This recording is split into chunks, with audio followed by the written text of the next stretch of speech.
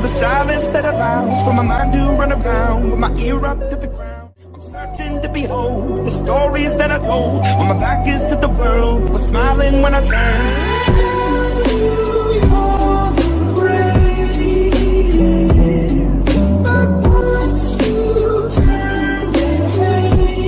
Just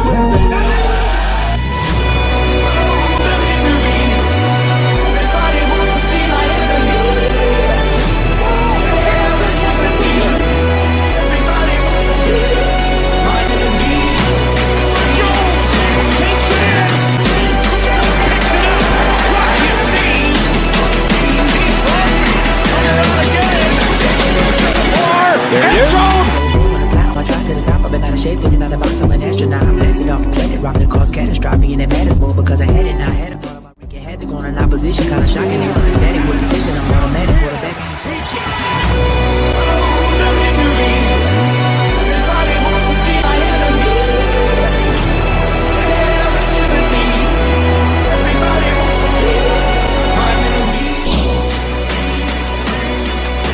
Welcome to the Death Star.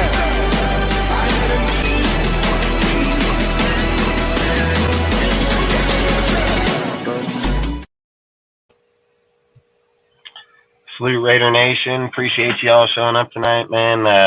Appreciate you guys showing up week in and week out, man.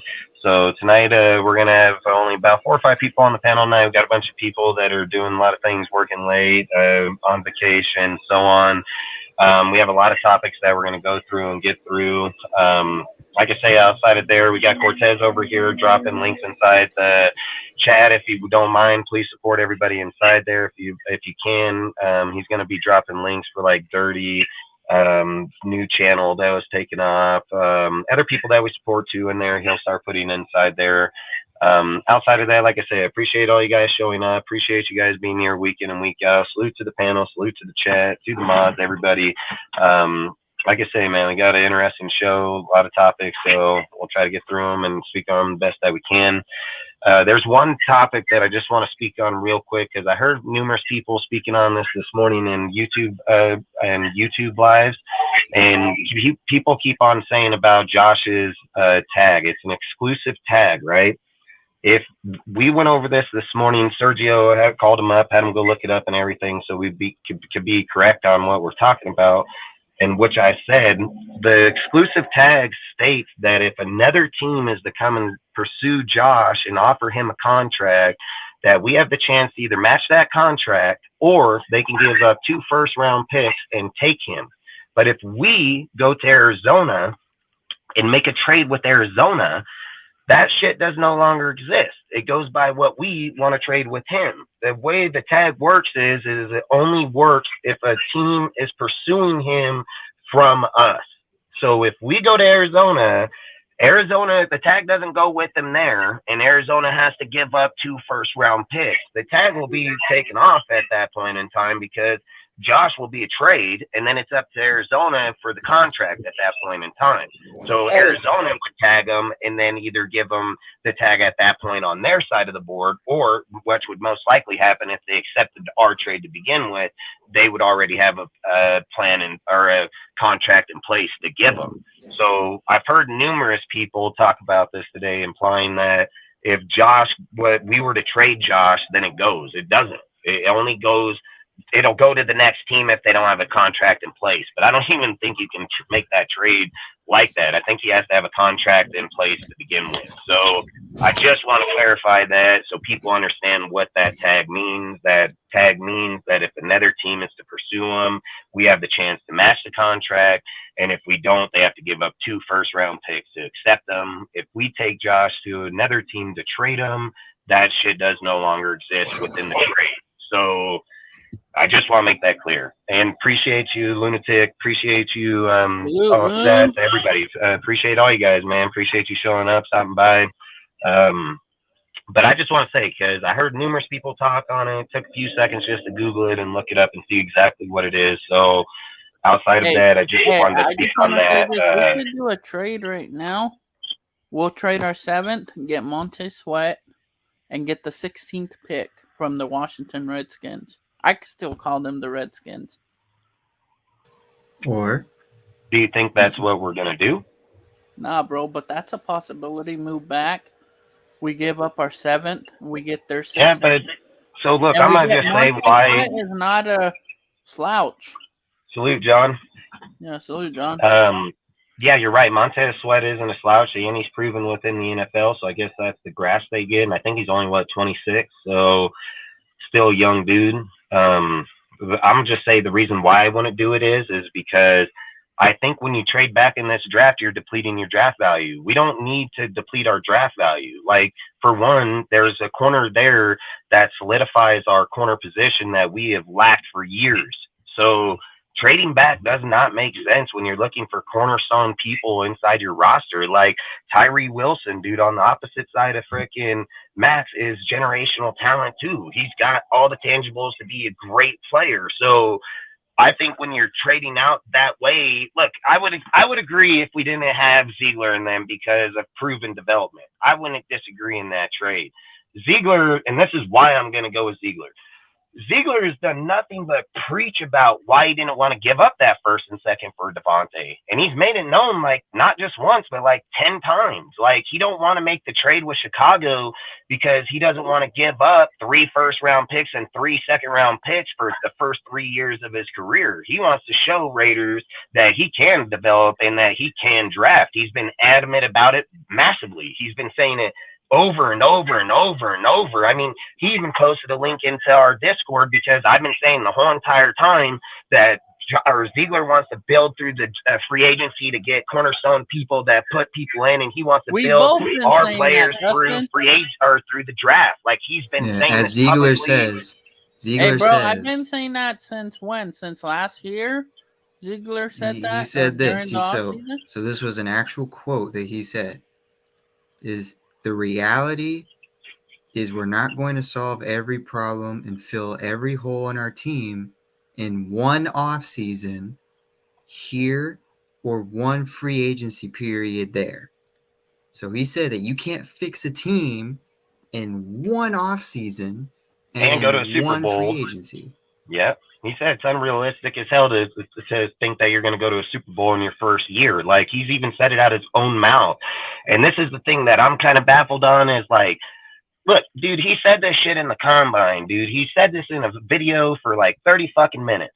And if people say, like, oh, they're Raider fans and this and that, they should have already had that intel. I shouldn't have had to set it on here, 30 damn times, and then other people, like, and then them have to post it and shit. Like, that shit was been out there for a minute. And I've been saying it for almost the whole time because I've watched Ziegler and them and Josh and the Patriots their whole fucking time span. I said in the season that they were going to get rid of players, didn't matter their names, that they were going to go for systematic people, and it didn't matter the cost, and that they were going to go between 2.5 and fucking $10 million, and the only player they were going to surge for was going to be the quarterback. And I said one player, it ended up being the quarterback.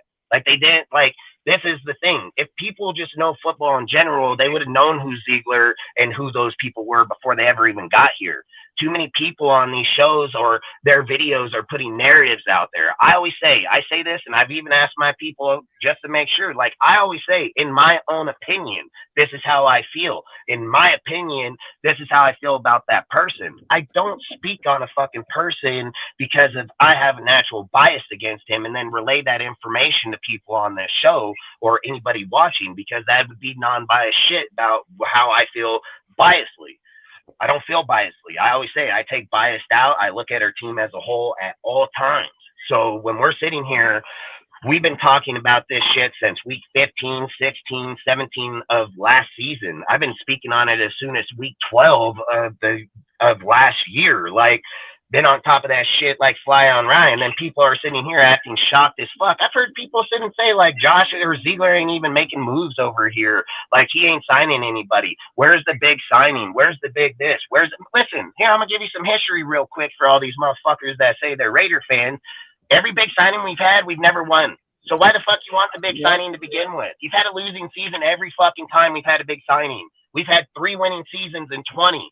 Like, what fucking big signing am I fucking spacing here that we just won a Super Bowl or playoffs or anything? We didn't. We didn't win shit. We gave up hell of money. We went in the hole and we still had losing ass season. Our big signing for us was Myers. Yeah, because we and he'll never probably had a do way number better two. than most people we've signed, period, in the And past. Like, this is another thing that Ziegler said. Another quote is, I'm gonna paraphrase it a little to shorten it, that how they want to build a team is that they want to know if they can trust the four-string defensive tackle the same as the starting defensive tackle. Yeah, that's bad. trust. So that's them saying that, and they said that this takes sometimes several years to make. So they want to make sure that they can make the team the way they want, where And they want it to everyone be is their their players. and they want the players to fit the system, not players that are Yeah, and this big is names that don't fit a Yeah, system. so And then not what and we this is do for years, putting band-aids everywhere yeah, on no, a no. freaking gunshot wound, even though we got shot by a freaking machine gun. facts. And then look, so like I was telling you earlier about Illuminor, right? Hella people over here in their delusional ass mind think like, oh, we're gonna revamp this offense and our offensive line, and we're gonna get all these other fucking players on the line. That's We bullshit. don't need Like, that's to. bullshit. Luminor took a cut to come back here to begin with. He was a fucking starter last year for our team for the whole entire year. After week 5, he was graded as the top 12 all around tackle in the NFL. And why the fuck do Raider fans think like this dude can't play? I was the biggest critic on this fool in the beginning of the year. I was saying like, look at the 15-yard dude. He gave us a 50-yard penalty with Waller on the 2-yard line and got us called all the fucking way back plus 15. Like, that fool, I was all over that guy like fly on shit. But the facts are is he stepped this shit up and he played better and he did shut down a lot of good players. And I don't like to He say shut go watch down other people's fucking videos, but listen, Joey Sanja, Bosa the last game. yeah, Sanja made a great video on Illuminor's fucking blocking and the players he went against, dude. And like I say, I don't like to go and say other, but that video shows it. So people don't want to go watch it themselves or learn it themselves. Go watch that video. He'll do it for you. Like, that's the shit I'm not understanding. How are so many Raider fans disinformed on shit when so many people have content out there that'll validate any fucking comment you need? Like, that's the shit I'm not understanding, because he puts out a video that'll show you Illuminor is a great fucking player. I've said it even afterwards that he has changed. I went back, watched it. Like, he's been way better. To be honest, so, we don't have to switch our O-line. We're bringing them all back. That's my point. And this is why I just think when dudes are fucking like ESPN people mocking tackles to us with the 7th pick, like, I'm like, bro, why do you even have a job? Like, I don't even get that pick, dude. Like, I don't even understand it, because corner is a huger need than a fucking tackle. You got 4 out of 5. We got 0 over here. Like, you want to take a tackle? We got 0. Hey, bro, there's like, and we're not saying possibility- open, like, we're saying Dustin. 0. Hey, Dustin, there's a possibility that we don't even stay at 7. Yeah, there's facts. And like here what the lunatic said, trading back 2 to 3 spots. Listen, I agree with that, okay? And I've said that 7 to 10, 7 to 12, I won't disagree, because if we are dead set for Christian Gonzalez and we know that these other people aren't taking them, great, do it. I'd also say you can screw yourself doing that shit. Somebody else trade up in front of somebody else, dude, not even knowing, snag your fucking dude. So if I'm sitting here thinking like, why do people think we need more picks? We got fucking 12. Like, why do you need more? Like, when you're in the first round, I've always said, like, if you are going to hit, it's going to be the first round for sure. And at the 7th pick, I would love to just keep my 7th pick, because I'm not going backwards hoping I'm getting better. Like, I would go backwards if I knew my player was there, but I'm not going back more than fucking, like maybe he said, 2, 3, 4 spots. Like, I'm not letting a dude fucking go right in front of me and get my shit. Like, that'd be stupid business, where I think at 7, you just hold pat. Who gives a fuck about the other pick, dude? In all reality, I got 12 fucking picks, dude. Like, if I can't build the team in 12 picks, we got some massive problems. So, and they're probably just doing that because a bunch of other teams are desperate to trade up, like the Titans. So they're probably going to the Titans and they're like, hey, if that QB you want is there, we're going to want a lot of picks out of you. So, and then we don't really lose moving back like that, because they're all quarterback taken anyway. So our players really stay where they're at no matter what.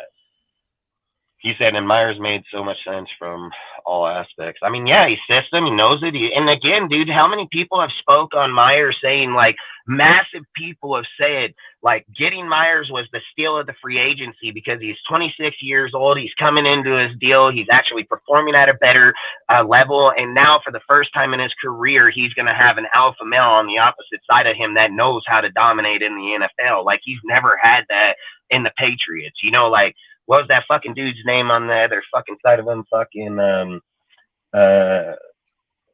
Myers, and then fucking. I think he also had Aguilar and Tyquan Thornton. He had Aguilar, but he had the other guy, fucking, the fucking younger kid that's fucking good. Well, I mean, I'm not gonna say he's good, but Thornton, Tyquan Thornton. No, is it Henry? Is it not Henry? It's fucking Hunter Henry's a tight end. Yeah, it's not Henry. It's fucking I don't know why I'm spacing that motherfucker's name right now. I'll remember it in a minute anyways while we're talking. I'm when I think about it, I'm just gonna get stuck on it. It'd be better if Myers was spelled Myers instead. Yeah. Look, listen. At the end of the day, he said basically, what's he saying? He said because a few of those cats take out other people's opinion as gospel facts. That's facts, bro. Like, you can't get more to move up later like two than the first and third. Second depend on who's sitting there. And listen, so like this is where I'm just gonna say it, and then we're probably not even gonna speak no more about it on the draft because this is the only thing that's gonna happen. Listen, the Texans are now saying that they may trade it out of their position and give up that spot. You have Arizona that's going to give it, dude. So if we're going to go up there and Texans going to give up that pick, then we need to be that pick. And if the Texans stay and go defense and we go Arizona, like if Bryce or Stroud is there, I would do it. But now here's some real trivia that we've been doing all day. And this is just going to validate why you don't go with some of these other fucking people, okay? I've been sitting here having these debates with people about Levis, fucking Anthony Richardson, Stroud, Bryce, Hendon Hooker. All right. And the reality of the facts are, okay, Stroud has got the best QBR of any of the quarterbacks. He's got the second best QBR of all the quarterbacks in college. Bryce is the 6th best. AR has the 30th best. Will Levis has the 59th best. And guess who has the number fucking 1? Hendon motherfucking Hooker. I've been saying this, that he'd be a steal go to the second round. I've even spoke about this numerous times just recently about trading back into the first round to go get that motherfucker. He has the number 1 QBR out of all these fucking players, and he's projected second, third round player. This guy got fucking all the tangibles, and the ACL is going to get this fucker to drop out, which I think is perfect, be perfect for us as a player.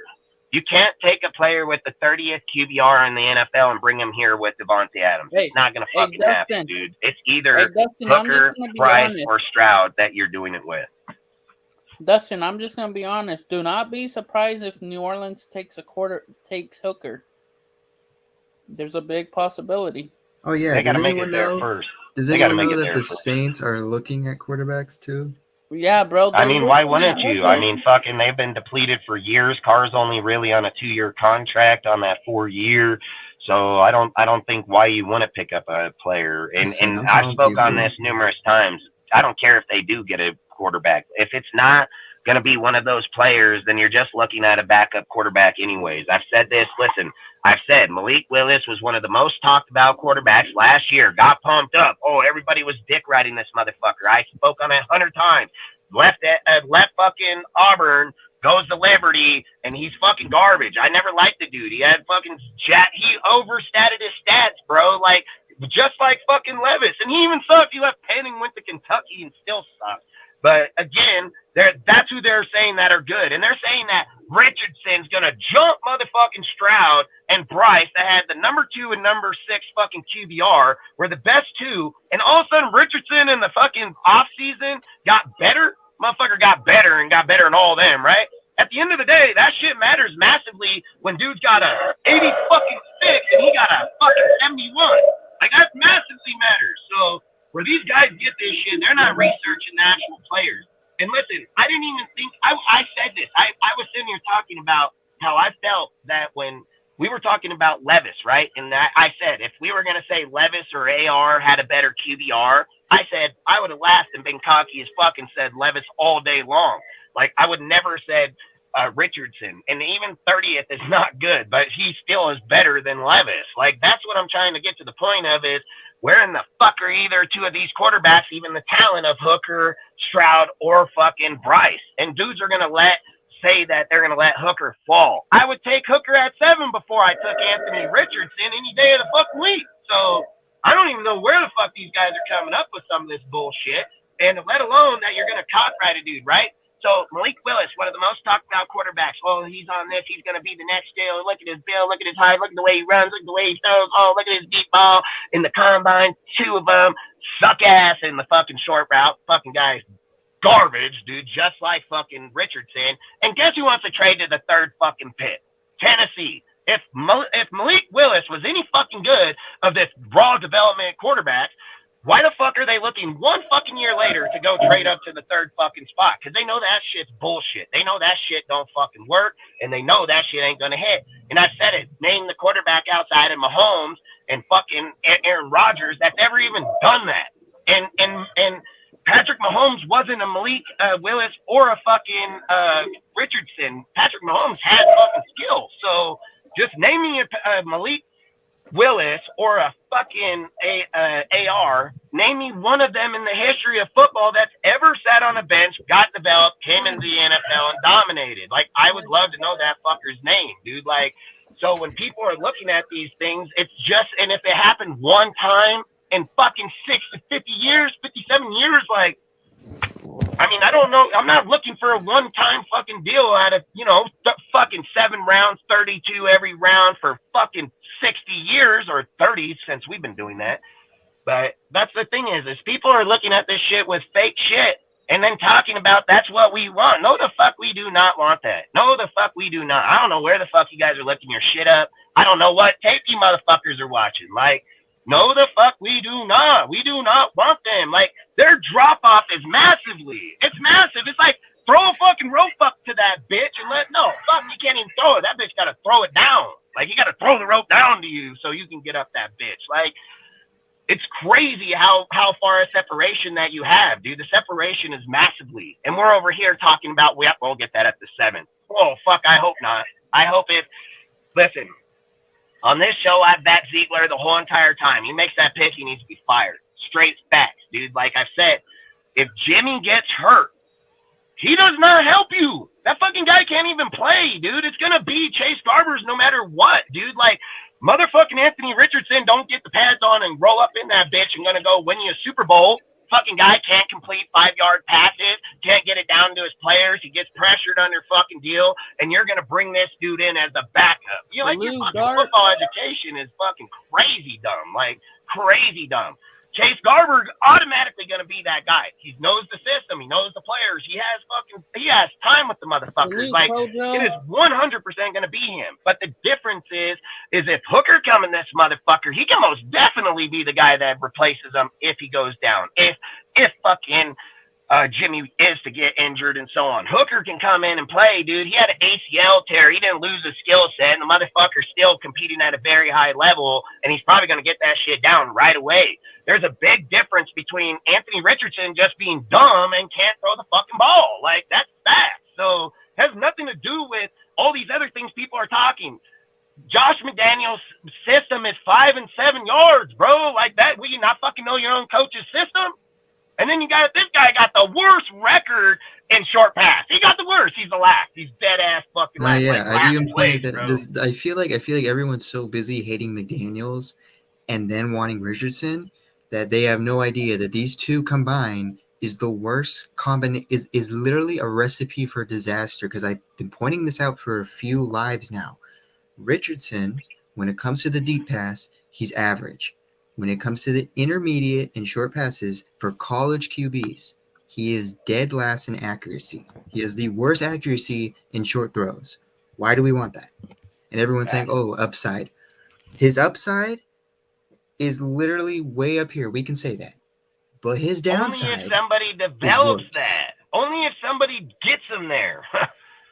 Like, I can say I got the biggest dick. Just put a rock on it and let it hang. Like, it ain't gonna fucking do shit. Like, he's going to have the biggest upside. If he's not developed right, he ain't doing shit. Like, I don't give a fuck about this hope. I ain't going on hope on my quarterback for my franchise. Like, I'm not going hope, dude. Like, if we go Hooker and he fucks up, we got a quarterback come next year. Like, that's the reality. But Hooker is the fucking gem, bro. Like, if people don't see that Hooker is in the second or third round and he ain't got a big-ass gold nugget or a fucking diamond on him, don't be watching football. Because he's the motherfucker that has it out of any player in the whole entire draft.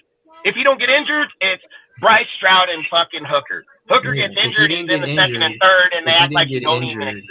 If he didn't get injured, then literally he would have been drafted in the mid-first round. Yeah, that's facts, and this is why I keep saying, dude, we have the draft capital to go from the 7th pick in the second round to trade the fuck back up into the first round. And I think if I was the Raiders and knew that fucking Hendon Hooker was in that 25th to the 30th spot, you bet your ass I'm trading right back. I'm Lamar in that shit, like fucking the Ravens. Like, oh, you thought this shit's over? I'm right back up in that motherfucker because we don't have a 32nd pick. So don't forget, Miami got their shit taken. So I'm 100% trading back, and I've said it. If you allow them to get to the second round, and then say the Raiders want to trade to the first pick in the second round, it's going to be easy for any team to do that because anybody can put that capital at that time. You're in the second round. The first round is going to eliminate people from being able to jump back in because, yeah, you're going to have to give a little more, but who gives a fuck, dude? Who cares if I don't get a third, dude? I got another third, so who gives a shit? Like, if I give you my second in the 7th, at the 7th pick in the second round, I get back up at the 25th, and I get Hendon. Who cares if I have a second? That's my second round pick anyway, so I don't see why I would be complaining. And he would be a franchise corner marker if it was to go. I've said this in the past, like I wanted Darnell Washington, Hendon in the 3rd. I've changed it. I said the idea of getting Darnell is just fantasy at this point. The reality is Hooker, because Hooker ain't going to 3, and either is fucking Washington, but Hooker means way more to us than Washington by far. Sadly. And that's all I say is like you say, and salute to Dark, salute to 911, salute to Cujo, salute to everybody here in the chat, bro. I appreciate all you guys. James, hey, Soldier, appreciate you. John, Lunatic, fuck all you guys, man. Appreciate all of you. But like I said, dude, why would we want to trade back when the value's there, dude? Like, I think Christian Gonzalez is the pick. I've said it. I've put it out there. I'm not going to fucking change my pick. I'm stuck with Christian Gonzalez unless we trade to 3 or 2. Like, and if we do, it's quarterback 100%. It's going to be fucking Stroud or Bryce. It ain't going to be nobody else. And if we trade up there for Will Anderson, that's stupid as fuck, dude. Like, I would never give up 2 first-round picks for a fucking defensive player, and not him either. Like, quarterback 100%, you know, but quarterbacks is your fucking franchise. That's what every 32 teams depend on, is a fucking quarterback. That shit is the face of your whole entire fucking team. I would give up 2 picks any day, 3. I don't give a fuck. That guy is the only guy position I would do it for. So if we trade up there to 3, it's got to be 100% quarterback. There's no way it's a defensive player. And outside of that, like I've said, if we were smart and we want what's best for our team, it's not to trade out of the spot. It is to keep that spot and make goddamn sure that Ziegler does his fucking job and picks the best fucking player available for our team right fucking then and there. Not move back, not drop players, and then see a drop off, and then see, like I said, we can't get caught with Witherspoon. I'm going to say it right now, and I'm going to say it and mark it on this show. If we get him, we're going to get penalties, 15-yard penalties all the time when it matters, when the game's on the line. And when we're in Kansas City or Kansas City here and the fucking game's on, they're going to call us on that bull jamming a motherfucker after the 10. Mark it. That's what he does, dude. Christian Gonzalez got pure skill, bro. Pure skill. He identifies, like I said, receiver corner, dude. That's what he is, and that's what we need here. Hey. What's the less penalty? What's the less anything we get called for? Hey, why not take pure skill? Like, people keep saying, like, would take Jalen. I love Jalen, bro, but he comes with hella baggage right now. I'm not giving up. Why would I take him when I get a player that has 0 baggage? That doesn't even make sense. Let me get this guy got all kind of problems, because that's what Raiders do. But I can get this fucker has 0 problems, probably be the greatest fucking corner out there, and have 0 questions about his fucking off-field shit. But I'm going to get this motherfucker, deal with the cops, him lying, fuck all this bullshit. Nah, hell no. No. So, hey, Dustin, what do you think, Cortez? Let's do a mock draft real quick. Salute Rudy, frickin'. Yeah, I just think, man, like If I you- said, I just think when we look at our team, we can do it, mock. We'll do it here in a few minutes. Probably more around 8 o'clock. I think when you like let's look go. at our team, like you look at our team as a base, to go into this draft with a person like Ziegler that's just chomping at the fucking bit, dude. Like, this is the difference. Mayock never knew how to develop anybody. He can analyze all he wants from a TV fucking show. He ain't never been in the aspect of developing or fucking making sure that player succeeded past the time of him getting projected to a team. Ziegler has. And he's done it numerous fucking times, and he's done it for the best coach in the NFL right now. So if you're not valuing him, you're not going to value anybody. There's not a guy in this NFL that you'd value if you don't value him. He's done it for the best of the best, dude, and he ain't failed. He didn't get fired from over there. He got hired over here. He got taken from over there. He didn't get fucking fired. That guy very good at his job, and they would have kept his ass all day long. So people got to quit fucking putting shit to this dude's name that isn't even fucking true. He is a very good fucking evaluator. He's a very good analyzer, and that's all he's ever done. And he's he's a guru at it. And if you don't know, go look up his history. How about studying before you talk about him? You know, like I've always said, personal feelings shouldn't come over facts. Like I'm here to give you facts about a motherfucker for our franchise because I don't want to give you information on a motherfucker that don't fit our team and ain't good for our team. And I'm not going to sit here and say that Josh is good if he's not. But I'm not going to let somebody talk shit about the dude that's fucking pretty badass offensive play caller. And that's what he matters to our team because that's what he is. You can have the head coach label behind it all you want. This fucker runs our offense. He's the one that's going to build it and create it. He's no different than John Gruden. So John Gruden got all these passes. This fucker should have the pass too. He's better play caller than Gruden. He's proven it. He got goddamn 6 fucking rings. Gruden got 1 with someone else's team. Like, to sit and not give this dude the credit he deserves is crazy as fuck, dude. Like, I don't even like the Patriots. I don't even like them, but I don't discredit talent, bro. Like, what fucking kind of person would you be if you discredit this dude's talent because you are naturally biased to him? That's stupid. That's dumb, dude. You're not even building your team. You're not creating the team. You're destroying it before it's ever been created. So that you don't want that narrative, and you don't want your fan base pushing that fucking narrative. I've said it. To come out and say, hey, in my opinion, I fucking hate the motherfucker. I don't like him. I don't think he's good for us. Great. That's in your fucking opinion. I have no issue with that statement. But to come out and say, oh, he's garbage. He don't know how to lead. He's lost locker rooms. No, the fuck he has not. Where the fuck you show me an article? Show me one person that said one fucking thing. Why was Robert Woods only in Canada? Bro, the last time that I checked, like Antonio fucking Brown.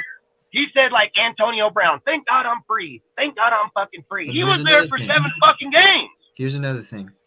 Why is it that that basically the captains of our team, Devontae, has said, hey, his system's complex. It takes time to learn. That's all the critiques he said. And it's one of the hardest I've ever been in.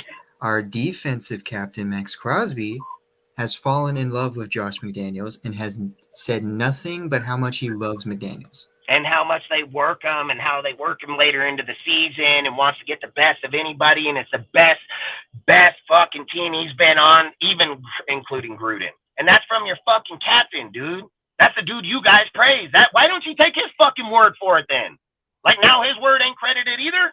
Like, I don't know who fucking needs to say this shit that's credited. Like, it's fucking 100% credited. You know what I'm saying? Like, fuck you, motherfuckers. Like, you don't want to do the research and know it? I don't give a fuck. Like, straight up, dude. Like, if you don't take the time to do it, I don't fucking care. Like, I really fucking don't. And then if we take the time to go do it and then give it out there and the motherfuckers still don't, I don't give a shit. Like, good, you dumb. Like, that's facts. Like, that's straight facts, you know? So.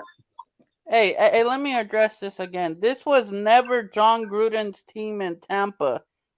He took over somebody else's fucking offense. He took over Tony Dungy's team. Yeah. Dude. Like, and like people say, like, well, they won Super Bowl with Brad Johnson. Great, that's one of the best defenses ever put together, ever, in history of the fucking game. So, good. I'm glad that they were able to do it with them. And John knew fucking Gannon bigger and shit. You want to know why? Because Gannon was a backup for the fucking Kansas City Chiefs, in case anybody fucking didn't know that. He wasn't even fucking starter. John Gruden went over there and got that motherfucker, brought his ass over here and developed them, knew every trait that motherfucker gonna do. You know why? Because he built it, and then he destroyed it. It's just like I've spoke on this hell of times. You know why Rich didn't get a job? You know why Greg Olson didn't get a fucking job? Because they seen this shit in 2002 with Bill fucking Callahan. So they ain't taking that fucking trip again. They ain't going down that road again. They already know that shit's John. John knows what he's doing. John's made great offenses and great systems for other people to thrive in. Like, they know that's John. That's why Greg Olson didn't get hired as an offensive coordinator. He got hired as an assistant advisor, and then they went and hired what's his name's brother from the Jets and shipped that fool to the Seahawks to be a QB fucking coach. You know, we got so much credibility in Greg Olson. The guy's garbage as fuck. You know, that's why I just say people don't even know what the fuck they're talking about. They don't know the history of the team, obviously. They don't know the history of why they didn't get where they were, dude. Like, when dudes say, like, again, I even brought this up to Sergio earlier, is people were telling me last year Ron Miles should have been the fucking defensive coordinator and head coach. No. I'm like, bro, he's been here for 30 years. He ain't been one yet. Like, why the fuck you want to hire this dude now? Like, that's the shit I'm not understanding. Like, look, I'm not going to say that Rich didn't do good with the circumstances we were, but that was off of Gruden's shit. Gruden built that. Man, Rich didn't come in here and change defense or offense. He didn't change shit. They ran the same shit that Gruden built, like factual truth. So why the fuck would you give him the job? And why would you want him to have the fucking job? When he comes to the table, what's he going to say? I'll switch that special teams around. Fuck, you ain't got no validation to offense or defense. Players can like you. I don't give a fuck, dude. You got to bring some to the fucking table that matters, like Josh brings to the table. It matters. It matters massively, dude. Like, massively. It's not fucking a little bit. Josh is one of the best to do it in the NFL. He's had the top ranked scoring and fucking offense in the last 10 fucking years. He's been first and no farther than fifth or seventh. Like, that fool is a savage, dude. And just to out deplete him, salute Ozzy. Just to out-deplete a player because you have a personal bias against them. It's not right. It's not right. It's not correct. And it's not good information. And you shouldn't be relaying that information as a content creator to fan bases because it's invalid information. It's not true. You should say, in my opinion, this is how I feel, and then say what you feel. Because when you go out there and rant on something about an individual person, but the fact is that the stats can back up the argument, I've always said, why do so many people talk? Hey, Justin, could I drop the link for? Yeah, I don't care, dude. Why do so many people come up with shit about why somebody sucks so bad, but with no information? Why is it so easy to speak that shit, but with no information, no validation? Why don't you come with that fucking stamp that says, "Look, bitch, that's where it says it right there." Now you can't argue it because it's fucking said. But you know why they don't do that? Because it don't exist. They just make it up, and then they want to do this, but there's nothing on it. You know what I mean? Like, that's crazy shit, dude. Like, it's hella crazy. I don't even think it should be relayed. I don't think people should speak on it. Don't talk on it. Your feelings ain't fucking the facts. Like, your feelings are not facts, man. Like, your feelings are your feelings, dude. That's why you obviously ain't got a fucking job with the organization because your fucking feelings. And again, our job, listen, we do this for free regardless if somebody gives you super chats or any type of deal. The information that we go study, the shit that we do, I do it for free. I'm probably more richer than a lot of these fucking guys by a mile, but I do it for free. We take the time because I love my team. I want to relay as much information. I want to put as much out there. If I'm wrong, hey, that's what the chat. That's why my DMs. That's why I'm open to everybody. I don't have a closed shit. I'm not closed. It ain't my way or the highway. My shit's open to everybody and anybody, dude. Like, that's how I say it. I don't fucking sit here and dictate a narrative. I accept any challenges at any point. Salute, bro. What's good? And I expect other people should do the same. You should welcome it because being knowledgeable and being taught knowledge, there's no weakness about it. You know what's weak is the motherfucker that thinks he knows everything. That's weak. That's weak. You don't want to challenge yourself. You don't accept to be hard or to be better at what you think you do know. You can know more. You just limit yourself and then say, I know it all. That's fucking weak, dude. I don't want people like that. I want motherfuckers that are going to educate, bring something to the table. Maybe I didn't fucking know. You know, like that shit. I don't say I know everything. I research a lot. I don't know fucking everything. And that's why I feel the nation should have that information to be able to relay at any given point because that's what it's about. Yeah, facts, man. Yeah, I agree with everything you're saying. I was just saying, a lot of people are down on Josh, and I don't get it, man. Like, I don't get it. I've been backing up Josh McDaniels since day one, since he got here. Yeah, same. And I think I it's said just losing. Yeah, I said losing. I've said losing, I pay them to be a fucking fan. It ain't the other way around. I mean, I just did the math on it. We're right around for season tickets and just going to the games that I've been to since 2000 till now is like $300,000. I don't get any return out of it. I still buy the jerseys. I buy the food to go there. I buy the fuel to go there. I spend all the money to still go there. That's just money on tickets. That's it. That's just money on tickets. And I still go losing or not because I'm not a fake ass fan. I'm a real fucking fan. I know in real life out here in this street is we ain't always gonna fucking win. Like that's facts, dude. No matter who the fuck you are, you gotta try hard and be the best you can every fucking day and get better every day. That's why we succeed. Hey, me and Ozzy did 2 mock drafts that we killed. Nice. Yeah, it was some good mock drafts. Yeah, one with trades and one without trades. Yeah. With one with a bunch of trades, and then the second one was without. Yeah, and I've always said this about Raider fans, and this is the shit that's just been irritating the fuck out of me lately, okay? I've spoke on this numerous times about people's personal shit, right? And how they want to determine shit out here in this fucking stream area, whatever. I don't give a fuck. But I'm going to put real facts, okay? Outside of YouTube world or outside of this fucking social media bullshit. In real world, and going to a Raider game, you are never going to not get anything in return because you're broke or you're rich. It doesn't matter if you come from the ghetto or you come from the city. If you came to Oakland and you fucking went to a tailgate and you wore a fucking Raiders shirt, you were entitled to everything on our table for nothing. Not anything. Didn't ask anybody to buy it. Never ever made anybody buy it. They ate as much as I would have. And that's how Raiders are. They don't fucking go out and say, hey, I don't know you, fuck you. Like, that's not how we roll. We don't roll like that. And I don't like that motherfuckers are trying to roll like that. Like, that shit don't work like that out here, dude. Like, out here, we unite. That's why we're the biggest fan base in the world. Not just in one area, in the fucking world, dude, okay? You're top 5 easily, dude. And to have motherfuckers trying to divide or destroy, like, fuck, I'm just getting more and more irritated. Hold up. I feel like in here... Highlight Rudy's thingy for me. I was just about to talk about this one. Here, dude, me too. Let's talk about this comment. Bro. The knowledge to your channel, the knowledge to your fans, the knowledge to your people, dude. Like, I fucking don't like it, and I don't like it. Yeah, highlight the comment. last We have comment. a couple of quotes. The last one, the very last one. Yeah, the one about Josh. Yeah, that one. I'll say this. This is my only argument against it. His very first match against the Chiefs, if they score a 2-point conversion, they win the game. Yep, yeah, exactly. And not only that, we are sweeping the Broncos. And we did it without Waller and Renfro and all of them. We did it with fucking Hollins and them. So get the hell out of here. Yeah, get the hell out with that bullshit.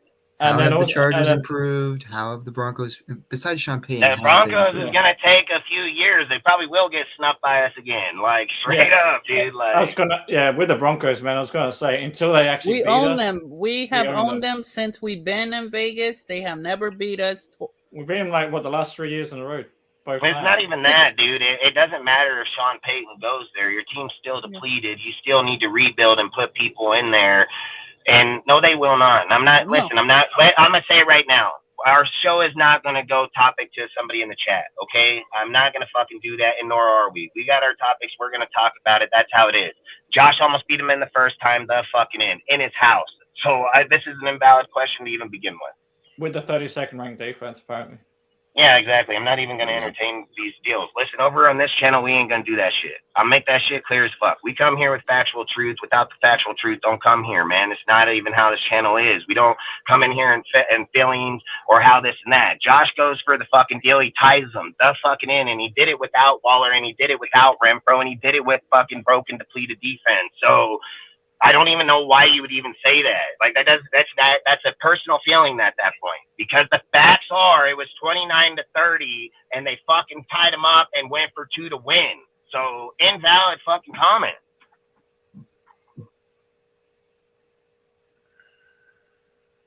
I could argue that Jimmy G is going to be better in this offense than Jimmy G is going to be a stud, bro.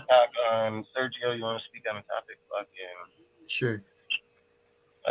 Which one? You want media or frickin' regime?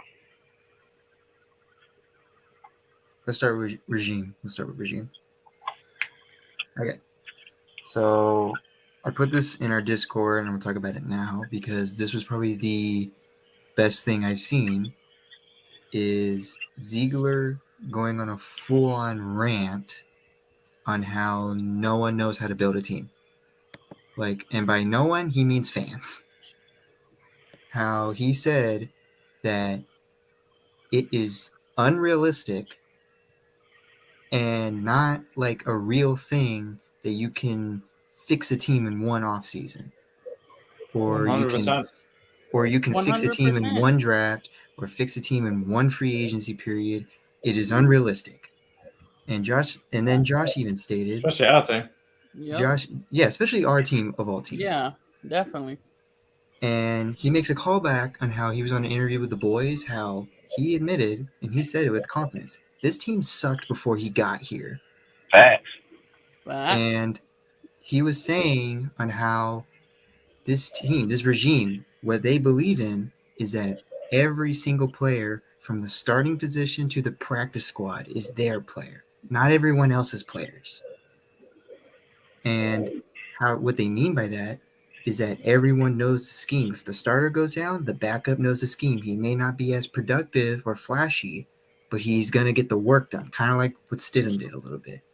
Yep. Like where they can trust the backup, not where, say, Devontae goes down and we just turn off the TV because we just know what's going to happen. At least imagine if Devontae or Josh went down last year. Game over. Yeah, we're done. That's all, folks. And the thing that I'm going to say with the regime, they're getting depth players regardless during free agency, during the draft, what's going to happen. We didn't have depth players before with John Gruden here. And here's the thing, and anyone saying that Ziegler has done nothing, one, we have the best draft capital, arguably the best, that he gave us in one off season. Two, he's fixing our cap. That $30 million dead cap that we're also worried about, it's going to be gone. Three, I'm on 3 right now. Every player that he's cut, what have they done? Jack shit. Every player that he's brought in, what have they done? And he got draft picks from them too, and cleared cap. And the players that he's brought in, what have they done? If Ziegler went to any other franchise in the NFL and did what he's doing, he'd have big old OG right on his motherfucking shirt, like fat, bigger and shit. But Raider fans here don't know what winning looks like. So when they see this guy over here doing what he's doing, they're like, oh, he didn't go sign Ramsey. He didn't get fucking Deron Payne, or, well, we can't win because we don't have get these big name players. That's all these motherfuckers do, bro. That's all they do. They just fucking keep cock-riding motherfuckers that ain't never won before anyways. Like, that's the shit I'm not understanding is they ain't won yet. And he ain't won with any big signings yet. He going over here and say, fuck this shit ain't working. This franchise in poverty massively. These are bad fucking deals because you got a TV analyst motherfucker over here trying to write contracts to people. No, hell fucking no. He said, you know what, we'll just flip this shit upside down in 1 fucking year, not fucking 5. It took fucking Mayock and fucking Gruden 4 years to get where they were. He damn cleared that in 1. He cleared it in 1 fucking year. And this guy don't know what he's doing, right? I mean, you guys are fucking crazy. He definitely knows what the fuck he's doing. Yep. He knows it better than any motherfucker in any chat in anybody's show. By a mile. The only possible bad contract he's done so far is possibly Chandler, but that remains to be seen this year. But the thing going to Chandler, outside of that, know what they I won't argue that one. I always said I Oh. think that Chandler was just more by a friend. You know, sometimes friendship contracts get And you in Chandler trouble. probably But wants to retire. if I'm gonna sit here and say Yeah. that's the only bad deal out of everything he's done, that's just crazy, dude. To sit here and say that we've went through over 35 motherfucking people in the off season and then fucking come back, dude. Dustin, highlight lunatics. This is how we had 31 holes to fill, and we got 16 players in free agency, and we still have 12 to go. Well, listen, look at it like this. This is simple math. Just say that we had $50 million and say that every free agent was $1 million. It's $31 million, dude, and he signed Jimmy for fucking 20, and he still picked up 11 motherfuckers in the free agency. But I guess he doesn't know what he's doing, right? Yeah. Like, fuck it out of here. It's fucking so stupid. It's not even funny. And not only one, he picked up 53, he picked up 80 players. He didn't pick up 53, he picked up 80. So for people to sit here and say like Josh or Ziegler ain't know what it is, or he knows it by a mile, you probably should go to school and learn it. or he should probably just learn football in general. Don't be a fucking Madden fan on YouTube, bro, because we know real football, and I know Madden too very well, very well. Not even just football, really. Any sport like that has cap and contract. Like it's the same deal. The same deal with like soccer or AFL. You know, you got to have you've got cap space to worry about. Dude, I said this when they signed Waller, right now, and when our cap space right now is $4 million. Which is why I'm kind of on board with what you guys were saying the other day with Josh Jacobs possibly being traded. It's possible. I'm telling you, somebody's going the fuck up on out of this. And then the moment I'm going to hear people say that now, like the ship has right now like sunk because we got rid of Jacobs. Nah, fuck it. They've been saying that shit for a minute. I said that since the first day we talked about it. These guys are fake as fuck in their analytics, dude. Like, they wishy-washy. They change their shit every fucking day. I spoke on Josh being traded in the draft in week 15 of last year. Like, I ain't fucking wait in the off season. I ain't talking about it fucking now and saying, something's fucking brewing. I already knew. I said that shit in the fucking season because I'm a real fucking fan. I hate motherfuckers that are, where are we at in March? We in April 3rd? Motherfucker, it's brewing. Brewing, you fucking late. You late to the fucking party, bro. Like, real fucking late. Hey, Dustin, with Josh Jacobs, I'll take a first and a third. I'll be cool with them. Just take what it gets us to get what we need. Like, what are we doing with him? Where are we going? What's he being used for? You know, like. And then everyone arguing that, like, oh, you can't get rid of that, like, that talent. Listen, running backs aren't successful anymore. He's getting paid $10 million. His talent must not be worth too much. Yeah, running backs aren't successful anymore. Yeah, I love Jacobs, but if you're going to get a first-round pick from when he's at peak value, then that's what you do. Dude, Sincere McCormick got 2 back-to-back seasons at 1,400 yards. I'd rather have 5 of our running backs combined for 2,000 yards than 1. Facts. All day. Been speaking on that for a month now. Like, this is the point is too many people are too delusional as a fan base to zone in on one name. That's what they do. They just zone one fucking name, and then they fucking ride them like, oh, they're the to-be-all. Like, listen, the facts are Derek Carr ain't a winning quarterback. He never was a winning quarterback for the Raiders. He just got by. That's what he did. He fucking only had 2 winning seasons in 9. He got his ass beat by the Chiefs fucking 3-17. Or, yeah, 3-17. He's not a winning quarterback. So if you jocking the motherfucker, it's just personal fucking feelings because the factual truth is, and when you do stats and so on, he did not fucking win. That's facts. So if you want to be a personal feelings to him, Waller had 2 first good years and then 2 bad. Didn't do shit. Didn't even get 300 fucking yards in his last year. And dudes are like, why didn't he get a first play? You want a first play, motherfucker? Like, don't fucking come over here with your fucking Madden shit. Don't come over here saying that Waller only played 17 games in 2 fucking years and he's worth a first. No, the fuck he's not. No, the fuck he's not. And if you're evaluating that, you shouldn't be evaluating because you need to be real about evaluating a player to your people, your content, because how do you sit here on a channel and say this guy's worth the first, but he ain't played for 2 fucking years? That's crazy. That's biased. That's biased as fuck. Get a third. I was glad we didn't get a 3rd round pick for him. Top 100 pick. A quick explanation for Dogs. So you can trade like picks for a franchise player. You can't trade like a non-franchise tag player for a franchise tag player. Yeah, that's why we couldn't get Devontae with Waller. But I think you can trade like picks and a player though, right? Even if they're not franchise tags. You can trade picks all you want and a player. If the player is not franchise tag, you can't be traded. Basically, what he's asking is if a franchise player is tagged, the only way that player can be traded is if it's with another franchise tag player, because that's why the Waller conversation was debunked instantly, because Waller was not a franchise tag player like Devontae was. I'm just asking as a question because I'm not too sure on this. But if you make a trade with picks and a non-franchise, no, can't do it. Can't do it. We gave a first, dude. We gave a first and second to Devontae. So it doesn't matter if you're giving picks; it still has to be a franchise tag player. It's kind of like a swap. It's like a swap. Yeah, I got you. Yeah, you can't take a player on the tag and one off and trade him in any way, shape, or form. And you could get a 1st round pick for Josh Jacobs. Could get a 2024 first. I'll be happy with that. Because what he did in last year, like he showed, this is the right time to get rid of him. He's worth his most right now because he's still he's fairly young still, and he's just come off his best still season. an opinion that we have no running game if we don't have Jacobs. Yeah, I'm not even. Listen, he don't come on the show to say this shit because it's the same shit over and over and over and over and over. And I tell everybody, man, like, you're entitled to whatever you want to say here. I don't care. But listen, this is a narrative. It's not fucking facts. It's a narrative. It's somebody's opinion being pushed in there. Sincere McCormick got 2 1,400-yard seasons. Josh Jacobs sat behind players. He was a third string halfback. Like, why do you value one? The starter, he's devalued. Like, that's crazy as hell, man. Like, the conversations don't even make sense. Like, straight the fuck up. They don't even make sense. You're just saying the same thing over and over, and there's no contents behind it. Like, there's not. To sit and say that Jacobs was more proven coming out of college than Sincere is nuts. This dude got fucking 2,800 yards in 2 years. Jacobs ain't even had that in his whole career. And he was a fucking backup. He wasn't even a fucking starter. He sat behind Najee Harris and other balling-ass halfbacks.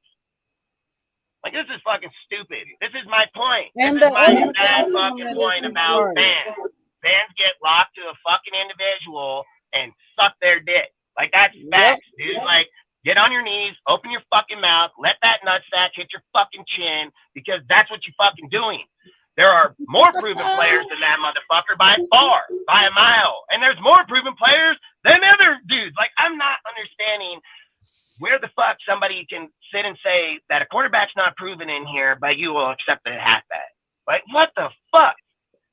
Yeah, I just want to that's crazy. Hey, let me just do this with Derek Carr. Jimmy G is a better quarterback in this system. That's all that matters. He's better in this by system. a mile. By miles. He has familiarity. He knows he's won. He's been to playoffs. He's been to a Super Bowl. Derek Carr ain't even been. He's been to a playoff and lost. That's fact. 2 losses. And again, I don't even care. I'm not even going to talk about it. You want to rant about him? Great. I don't give a fuck. There's about 900 YouTubers. You can go put the same shit in the comment section. I don't really give a fuck about someone's personal feelings, dude. Like, when they sit and talk on Jacobs. The fact is, Jacobs was the third stringer. He wasn't even a fucking starter. Mayock seeked him out, had low mileage, took him fucking 4 years to even hit his fucking peak to begin with. And we're over here talking about that he's the two-all, be-all fucking guy. No, he's not. No, the fuck he's not. He played in a system that had no other people behind him. They had no offensive wide receivers. They had no tight ends. They had one fucking halfback, one fucking receiver. One receiver got 1,500 yards. The halfback got 1,600 fucking yards. Under Gruden's system, when the players were healthy, he never eclipsed over 1,100 fucking yards. Why are you dick riding the dude that only got the yards because of injury? He didn't go out there and just dominate the fucking NFL because he was that badass. He dominated it because of injury. He dominated because the offensive fucking line was depleted. So why in the fuck are you going to sit here and say, oh, Josh is the man now? Motherfucker got it because Josh got it the same way Waller got it. And Josh got it the same way fucking Renfro got it. By injury. That is 1,000% facts. You're a Raider fan, you would fucking know that. Yep, facts. Like, that shit's fucking crazy. That's just crazy. It's crazy. Like, a fucking Raider fan wouldn't say shit like this. This is crazy as fuck. Motherfuckers would know their team. They know what the fuck they're talking about. Like, how in the fuck you putting a dude that was a backup and over dudes that have started and exceeded at very high levels? Where is your fucking information to prove that motherfucker wouldn't exceed over here? I'd love to see it because, man, I'm here all day. You know, like, this is my point. Fucking, they can get Raider fans that get stuck on a narrative and then they want to push it. They want to keep pushing it and pushing it and pushing it. That's bullshit. It's not even fucking real information. It's bullshit. Like, fucking bring facts to the table. Bring facts. But I've been high on Sincere McCormick since we played some. Yeah, bro. I like McCormick. No, that dude is basically a Josh Jacobs. You look at him, if you look at him and you put him in Josh Jacobs' jersey number, I guarantee you people would think that's Josh Jacobs. Yeah, definitely, bro. Definitely, Sergio. And he's just going to run you over the same way, and he's just going to do it the same way. I've said Sincere's like work done. He just doesn't stop, dude. The motherfucker just keeps pedaling. Fucking just, you're not going to get him, dude. Like, it doesn't even fucking matter. Listen, I'm not going to keep fucking... Sincere's probably got better, like, once it hits the hole, he's got better takeoff speed. Listen, this has to... I'm going to say this fucking comment, and then if you post it again, I'm going to delete it. Listen, it said Derek Carr can work with any system. Derek Carr has had 4 different head coaches, 5 different OCs. Derek Carr is a proven QB with Josh McDaniels, not proven head coach. If Derek Carr had 5 different OCs and 4 different head coach, what year did Derek Carr have all these winning seasons? Tell me, please. Yep. Please fucking educate me on this, man. If you gone through 5 OCs and 4 head coaches, I'm pretty sure there's a problem there. There's a fucking problem there. And to sit and say that this guy got a losing fucking record still. What the fuck are you even talking about? And then, if I'm not wrong, the only times it's been successful was under Musgrave and then under Gruden. And if I'm not mistaken, their systems are similar, aren't they? Yeah, they're the symbol. Same.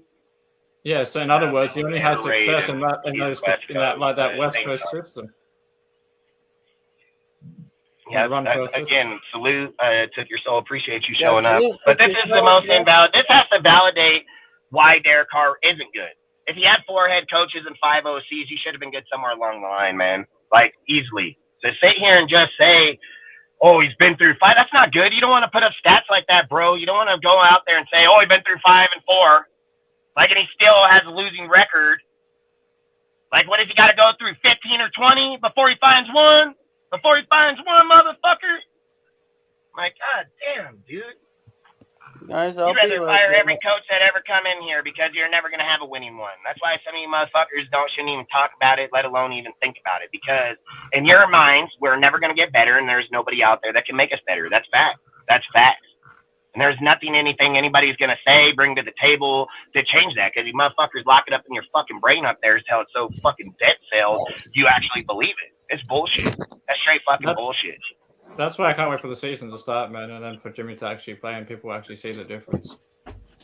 Oh, dude, when they go out there and start winning and have successful deals. We were already talking about this. If we get like a winning record or like 8 wins, I got receipts for every single person on Instagram, on Twitter, on YouTube. I'm be like, hey, like I say, man, that shit is gonna come right back on those motherfuckers and their evaluation fucking skill, dude. Like I said, I don't salute Milk. I appreciate you, bro. I've always said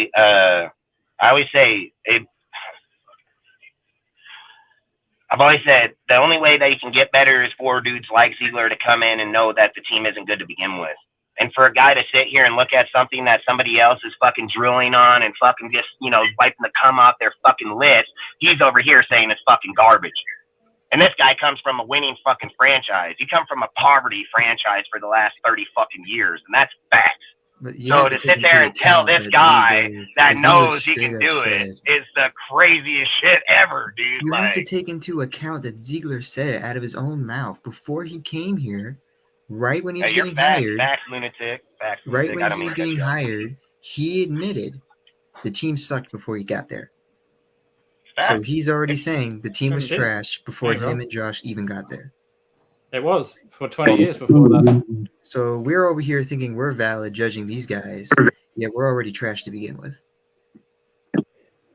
We have no validation of even criticizing these guys that they suck because we don't even know, because they have a whole different philosophy than what we're used to.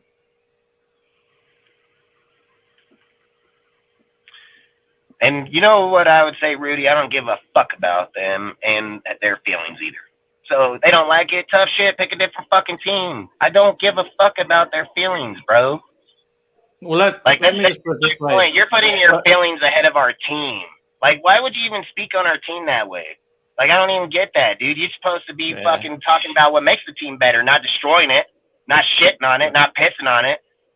Like, your feelings can be what they are. Your feelings are negative about every fucking person or not. Tell me who you'd replace them with. Tell me right fucking now. Who you going to go get?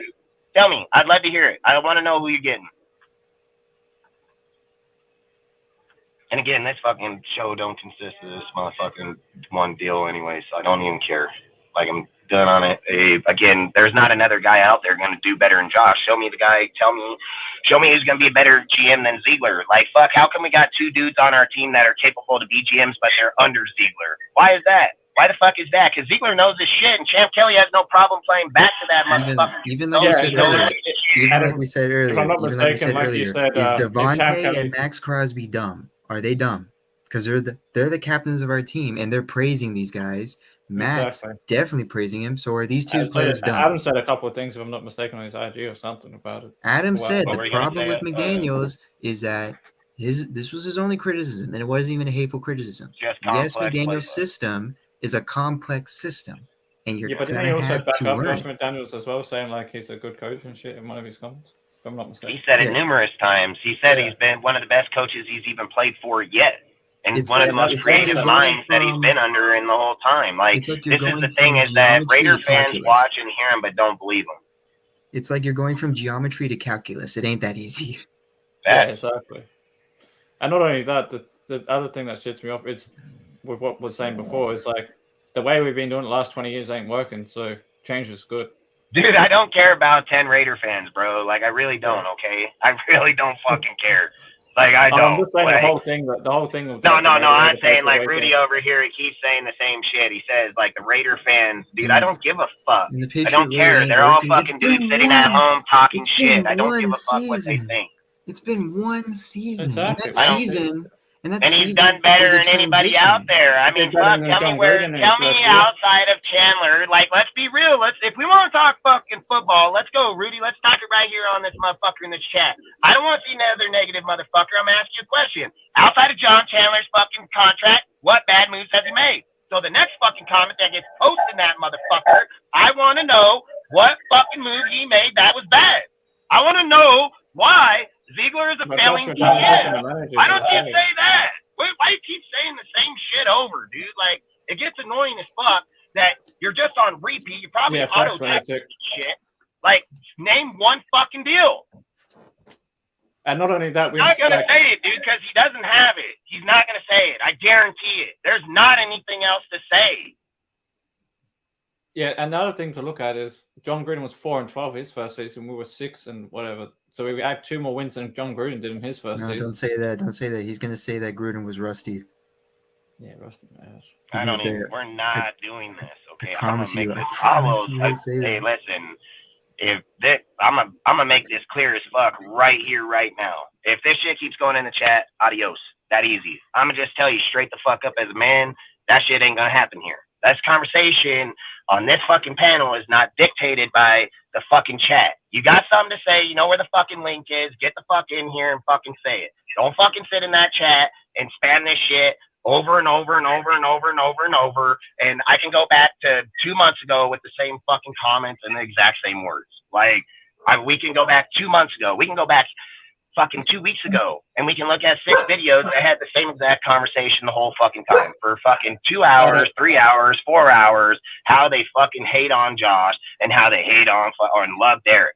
Like, I don't care to hear it. Not on this show, it ain't gonna fucking happen. The facts are Derek ain't a winning quarterback. He's not a Raider here anymore. Is he a Raider for life? Fucking A, he is. Not any fan's ever gonna determine that because that's Al's philosophy, not a fan's philosophy. So outside of that, if you have issues with it, I don't know what to tell you. Maybe go check in a fucking ward and get some help because I don't know. Because at the end of the day, he's gone. He's not even here. And the funny thing about it is every conversation that he brings up in this chat is about the past. I've yet to hear one thing about what's happening now or what's happening in the future. I've yet to fucking hear. I've heard Gruden. I've heard fucking Jack Del Rio, fucking Musgrave. I heard motherfuckers' names 6 years ago. I've yet to hear a conversation on what's happening right now. Why in the fuck on everybody's shows when they bring up fucking shit, why is every fucking guy get off of where we're at right now and go back to the history that failed the whole time? Like, I even complained about this to Dustin. Dustin even asked me, how do you feel every time we try to talk about a topic? And I said, well, it could be like an example where we talk about the draft. We say, how does this player fit our team? Or how does that player fit our team? And then 2 to 5 minutes later, it's, yeah, but can McDaniels even coach that player? Or is Ziegler even going to do anything? Or can Graham even coach at all? And then we get into an argument about the coaches. Then we get into an argument about the general manager. Then we get into an argument about players that are not even on the team. And then it's right back to the same shit over and over. Josh and fucking Ziegler and Derek. It's like, this is a fucking bullshit. I feel like we're in the Twilight fucking saga. I really do. I feel like motherfuckers don't know shit about football, so they keep talking about the same fucking thing on loop. Like loop, bro. I sit on this bitch for 6 fucking hours and talk football on all levels, not just one. I sit on this bitch for 4 and 6 hours, 3 times a week, and I don't ever run out of shit. You don't see me on no fucking computer. I don't have no motherfucking paperwork. That shit all right fucking here. So why in the fuck is somebody keep repeating the fucking self for 3 fucking weeks in a row? It doesn't make no sense. Go do some work. Like, study your team. Fucking don't study it. I don't fucking care. Like, that shit ain't valid here, dude. Go put that in some other motherfucker's shit. That shit ain't valid here, bro. And I don't see how people say he's a bad head coach when you have like the number 1 running back, the number 1 wide receiver, and touchdown. The Colts just tried to hire him 2 years ago. A top 10 to 12 offensive line year 1 with rotationals on the O line, a young O line at that.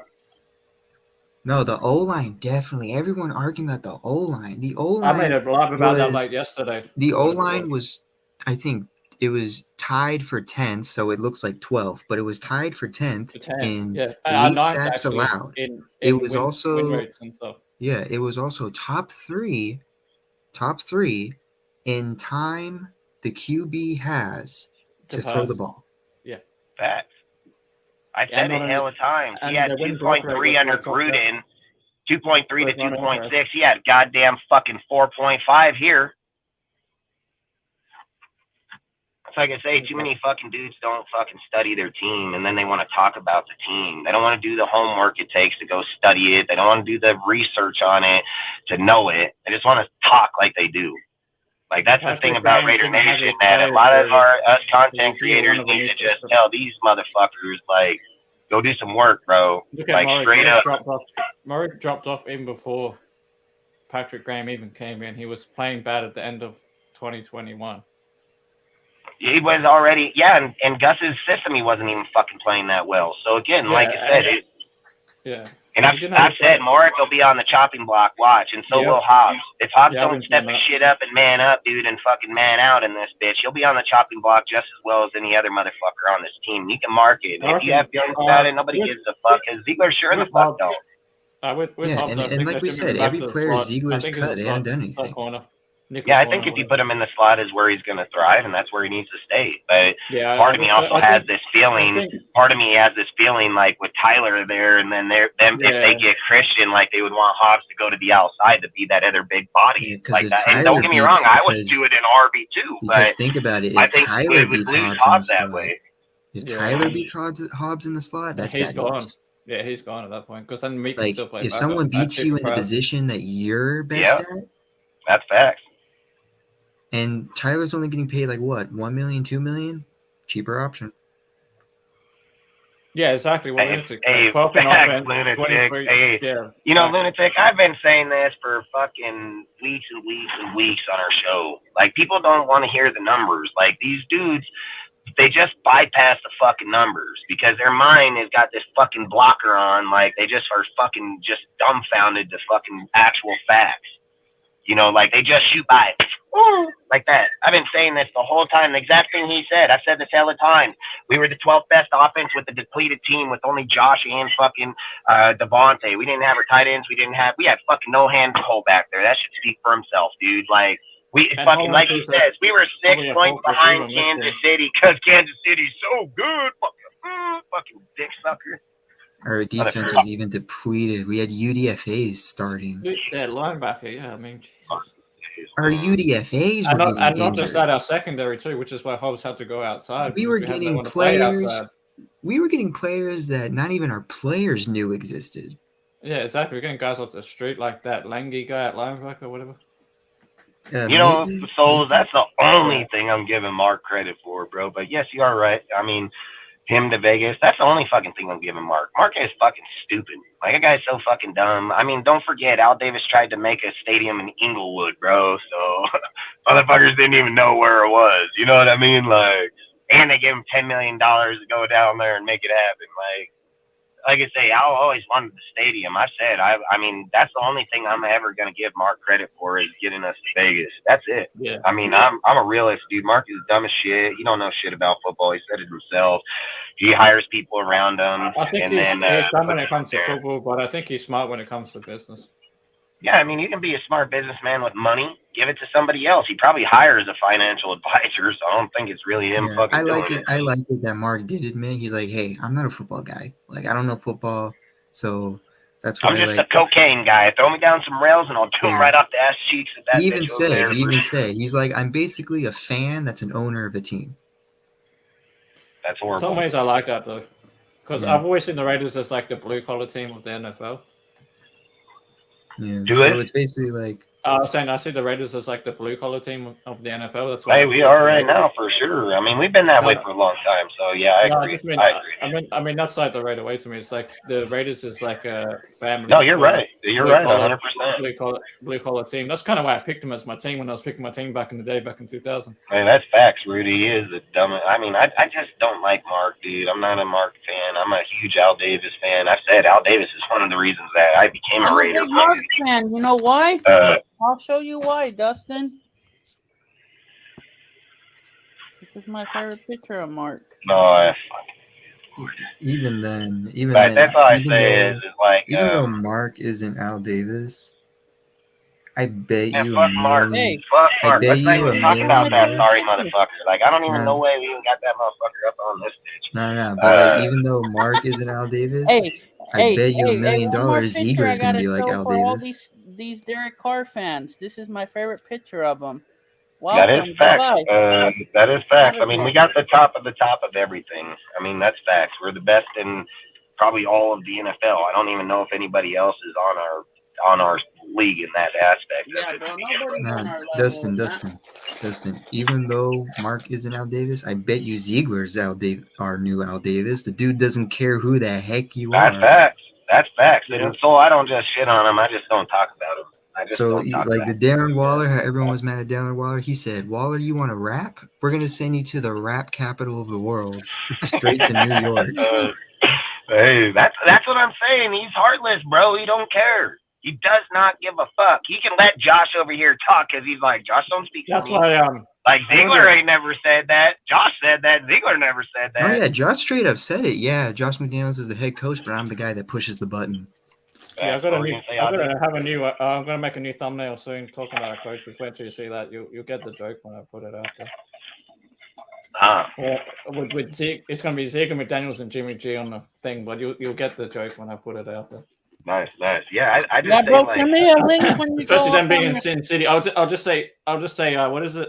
Robert De Niro, Joe Pesci, and what's the other? What, the Goodfellas? Are you saying Goodfellas? Yeah. Let's go.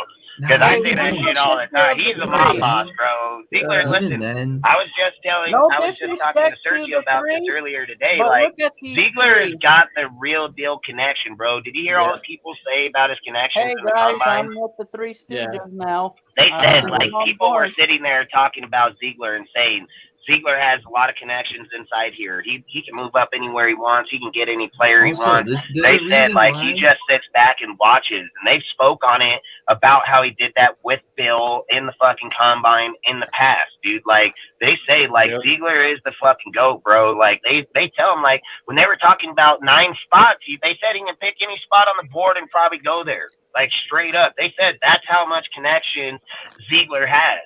But motherfuckers don't know that. They want to fire him, right? Get rid of the dude that's that's what I'm not understanding, dude. There's a reason why I told people, look at every single interview Ziegler does, because he does not lie. He just straight up says it. He said it on The Boys. He said, that's what I like. That's what I like about Ziegler. He straight up said, you guys don't know how much connection I have in the NFL. Our top 10 picks, I have connections to every single team. If you want to watch the Saints, go watch Carr on the Saints. Don't say you're a Raider fan. Say you're a Derek Carr fan. I mean, I know a lot of people that are Tom Brady fans. Like, fucking, you want to jock another team, go fucking support that team. It's like when the Detroit Lions I'm not here to talk about Derek Carr's stats on another team. Yeah. I don't know why we still are talking about Derek Carr in this fucking chat, because he was never even brought up. So I don't even know why it's being talked about. Yeah, exactly. And just to add to that, if you see my new intro, I cut in remember Ice Cube's old Raider anthem back in the day? I cut in the lyrics where it says black and silver, not black and gold. And that was a direct shot at that shit. Facts. That's facts, dude. Like, listen. Hey. I don't even know why people bring up Carr anymore. He's not a fucking Raider anymore. He does not wear our shit. He does not support us. You want to support the Saints, go talk to a Saints fan base. They have chats. I imagine that somewhere in the Saints they got a content creator. I hope. and go to their shit and tell them that. You go tell them that he's going to be better over there than here. Because we don't give a fuck to hear it here. Nobody in this chat, nobody in this panel, nobody fucking cares because we moved on from Carr, like fucking months ago, because we're not obsessed with them. I don't have a dick of Derek Carr on my wall. I go home and blow every fucking time. Hey, I gotta walk in my house and a deal. Oh, there's Derek Carr's dick. Like, what the fuck? Like, what are we doing here? Hey, Dustin. Hey, Dustin, we won't see him be all nice. At least our new quarterback cusses. He doesn't give a fuck. He'll cuss on there. He doesn't care. No, Jimmy, I said it. I said it on someone else's chat. I said, finally, our quarterback with some balls. Bro, forget about production. Jimmy G is literally the Las Vegas Raider. Yeah. Yeah. Perfect. I feel like that's what we need. Hey, first word. You guys ready to do a mock? No, you're not, Rudy. I put up valid statements and you just debunk them, dude. No, you're not. Like, listen, bro, you're a good friend of mine, and that's never gonna change. But again, there are a lot of invalid points with no validation behind it, bro. Rudy, like you make points that have moves no validation behind it. And I've said it. It's just a bias. And again, I'm gonna start timing out the comments. If the show is gonna be dictated through this motherfucking deal on somebody we're not even fucking talking about because somebody has a deprived issue with a player that's passed, that shit ain't welcome here in this fucking chat. I'm only going to say it one more fucking time, and then I'm going to time me out. So it's you can be here to comment on what we're talking about now. I'm sure in the fucking going to be listening to that shit no more in this chat. And I'm not going to watch my fucking screen be plastered with shit that every person in the chat will sit here and say no, and they're content creators and speak on the same shit we do. They ain't just fucking fans in the chat. They got goddamn people that go out here and put on their shows too, and they're telling you the same fucking shit that it's not fucking true, bro. I don't know what the obsession with him is. That's fine. I don't really care, but enough, bro. Enough, okay? Enough.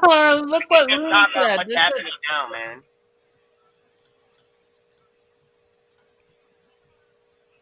Yeah, I mean, it's crazy lunatic. Like, I'm telling you, bro, it's just crazy. Like, Rudy, I've always tell you, you're welcome. I value your opinions, everything, bro. I just don't want to keep spamming it up in this motherfucker like these troll assholes. Hey, like, Dustin, troll assholes ain't welcome here. Let's do a mock.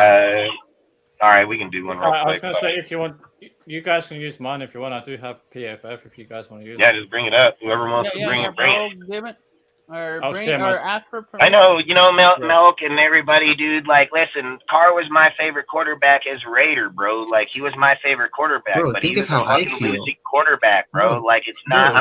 I'm not here to dick ride a dude that ain't here no more. When somebody brings up his name in history and brings up the time, I'm gonna say Derek Carr was the best quarterback we had in that era, and he did get us out of a 20-year losing spell. But we still lost. We just lost less. That's it. We still lost, just lost less.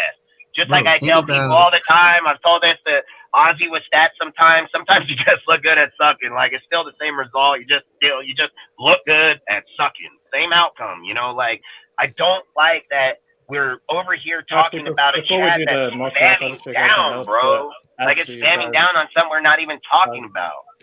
Bro, think about how I feel. Derek Carr. I'll just share this with you real quick. Derek Carr is literally the only QB I've seen in my life. Are you bringing it up? And I'm ready to move on. Yeah. I was just going to bring this up first before I bring up the mock draft. If you guys know what this.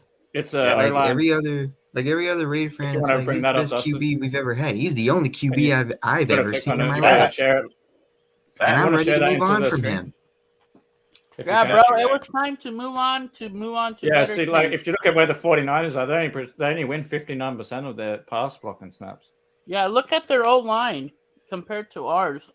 Ours wins 62% of their pass blocking snaps. So our O-line was actually better than the 49ers. So there you go.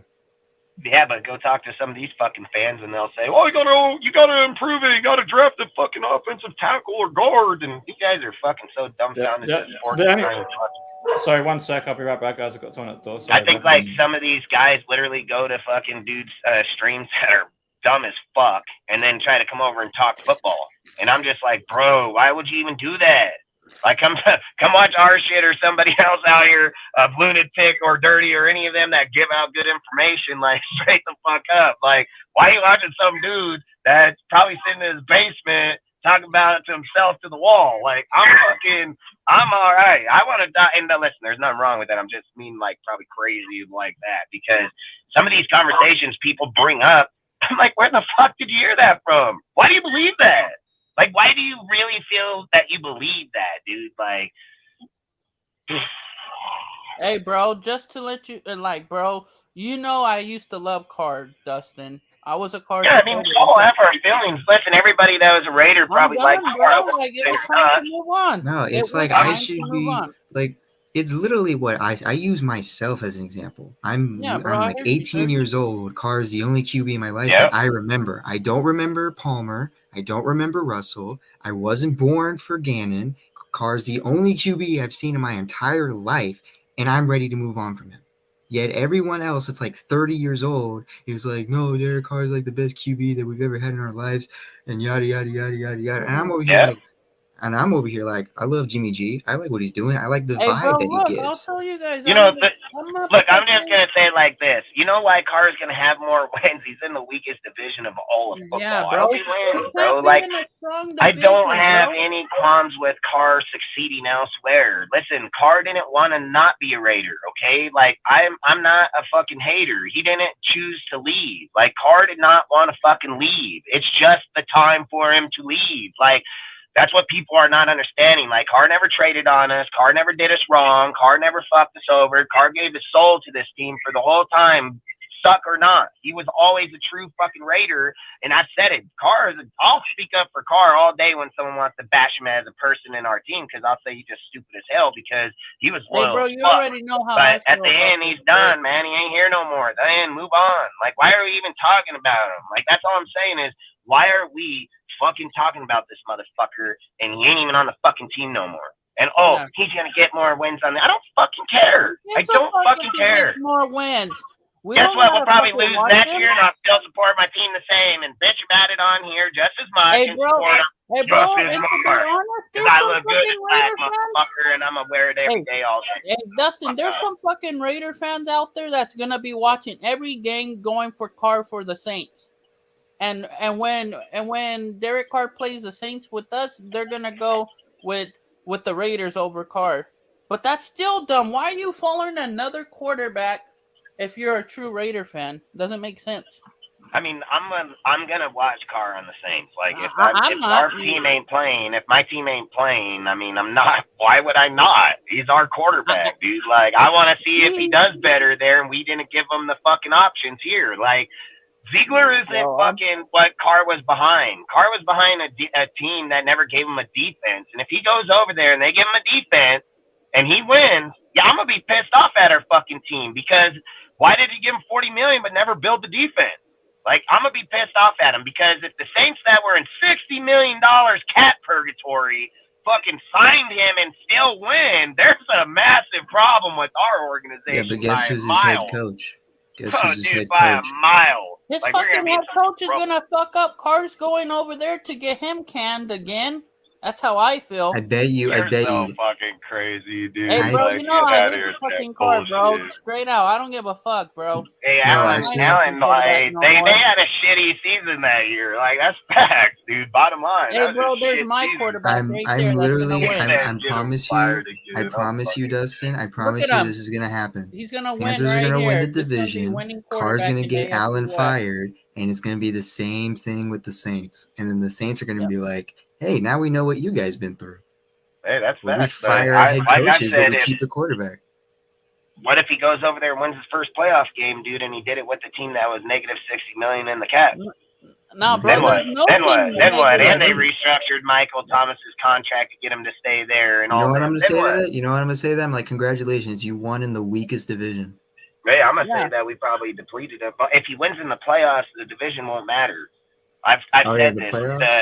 The division and the deal and the roster is going to be falsified. I said this about the Vikings. I said this about the Giants. Hey, they're not even their roster was falsified against a good team. When you get to the playoffs, that shit's 86, and you get sent the fuck on home real fast. They're not even in negative. There's no team in negative. They're higher than us. They got. They're not in negative no more. They're not in negative no more. They got like fucking. I think if I seen it was like 18 million. 14 mil. Yeah, that's what I thought. They went out of the Hey, negative bro, when they got the called. teams, and there's no teams in negative right now. The two lowest is the Miami Dolphins with almost 2 million, and then the other one, Minnesota Vikings, is the lowest with almost 1.5 mil. Yeah, and that's why I've said, watch, Jacob's going to be on the out, dude. It costs 15 million, 16 million to sign a draft pick. No. You remember I read it? I think it's only like 6 mil that we gotta keep. No, the fuck it is not. Cap space. Go look at the poll. It tells you the It difference. isn't, dude. I know. I've looked it up Do before. you know It how was much like cap 15 space you have to plus. spend for the first round pick? That's what I'm saying. It's How only is it 4 mil fucking? for the first How round is pick. it? How is that $6 million in 12 picks? That makes 0 sense.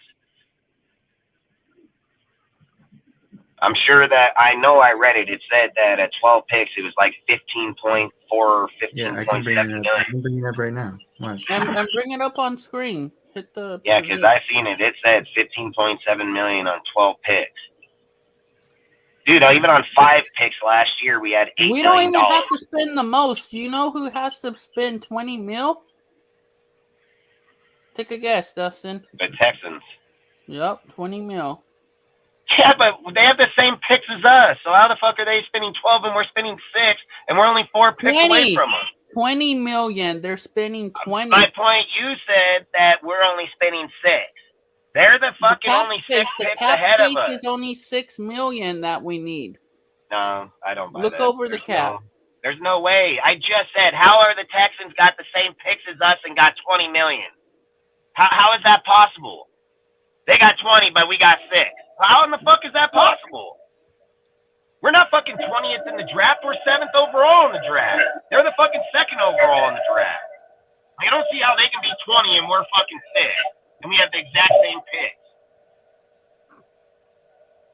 There's no fucking way. There's no way. And we even got another top 100 pick, dude. There's no way. No fucking way. I remember I looked that shit up, but I can't look it up right here on my phone. For the Raiders, its cap space is only 6 mil. Rookie pull is 15 mil.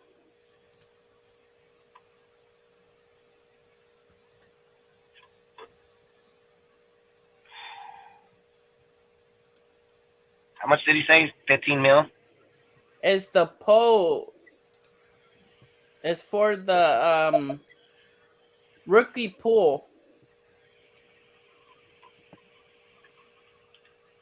Yeah, 2nd and 12 would just still only be, even if that was the case. 2nd and 12 is let's just high. say, okay, let me say this. Let's just say we're at 16. Where do you think the other 4 million came from? Where do you think the other 4 million came from? Top picks in the draft, dude, are fucking 6 and 8 million in year 1. So we're in the 12th pick. That's where the other 4 million came from.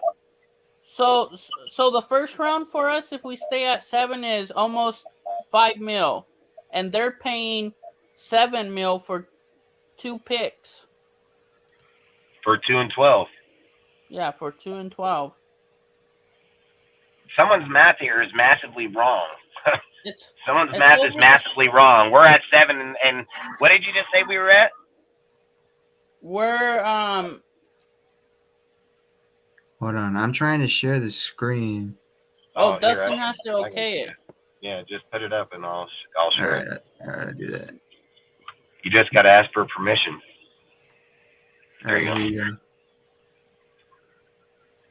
Because if you... Then blow it up so you can see this shit. All right, look. Because the second one is cap space and the other one's all right, rookie so pool. if you look at this... The first one is rookie... 50 million for rookie pool. But if you look at this, the cap number for the first round pick is 4.8, and then the second round is 1.7, so the math ain't mathing. Yeah. And then all the rest is less than $1 million after round 3. Yeah, but even then, with 12 picks, it should be more than 6.1 million. Well, just go to the least amount. What's the farthest one down the pole in the 12th pick? What's the cost on them? For a 7th round, this is basically the cap number 7, 7, 8. So what is the 7th round pick worth? 7, 7, 8 $778,000. Okay, and then what? We have fucking 4 of them, so that's No, fucking 3. 2,800. Okay, that's 21 fucking hundred Or right 2. there. 2.1 million just in the 7th round. Go to the 5th. What's the 5th? The 5th is 8. 800,000, and we have 4 picks in the 5th. But That's I think this is 32. all That's added up 32. in one. That's Sorry, guys. 32. I had my That's landlord shop 3.2 million. knowingly. That already is over the cap, and we've only did 7 and 5. But So that's not a this fucking is valid for number. So all I don't the know where you picks, guys I are getting think. that These number. are I literally just did 2, and they were the worst. I did the rounds 5 and 7, bro. 2, and I just did that. We're at fucking $5.8 million already. That's already counting all the picks in each division or each round, I believe. What's he saying? They've already taken it off the cap, or what are we talking about? Oh, we're talking about the 3 cap in the space. 5th. Yeah, so is the cap space already accounting for the rookies, or we still need the money? Hey, Sergio, can you? They have to take it out. It has to be brought out of the cap. So how's we brought out the 4 million that we have? You have to have the cap out of the salary cap. 6 million. Okay. Yeah, well, if we look at it, got 4, 1.7, 1.05. So yeah, we probably look up what the poll means. Look, hey, just Google what the fucking poll means, man. Like, why is it 15 million in the poll? Just Google the 15. Why? What is the poll? Oh, so we need 15 million. Is that what it's saying? We need 15 million. That's what I'm saying. I know it's where it's at, dude. I mean, I've read it numerous times. I've seen the depletion off of it. The team has to have the cap in order to even make the draft picks to begin with, or else they have to relinquish the draft picks of the players' cost. The rookie pool is a cap within the salary cap. 16 million of the 53 fucking million. Yeah, so it says that it is 40 million. The money that your team needs to place aside. So exactly what I said. Exactly what I said. So they already placed that aside, I believe. Yeah, it says how? How? We had 40 million. When did they take 16 million out of there? It says on the end here, it is not added to your salary cap at all. Yeah, it's not added to the salary cap. So that means they must have to put that aside separate from the salary cap then. That's what I'm guessing. The rookies' contracts are from the salary cap. Yeah, dude. Like, that's why how it's the 6 fuck is mil. that not? That's why it's 6 mil.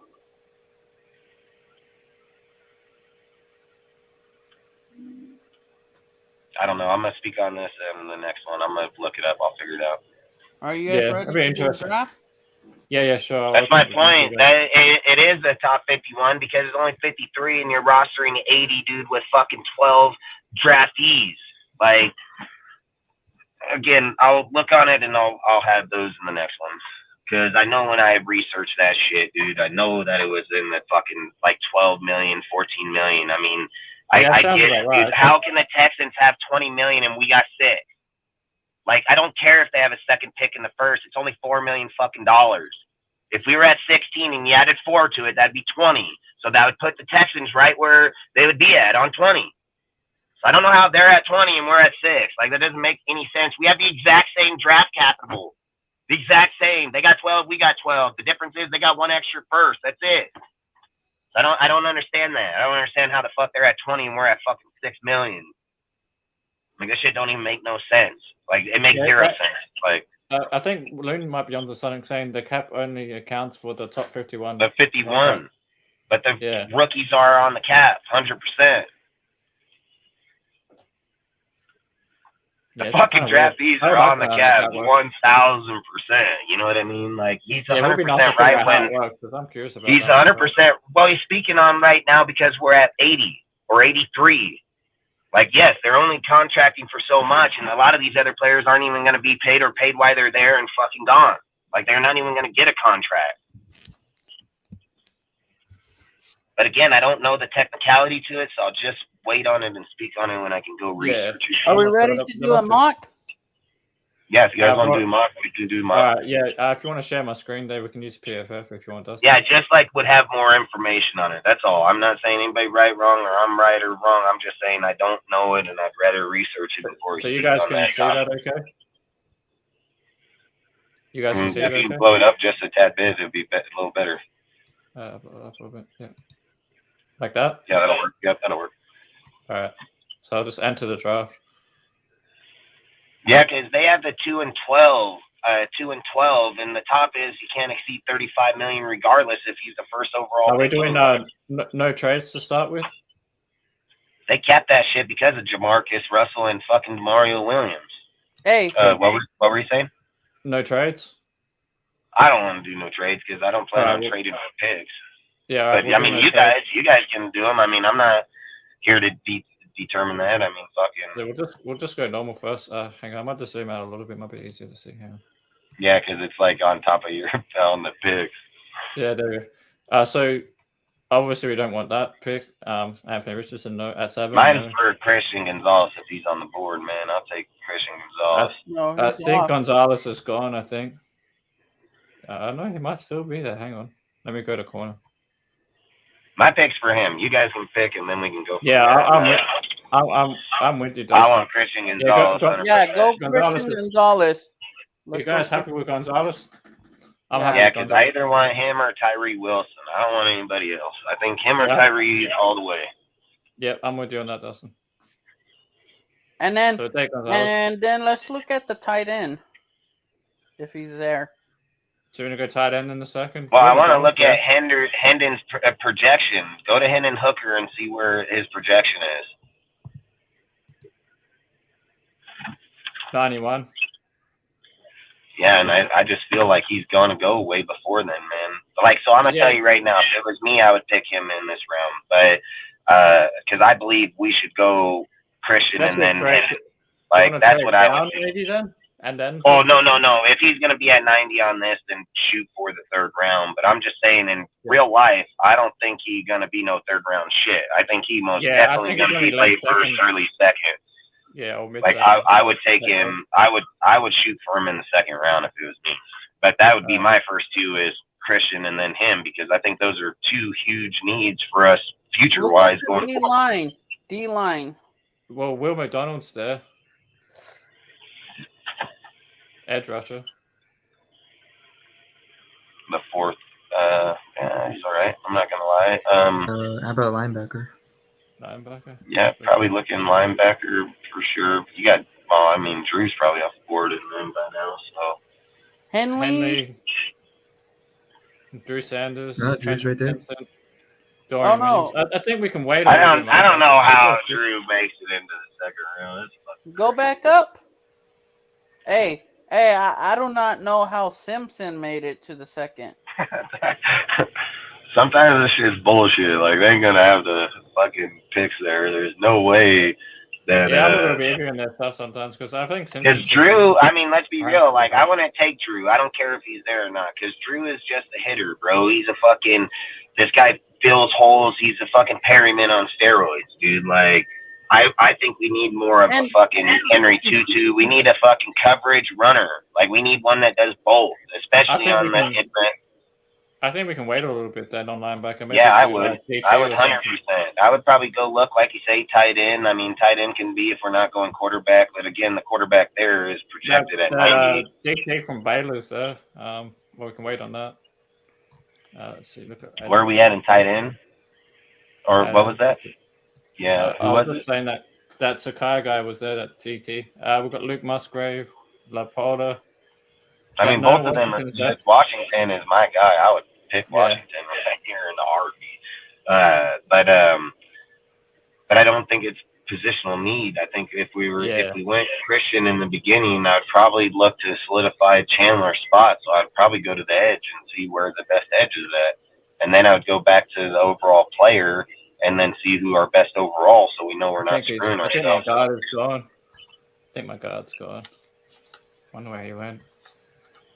I'm looking to see where Cody Rich went. Must be gone. I can't see him on here. Unless they got him ranked lower than what I expected.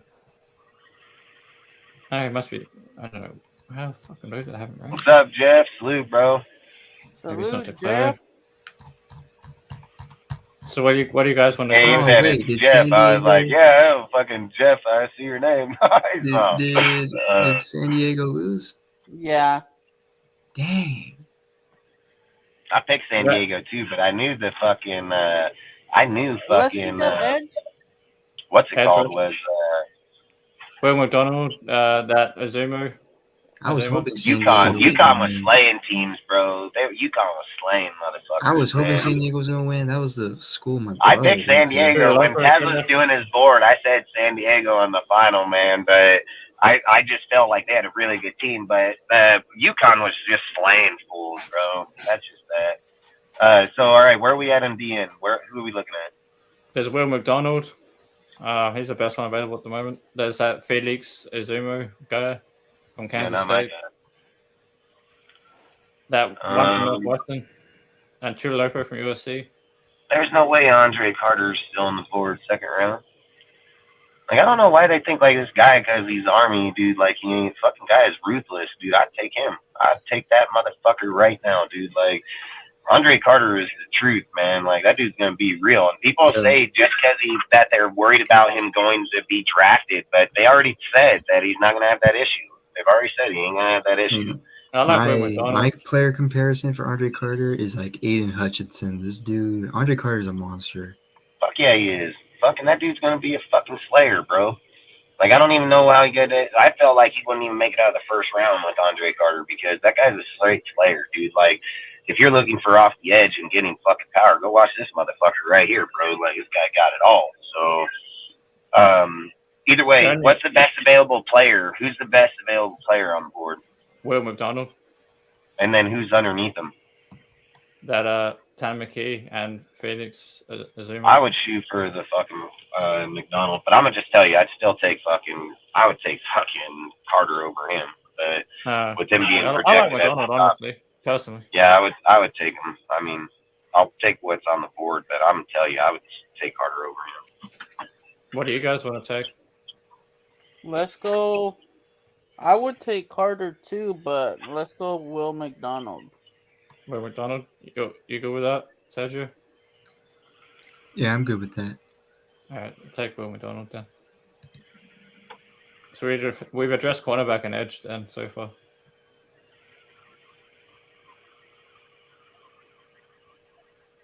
I would still take Carter. That guy's a beast, bro. Like, fucking, if Andre Carter was in the second, I feel like we would draft that motherfucker. Look at quarterback. God damn it, 3 picks or 4 picks before ours. My guy went Cody Mooch. I want that guy so bad from North Dakota State, but anyway. He's not bad. Where'd he go? Who did he go to? Arizona. Arizona. So here I would look at tight end because if Howard doesn't work out, he probably wants somebody to change him. Well, where are we at a pick? We're only in the 60s, right? Well, no, we're in 90s. So, yeah, I'd probably go Hooker. 70s. Sure. We're in the 70s. Yeah, but but we're early, bro. We're early. By the time we get done, he's going to be out of this round. Yeah, exactly. By the time he gets 100, he won't be there.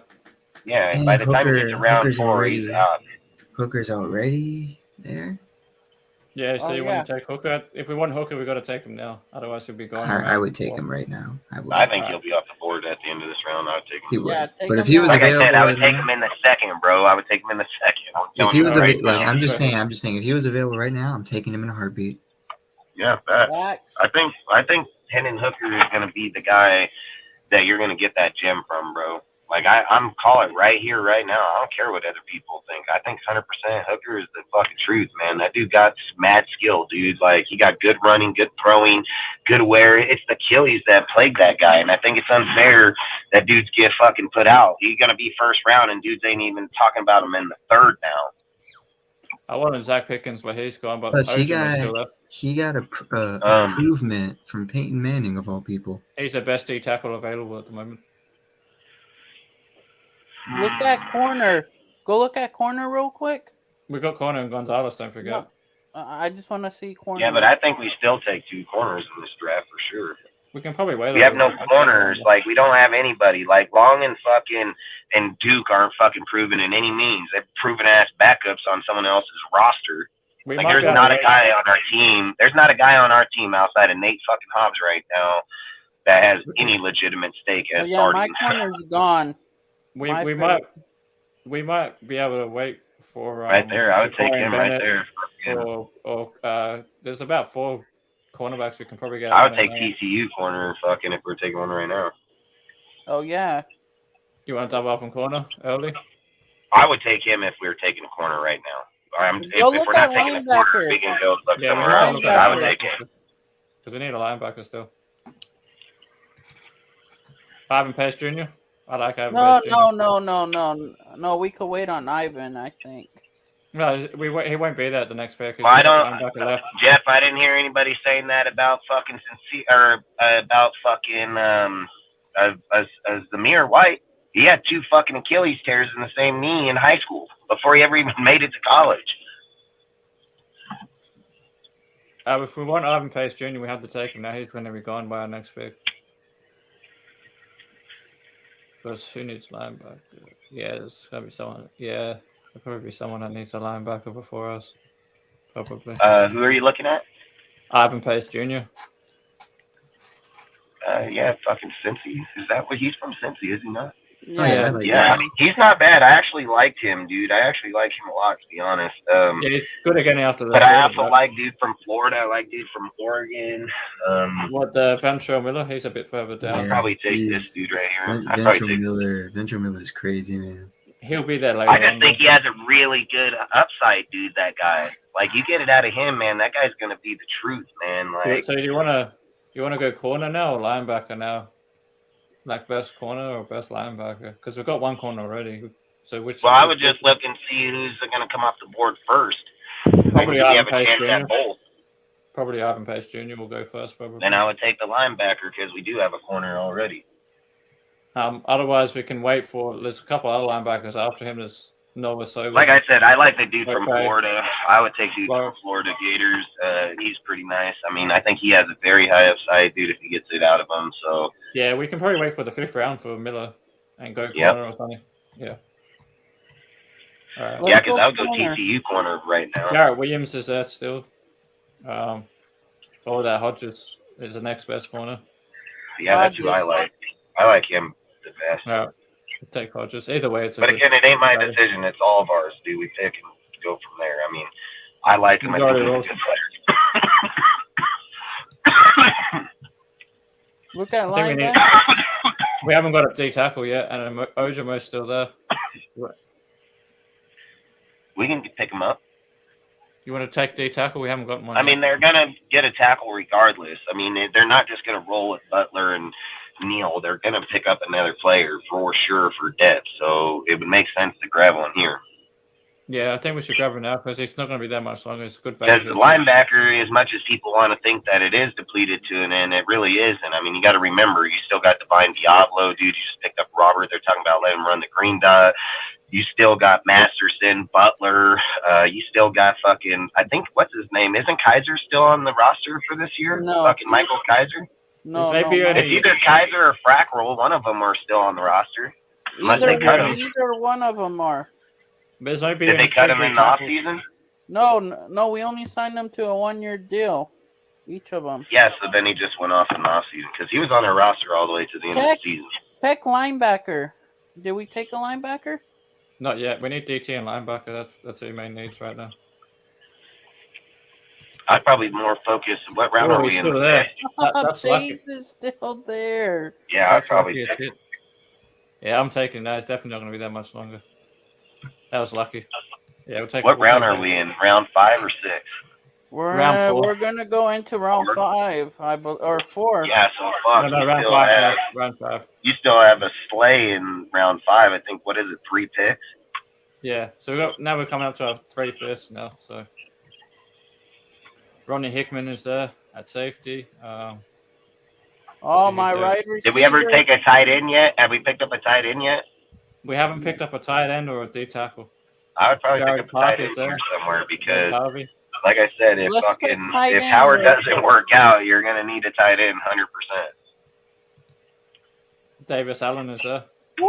I would take him in a heartbeat. I'm telling you right now, that guy right there is the best run pass blocker.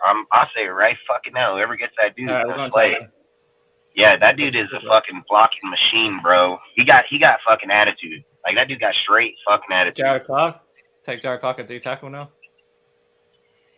Coastal Carolina. He's pretty good.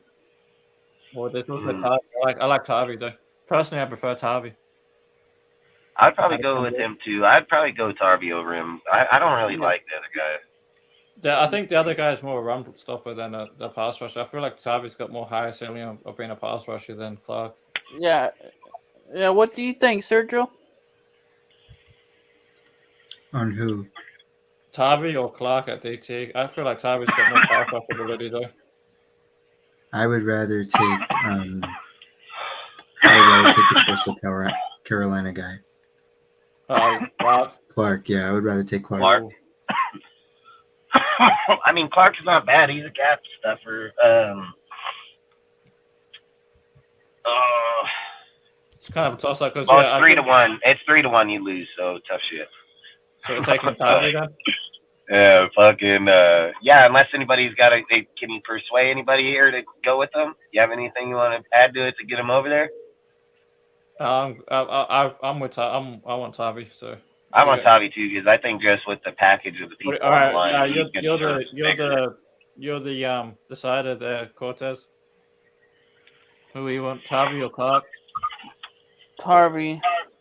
All right, Tavi it is. All right, so we just do tackle. Fuck no! If he picks Clark, we gotta flip a coin.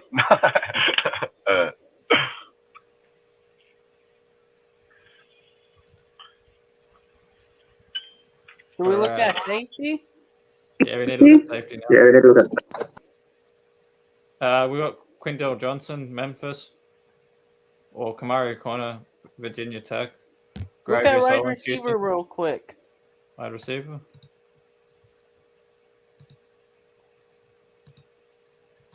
Your Cropper guy is there. That you like. Oh, look and look where he's ranked. Let's take him. I'm happy to take. What the motherfucker? Justin, what do you think? Who?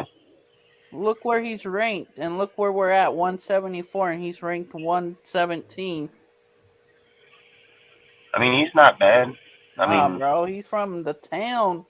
I know, but I don't just pick people because they're from where I'm from. We've had a losing fucking team every year. I just like how his. I like him. I mean, what are we in the 5th round? I mean, he wouldn't be a bad take. I mean, he wouldn't be a bad take here. I'll just go to all. Because he does have good. He is good. I mean, I just don't like picking dudes because they're from. He's the third best. Like, I'm not building my team off of LA people. You know, I'm picking my team off the best motherfuckers. Like, straight up. The only other if I picked everybody from LA, we'd be out there stabbing motherfuckers and beating them up, dude, like straight up. So the only other guy I could consider taking, but he's ranked lower, is Chandler Zavela because we haven't picked up a guard yet. No, we're good on guards. I'm good. I would roll with. I'd go with the receiver and grab a guard later at the end. I mean, let's not forget Jalen Cropper. Ziegler and them. Cropper, Moreno. Yeah, Ziegler and them have spoke on this subject 100 times that they don't pick or offensive linemen until rounds 3 through 5. Like, they've said this out their own mouth like fucking 20 times. We're heading into round 6 now. So. Barham was picked up in the 5th or in the 3rd, and then fucking Munford was picked up in the 7th. You know, like they hit on theirs, dude. Yep. We're in the 6th round. Chandler's, 6th round. Caleb Chandler's there. But it's too early, I think, for him. Yeah, but it might not be. He's the 3rd best guard he's the best guard because the other 2 are centers. So he's the best guard left on the board right now. Otherwise, where is he projected at though? 122 or 222. I'm picking at 204. Where are we at? We ain't at 200 yet, are we? Yeah, we're at 204. We're at 204. I'll 204 wait. and 222. Fuck, I don't know. That's pretty risky. When's our next pick? Where's our next pick? 214, but he's the best guard on the board right now. I mean, I would probably just grab him right. We're obviously right back up right away, so I don't really think it matters. Yeah, because I'll go to. Hang on, let me go to. Yeah, because he's the best guard available right now. Yeah, I mean, I would just grab him, and guard is probably going to be the position we need. Yeah, because there's a big drop off between him and Bradford. I mean, Bradford's ranked at almost 300. I really like Bradford. I do too, just because he's a big old motherfucker, but. I don't know. I do too. I like him more. I'm not gonna lie to you. I like him. So we're gonna go guard. Or we want to go something else. We look at halfback, or offensive tackle maybe. Have we drafted a linebacker yet? Yeah, we drafted one. We can draft a second linebacker. We probably need at least 2 in this draft, I reckon. I mean, we don't probably need as many DTs because you got to remember, you got Mills Earl and Matthew Oh, Butler, and they're both starting this year. I'm getting Ventrell Miller immediately. Yeah, we'll take her. Yeah, we'll take Miller. Ventrell Miller. Well, that's linebacker addressed, but 2 now. So, but that was a bargain where we got him out. Right, let's get back. I mean, at these points, dude, you're just looking at. Oh, he's still there. Luckily, let's take him now. Guard's still there. Yeah, I mean, you're at the end of the draft. You can take the water boy for all I care. Yep. We'll take the guard now. I mean, when we're in these picks, I'm like, flip the fucking coin, really. I mean, throw a halfback in there, fucking let you have 20 of them. Fuck it. Go down. I got a running back in this draft. Oh, yes. I would rather take Hunter. I would rather take Hunter. I'm with you on that. I'm taking Hunter because, no offense, guys, but that's my dude right there. I can't even believe he was still fucking there. All right, who wants to take the last pick?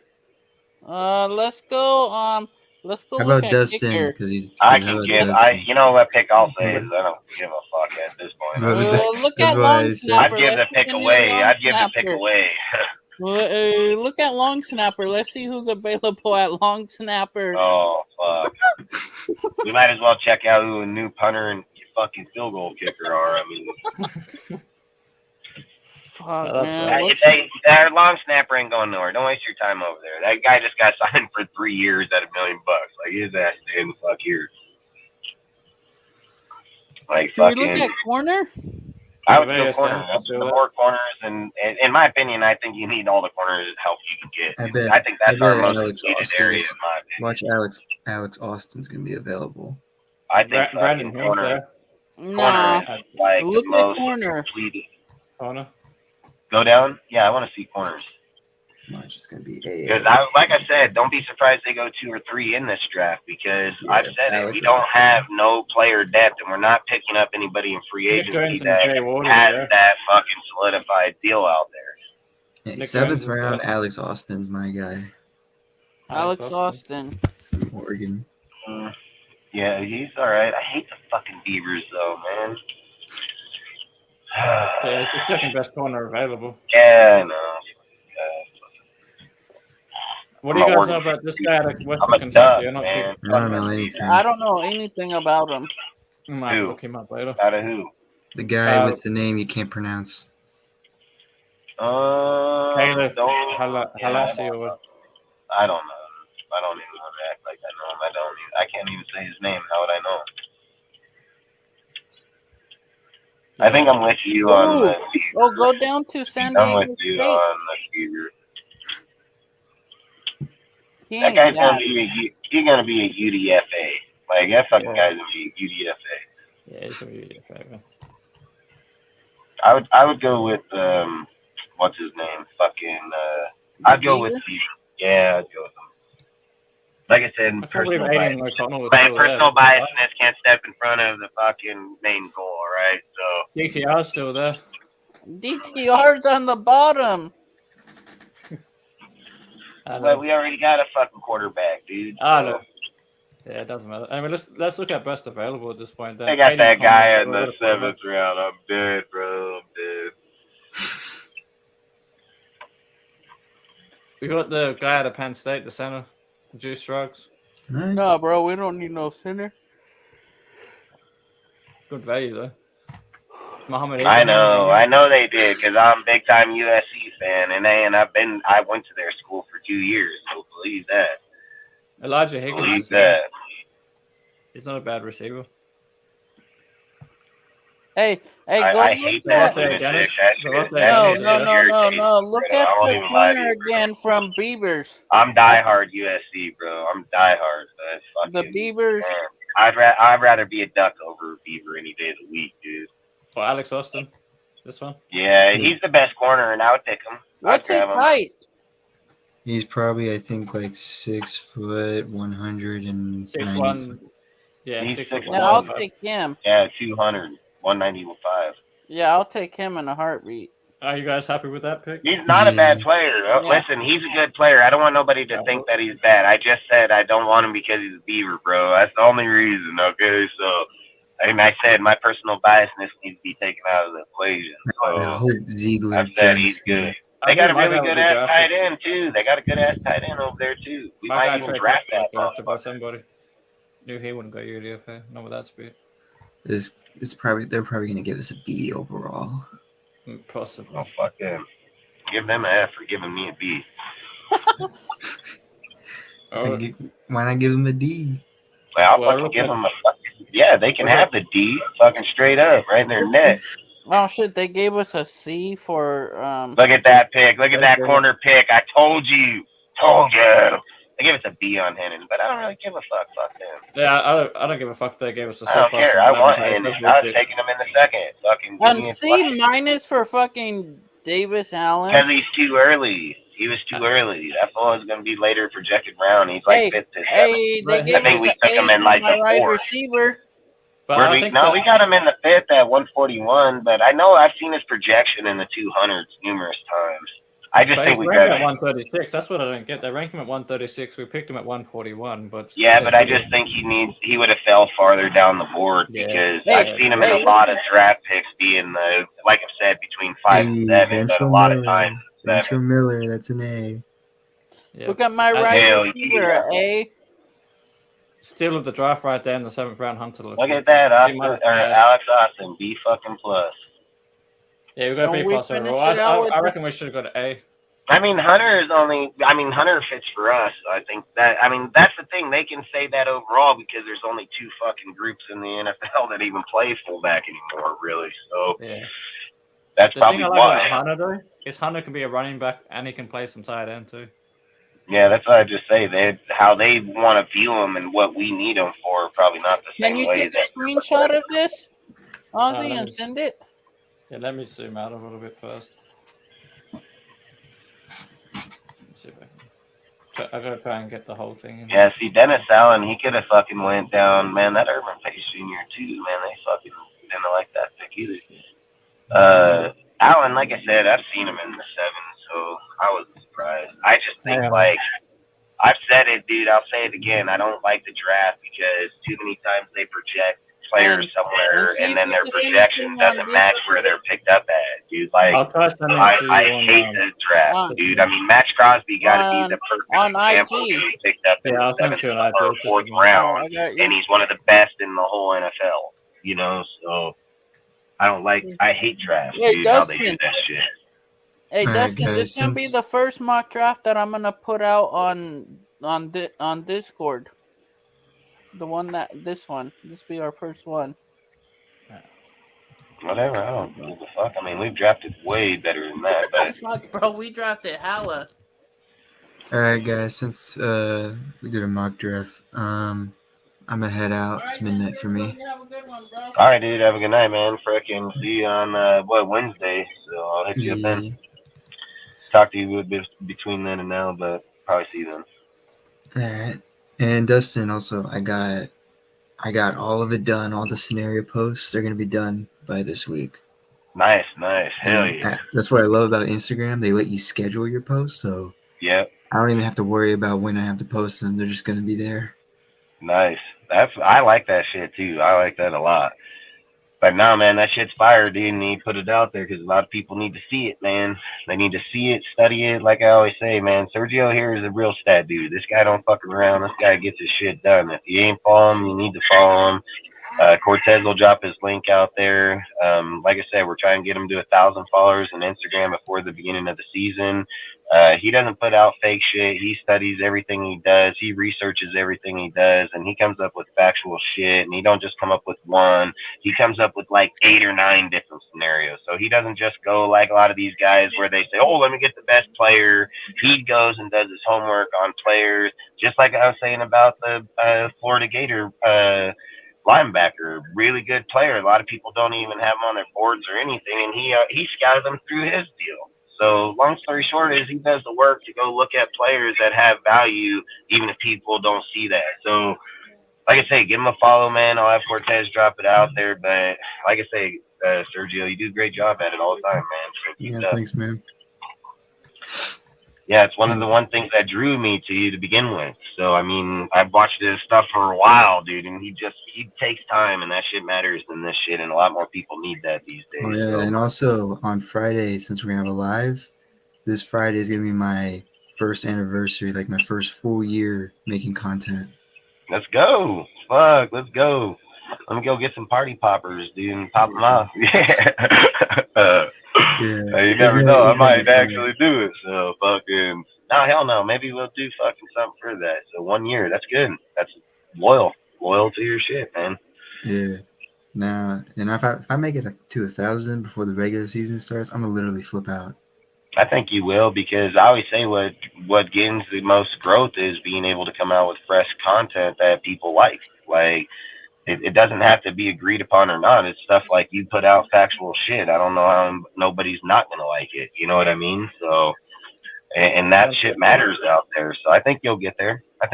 No problem. I need to figure out what to make once I'm done with the draft scenarios. I need to figure that out. Well, then we move on to fucking our team and shit like that, you know? I guess team once the draft's over, it's time to get ready.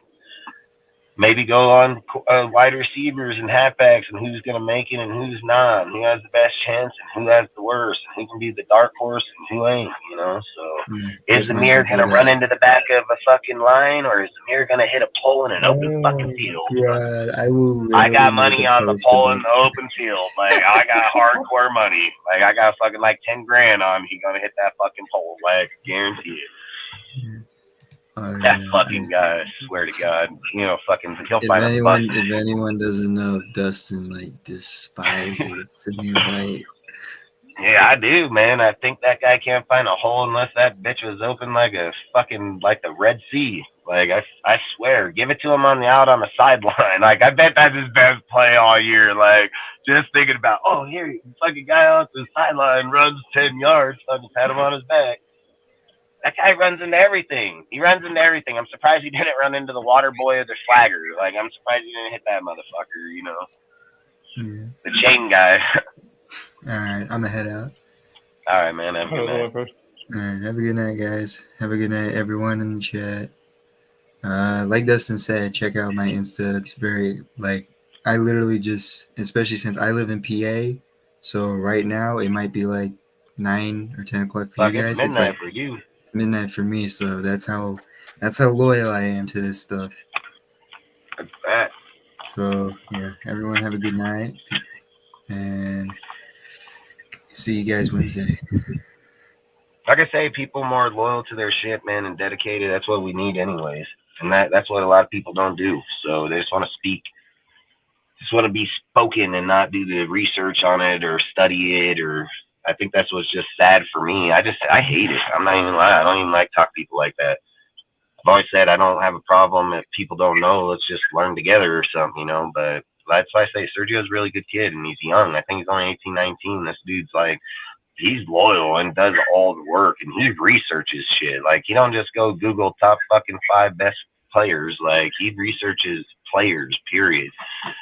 So I think, like you say, a lot of people should do that because that's what we're supposed to do. That's what Ziegler does. You know, like, people over here, they're like, oh, Ziegler's going to meet with Will, and that's his fucking job. I mean, Mayock said it like, what, fucking for 3 straight years. If you ain't doing your due diligence on new quarterbacks or fucking things, you're just not doing just for your team.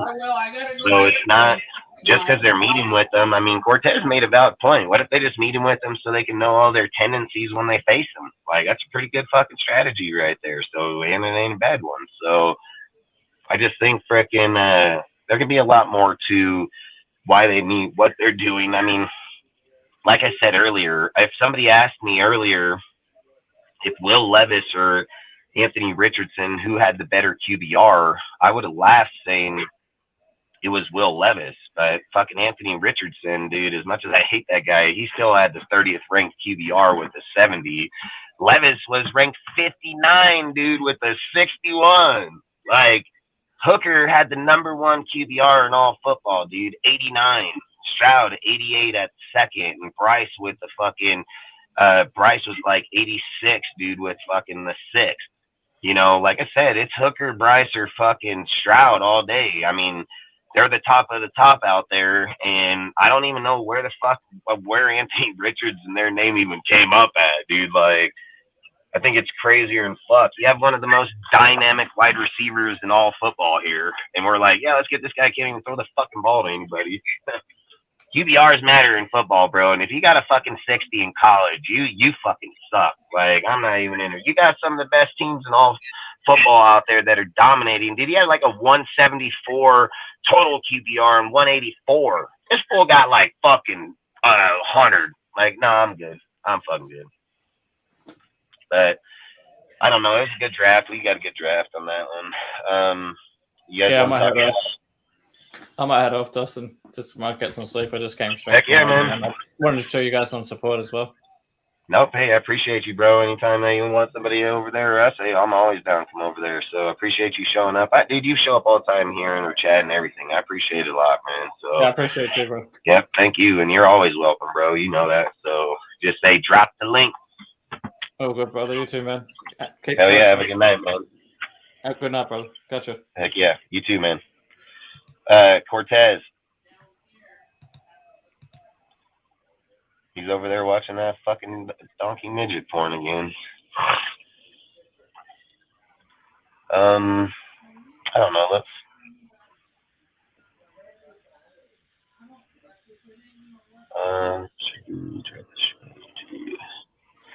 I don't know. Fucking this one was evaluating.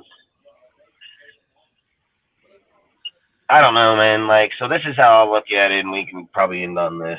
Unless Cortez has something want to speak when he comes back from watching that fucking midget porn. But I would say, like, looking at what Ziegler's already done, going through free agency, for me, I think he's done just fine. Like, if I'm looking at the offense, I think they addressed the offense there because I've said it over a lot of years. It's not uncommon for NFL teams to load up the offense and pay $60 million in the defense. It's not uncommon, and people win with that strategy all the fucking time. I mean, go look at Bill's defensive payout in the early 2000s, and you'll probably see it right there. They drafted their players; they didn't go buy their players. So I just think when people say, like, for me in football, I look at it like this. Offense is what puts the points on the board. That's factual truth, dude. And, yeah, you can have a defense out there that's number one or ranked in the top 5 or not. But, again, the number one defense lost this year. Fucking you had the Eagles and the Chiefs that were two totally different types of defenses, and they were irrelevant. Dude's putting up 37 fucking points in the game, and their defense obviously didn't show up. So that's why I said I don't even know how that dude got hired in Arizona. He didn't even put a stop for straight the whole second half. He didn't even stop the Chiefs one time in the whole second half. Gansel got a 5-year contract. It's mind-blowing to me. But if I'm sitting here looking at our team as a whole and where we were at last year and where we're at this year, I think Josh has 100 times more continuity within the offense instantly, dude. We have 2 really good names in the tight end position in O.J. Howard and fucking Austin Hooper. And Hooper's going to be on this team 100%. It's just, is Howard going to be here? I think Howard has all the tangibles. That's a great run blocker, good catcher. So I don't think he's going to have to be, we got to have 1,000 yards. Like, I think that's a bullshit narrative. I think if he can pick up the blocking, he has that. I think he's going to be just fine here, and I think he makes the team. So if you're just asking me, looking at the tight ends right now, and if OJ shows up, I mean, I think we're better as a complete team at this moment than we ever were under Gruden or them. Because when you're sitting here looking at the roster for the receivers, right? Like, yeah, we can sit here and talk about, yeah, that's facts, Hyper. That's facts. Fucking, and like I sit here and say, like, in the offense, dude, like, they already have their starting receivers on the board. Like, they already have them there, and they're already better as an actual continuity as a team, because that's what the sport's played off. It's not just one dominant player. It's played as a fucking team. And I don't know why people don't understand that. It's 11 motherfuckers on both sides, 22 total, 53 all. Like, I don't understand why dudes think that it's all Devontae. It's not. It's all the fucking players. And when you're sitting out here and you're sitting here jockeying 3,500 yards, 26 fucking touchdowns between two fucking players, and you ain't only got but 5 fucking wins or 6 wins, well, guess what? That's not fucking winning. And that's the two most dominant players, and that's what they produced here without any other fucking team here. So, like, when people sit here and say, like, well, Josh got 2,000 all-purpose. Yeah, he got 2,000 all-purpose yards because there was nobody else fucking running the ball, and there was nobody else catching the fucking ball either. And you were going through from fucking Foster and fucking and No Hands Cole and Matt Collins. Like, of course the motherfucker going to get those type of yards. I said this about Waller. Waller got 1,000 yards because guess why? Everybody else was fucking hurt that year. Why did fucking Renfro get 1,000 yards? Because everybody else was hurt that fucking year. The slot receiver got 11 or over fucking 111 fucking receptions. Those are wide receiver 1 numbers, not fucking slot receiver numbers. Like that, those are fucking. That's what Waller got. He had 111, 113, and he got damn wide receiver 1 numbers too. Like, that's what I say. Kelsey, like, number 1 over in the fucking Chiefs. Like, here, you don't want that, dude. Like, you want to have continuity between the fucking players, dude, where they don't just hone in on one motherfucker. And if they hone in on one person, then a guy like Dorsett becomes dangerous, dude, because he gets over the fucking top. And if you don't cover Dorsett and Myers gets underneath, well, he becomes dangerous, you know? Like, you have 2 players between Dorsett and Myers that have a 57 efficient catch rating, bro. Like, you understand what that means? That means 57% of the time putting him in possession of any other player, he's catching that fucking ball. That's massive, dude. Like, that's a massive stat to have. And motherfuckers over here are like, oh, why do we pick them up? They're not making moves. Motherfucker, he just made the whole offense way more solidified than it's been, period. I've said it. Everybody in that offense line right now, everybody from the offensive line to the quarterbacks to the receivers to the halfbacks, I think the tight ends are the only motherfuckers that all know the system. All fucking know the system. So what's so bad about that? Like, why? Because it ain't the fucking name you want. Like, OBJ comes here, fucking blows his leg, or don't even know the system. What good does he fucking do? What good is a name if the fucker ain't good inside it? I've always said, who gives a fuck about the name if he gets the yards? Who cares who's getting 800 fucking yards if somebody's getting it? Like, I don't give a fuck about his name. I'm not over here fucking trying to write him. I just want him to do his job. I want to know that your wide receiver 2 can get 800 yards. I want to know my wide receiver 3 can be around 400 to 600 yards. You know, my wide receiver 4, anywhere between 200 and 400. You know, I want to know that I don't just have one halfback over here. I got 2 or 3, you know, like, you know, Rudy sits in here and says, well, we're not going to have a halfback. Why? They fucking go over there to the Patriots. They get people like they got people like Stevenson and Harris, dude, and dominate on motherfuckers over there, and we can't do it here, right? I mean, we're just so suppressed here. We don't fucking know what the fuck we're doing, apparently. Like, I don't understand that shit, dude. Like, they didn't just forget how to build teams and coach teams from leaving there and driving over here.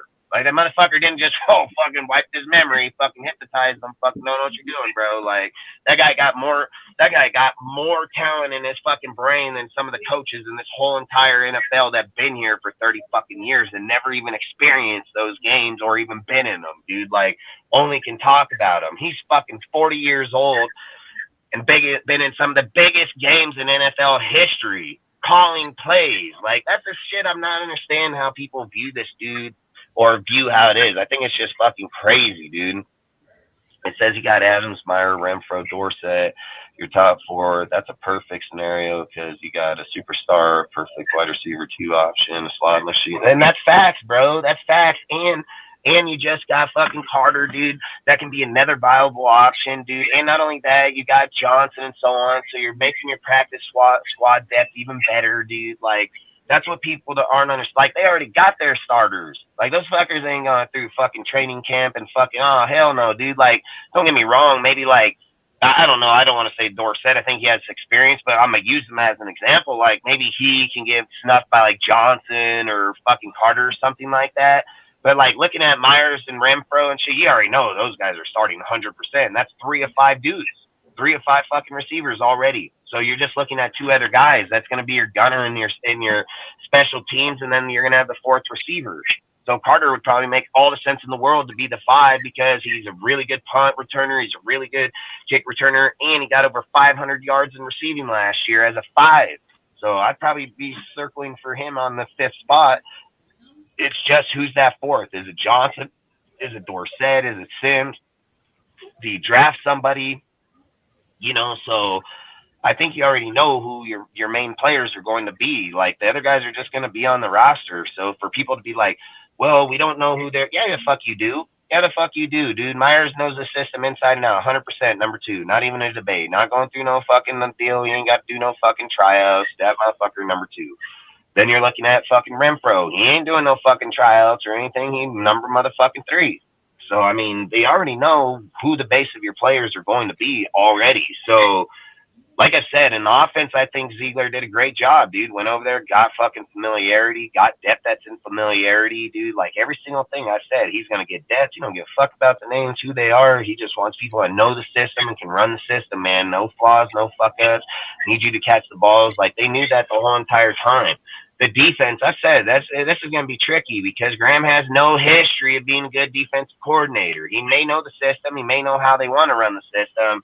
But he's never done anything outside of the Giants. And again, that team was already built on it before he got there. And then after he got there, that team only depleted to get worse and worse and worse and worse. So they never got better. So for me, he said Ziegler did bad to say. That's facts, bro. That's how you end those conversations, hyperbolic. That's how you end those conversations, bro. You just fucking bring up something to say. They'll leave before they say it, because I've always said everybody's got a free platform to speak here and say and so on. Rant, I don't care, but come on, let's not just do it the whole fucking time. Let's not. Why were you talking about motherfuckers that ain't even relevant anyways? And then when I say one point to just say like, okay, if you want to bad talk him, here's your chance. Now tell me where the fuck you fucked up at. Like, you can't come up with this, so why? That just tells you right away that's personal. I'm not here for personal, bro. I don't come here to tell you my personal feelings, dude. There's a lot of things I don't agree or see, but that's not why I'm here. I'm here to say what I think is the best option, what's the best, what we know that we're doing. It's all good. Hey, bro, I just wanted to go check on that and talk about Unk. We just had a conversation. Yeah, it's all good, man. Do your thing. It's still, that's hyperbolic. That's like I say, you can 86 those conversations that easy. But what were you gonna say, Cortez? It just still feels like he's still here, bro. Like, I'll talk. I mean, that's how life is, bro. Hey, bro, I feel like when people leave, dude, they don't just go that day. You know what I mean? Like, you've been there for a long time. Their family, they know you. Hey, bro, like I've always said, death is weird, dude. Hey, bro, the crazy thing is, so my grandmother was his aunt. So she died at the same age as he did. He died at 63. My grandma lived to be 63. So that's weird already on point. I mean, dude, that's how a lot of genes are in families. That's why you can usually base on like how long you're gonna live or not. Like, that's why I always say God's gonna punish me because fucking my family living until they're like 90, bro. Like, you're gonna punish me. I'm gonna be over there, probably have someone wiping my ass or something. Hey, bro, I don't want to be there that long. I'll tell you about this offline. Like, just some crazy shit that I found out today from a funeral home. Hey, bro, like I don't like saying the mercher. I can't even say it. The other name for it, that's the fancier name. But to me, in my head, when you say the other name, it looks like you're gonna cut. Yeah. See, that's how my mind is. I'm like, no, I like funeral home because it's a home. Like, you're saying like mortuary is what you're saying? Yeah, bro. Doesn't that like? Yeah, fuck yeah. It makes you think like fucking Pet Cemetery or some shit. Like makes you Chainsaw Massacre or something like. Sure. I may not be on Friday. I have my aunt coming in Wednesday. I may be late next Wednesday for the Wednesday show. All right. We gotta go pick up my aunt. Isn't that the funeral day too? No, funeral's Thursday. Oh, Thursday, that's right. Yeah, I mean, it's tough, man. I mean, don't like I said, dude. I probably went through the toughest thing. I think like this. I probably went through the toughest death in my life, which was my youngest brother outside of my kids. My toughest so far in my life, I'm just numb to death, to be honest. 3 actually. No, 4. 4, no, more. But the toughest was losing my mom. But losing my uncle here, I didn't think it would be hard on me, Dustin. But it took a hold because I took care of him. That's the thing that got me. That's the point, is you're in the house all day, every day, and that's why I told you I wouldn't let it get like that, because you're fucking 20, you're 28, you over here taking care of a grown-ass man, dude, that's fucking living out his life. Go ask any other 28-year-olds that would do that for any of their family members, hey, bro, let alone their own. I have a kind heart, Dustin. Since day one, I have always had a kind heart, bro. You just but that's what this world lacks, and that's why you're one of my best friends, because I like that and I enjoy that. I've always said that's one attribute about you I like about you a lot, is your heart, dude, because a lot of people don't have that. And I come from the streets a lot, and I always say, like, I have a street mentality, but I have a heart too. And when I see other people that are just kind of hard to begin with, dude, I mean, I think we're missing a lot of that in the world, and I like it. And that's why you're around me all the time. We talk every fucking day for hours, like I say, there's not a lot of those people in this world anymore. No, so, bro, like over the weekend. And you think about it. Look how much me and you talk, and look how far we live away. Like, that just shows, like, we talk like if we hung out every day with each other every day. Like, if I literally, you came to my house or I went to your house. We gotta hang out, bro, eventually. Yeah, and we live fucking 8 hours away, and we talk to each other just as much as if we were next door neighbors. Heck yeah, bro. That's how much I got love for you, bro. Even the kids too. Like, they're my nieces and nephews. Yeah, like I say, you're all, like I said, your family, dude. Look, there's people out here that are good people in general, and you gotta know right away. And I've always said Cortez is that guy. You know, when I first met him, there were little things that were skeptic that me and him talked just because of a lot of things that were going on. But he's a true motherfucker, and he's a true ass dude. And I've never fucking thought of a day out, like, nobody's ever gonna talk shit to him ever, so I won't even worry about it. And like I said, he's a good dude, and as long as I'm alive, man, like I said, he'll be a brother to me, and anybody fucks with him, I'm gonna come down there and fuck them up, like, straight the fuck up. So good luck for that one. Hey, you poke the fucking deal, you're gonna get the fucking bull. Really fuck with the horn. Bro, I'm still thinking of going to school. Fuck with the bull, you're gonna get the horn. Hey, bro, I'm still thinking of going to the school to become a scout. Like, that's what I really want to do. So if that's what you want, dude, do it. You know, I always say, don't let anybody govern your fucking dreams, and don't let you govern me either. There's never too late to do anything. You know, they always say, if you ain't a millionaire by 30, then try when you're 40. And if you're not a millionaire by 40, try when you're 50. And if you ain't one then, try when you're 60. Because there's no time in this life that says you can't be. It's just, when do you give up? Like, that's what it is. So I've always said people's dreams are limited because they limit them. And then they don't believe in them even when they come up with them. I've always said, you know why I get what I get? Because I believe in me. And I believe in what I do. And if I go home and I didn't reach a goal, then you bet your ass tomorrow morning at 4 o'clock in the morning, I'm going to beat my ass up and I'm going to go get that shit, because that's who I am. I don't know, nothing going to beat me in this motherfucker. And I don't care if I got to do the job by myself or with fucking 50 people, you know, like, I'm not going to be stopped, dude. And I do jobs that takes like 10 dudes, and I do it by myself, dude. So I know where my... You work your ass off, Dustin. I should say that for sure. Yeah, and you don't ever hear me struggling. You don't ever hear me. I mean, there's some days I might get upset, but I don't complain much. I don't fucking... Because I always say, dude, there's no time in this world to bitch about shit that you failed at. Just get better at it. You know what I mean? Like, just get better at it, dude. Don't fucking, like... There's nothing wrong with failing as long as you want to try again. You know, and get better. It's just when you just fail, and you don't want to get better, you just give up and turn over. Well, you're as good as what you are. I don't feel sorry for people like that. I've always said, you want help, just ask. I'll be right there, and I'll be the first to tell somebody I don't know something. Like, I've never said I know everything, and I get people tell me, like, oh, you think you know everything? People say it out here too, but I don't care. I don't know it. I'm just educated. That's it. Like, there's plenty of shit I come across. Our brother, me and Sergio should do football analysts. Said Cortez, you and Sergio should honestly try to be football analysts, make a bunch of money, make it. Hey, that's facts, bro. I mean, hey, bro, but the reason that I pick a scout is because I could just travel the fucking country. It's all I would want to do. It would be fun to do, like, and then like 20, 30 years, then I could go switch over to being an analyst for a team or for a big network. Fuck, you might be a fucking GM like Ziegler. You never know.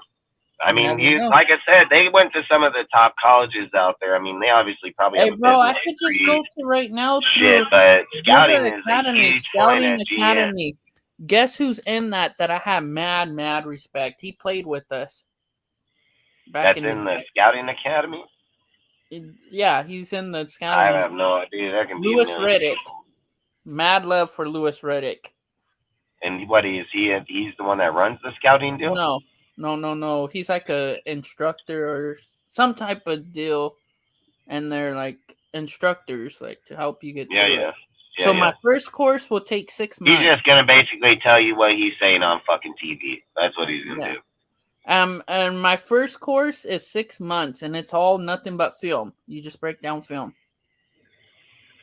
That's tough. You'd be very surprised how many times somebody watches the same fucking start off of line and replay or forward, reverse, just so they can see a tendency of a dude just move his fucking foot this goddamn much, dude. You know, like, film breakdown is hard as fuck when you're going to do real breakdown, because a lot of people look at it, turn it on, and just watch people move. Not people don't watch it 11 different times, watching every individual move and not focus on anybody else. Like, film breakdown is pretty fucking tough, dude, to be loyal to seeing the same shit over fucking 20 times, 500 times. I like it. I see it all the time. I'm good at it. I think I'm really good at it. If I didn't have what I had, I'd do it in a heartbeat. But for the fact that I got me, I'm not fucking, I can care fucking less to do it, But I would love to do it. I would love it in a heartbeat, dude. So. Yeah, bro, that would be fun for me to do. But yeah, because I love football. That's why I'm already doing this shit, bro. I watch these players. Like, there's at least 2 players that I like in this draft. One's a corner, and one's a receiver. And what receiver? From Fresno State. I know. I knew you were fucking saying. Because the only reason is because he came from a small little town out of Fresno. I'm gonna tell you. Go finish. No, finish. My bad. And went from a little school he was born in, went to a little bigger city outside of Fresno. It's in the subdivision of Fresno. It's called Clovis. He went to Buchanan High School, where one of our former players played there as a safety and was a stud in the NFL in my eyes. Matt Giordano. He became the head coach and taught Moreno Copper to be a receiver to get picked up by Fresno State and played there for 4 years. And now he's going to come into the NFL. Yeah, that's true. I mean, I have mad love for Christian Gonzalez. Since I watched that just one game film, caught my eye. How he played. I said the whole time. I watched this bro, I compare him. He will never be a Charles Woodson, but how he plays style, like he could jab at the line of scrimmage. He is not no Weatherspoon, bigger than Weatherspoon. I don't like Weatherspoon because we'll get flagged with him. Me and you feel the same way with Weatherspoon, Dustin. Hey, that's facts. I mean, hyperbolic, I mean, that's facts, bro. We were talking about that shit long before anybody even brought it out. And again, I've just said, like, I think fucking sitting there saying, like, going into the NFL part of it. Jimmy G's my quarterback. Since day one, since we got him, I backed him up 100. And I mean, the second he puts on the uniform, he's our quarterback. So I'm gonna give me a Jimmy G jersey, Dustin. Real talk. I'll get it just because I've gotten every quarterback on our team, even fucking what's his name from the Saints back in the day, Aaron fucking Brooks. Yeah, I got his. I got all theirs, dude. Got Kerry Collins, sorry ass, fucking. I got everybody. I remember Kerry Collins when I was a kid, bro. I remember. I got Dante Culpepper. I mean, I got all Tony their jerseys, bro. If you're Raider, you're Raider. I've always said. I remember Tony Osopo. Hey, bro, no Tuiasa disrespect Sopo, right bro. now. Tuiasa Sopo. I remember that motherfucker Hey, bro, like a right motherfucker. now I have I actually liked him too when we were young, man. I have a Trayvon Mullen jersey right now, autographed, just in a box, and it's already hung up in the box. I just never hung it up, and like I'm not gonna do it now. Yeah, I got fucking Ruggs. I didn't get Morix yet because I didn't really like Morix. I wanted fucking Hollins. So I wanted Hollins. I got Abrams, I got Klee, I got Third and Renfro. Who else did I get? I never bought Cleese. I bought Abrams. I got Ed Jacobs. I got Renfro. I got Waller. Fucking. I got Colt Miller. I got Andre James. I got frickin' fuck. I got everybody in our team pretty much for the most part. That was good. Yeah, bro. And plus that, I'm a big fan of Marcus Epps. Love that dude. That fool, he's gonna be a baller. Secret pick. And plus the money, I'd rather pay him before I pay Jesse Bates. Yeah, that is facts. You know, Hyperbolic's talking some truth over here real quick because that's sad that your own fan base would rather them fail so they can act like they're smart than see us succeed and be better in the long run. Like, I don't get this. Like, look at this, dude. There's some dudes that a lot of us don't support, you know, YouTubing wise, that talk mad shit on these dudes. Okay, they talk mad shit on Ziegler. They talk mad shit on Josh. And I'm gonna tell you right fucking now. Watch when we get to the regular season and they got to start out the season fucking 3-0 or 4-0 or 4-1, 4-2. Watch how fast they're gonna be talking about, oh, how good these guys are. No, man, these were the great pickups. And man, I can't believe we didn't see that till just now. Like, it's bullshit. It's straight fucking bullshit. That's the shit that I keep telling people. No disrespect. I tell Rudy, I tell everybody that do not like Josh McDaniels or Dave Ziegler, keep that same energy. Once we start winning, keep that. Keep saying shit about them. We all know who they are. They're not going to keep the same energy. They're going to flip. Hey, facts fucking took your soul. He was a fucking home run. Like, grand slam, bro. He's a grand slam by a mile. So Ziegler last year should have won executive personnel last year. And he'll get it. You watch, dude, because that guy's smart as fuck, dude. I don't see how they don't see, because they hate us, dude. Like, they hate us. You gotta be like the fucking most phenomenal. Hey, bro, you know what I noticed from Josh towards the end of the season? Josh McDaniels, when the refs some fucking penalties, he would get mad and like look like he's cussing at them. And that's what made me have more respect for him. Of him getting into it with the refs. Yeah, because he believes in it, dude. And like I've said, I think they'll see a lot more going forward. Back to this, he's the only coach out of Belichick's disciples beat Belichick twice already. Yeah, where he's flawless against him. Yeah, beats him. And again, I've said, dude, like, if too many people don't go out there and do the work to say, like, so many people. And then, like I've said, a lot of people discredit him just because of where he comes from. And I've said, how do you discredit that he's the green dot and his shit is one of the most successful in the NFL? Hey, bro, like, it didn't say when it says that Josh's offense, right? So look, this is something that'll prove that Josh doesn't ride Bill's fucking coattail. When they bring up the stat, and you can go look this shit up, dude. This is facts, and you can look it up. Go look up who had the number one scoring offense and number one most points scored in the NFL. And Josh has held that shit down pat, dude, for like 5 to 10 years.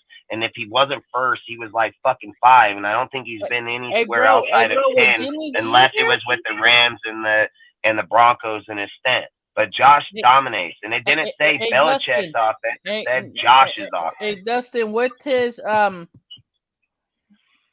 forgot my thing. What's up, Al Ghost? What's up, fellas? How's it going? Just want to stop by and say what's up. We got your topic, too, if you want to speak on them. Cool, Cortez. Hope you're doing better, man. Yeah, bro. We got the Furno next Thursday, bro. Yeah.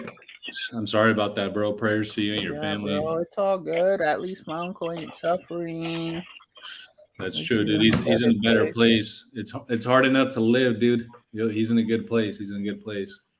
Yeah, as you guys know, jumping in on the Ziegler McDaniels discussion that you guys were having, I definitely have more faith in Ziegler than I do in McDaniels. Like, that being said, you guys know I've been critical of McDaniels, but I want the guy to succeed.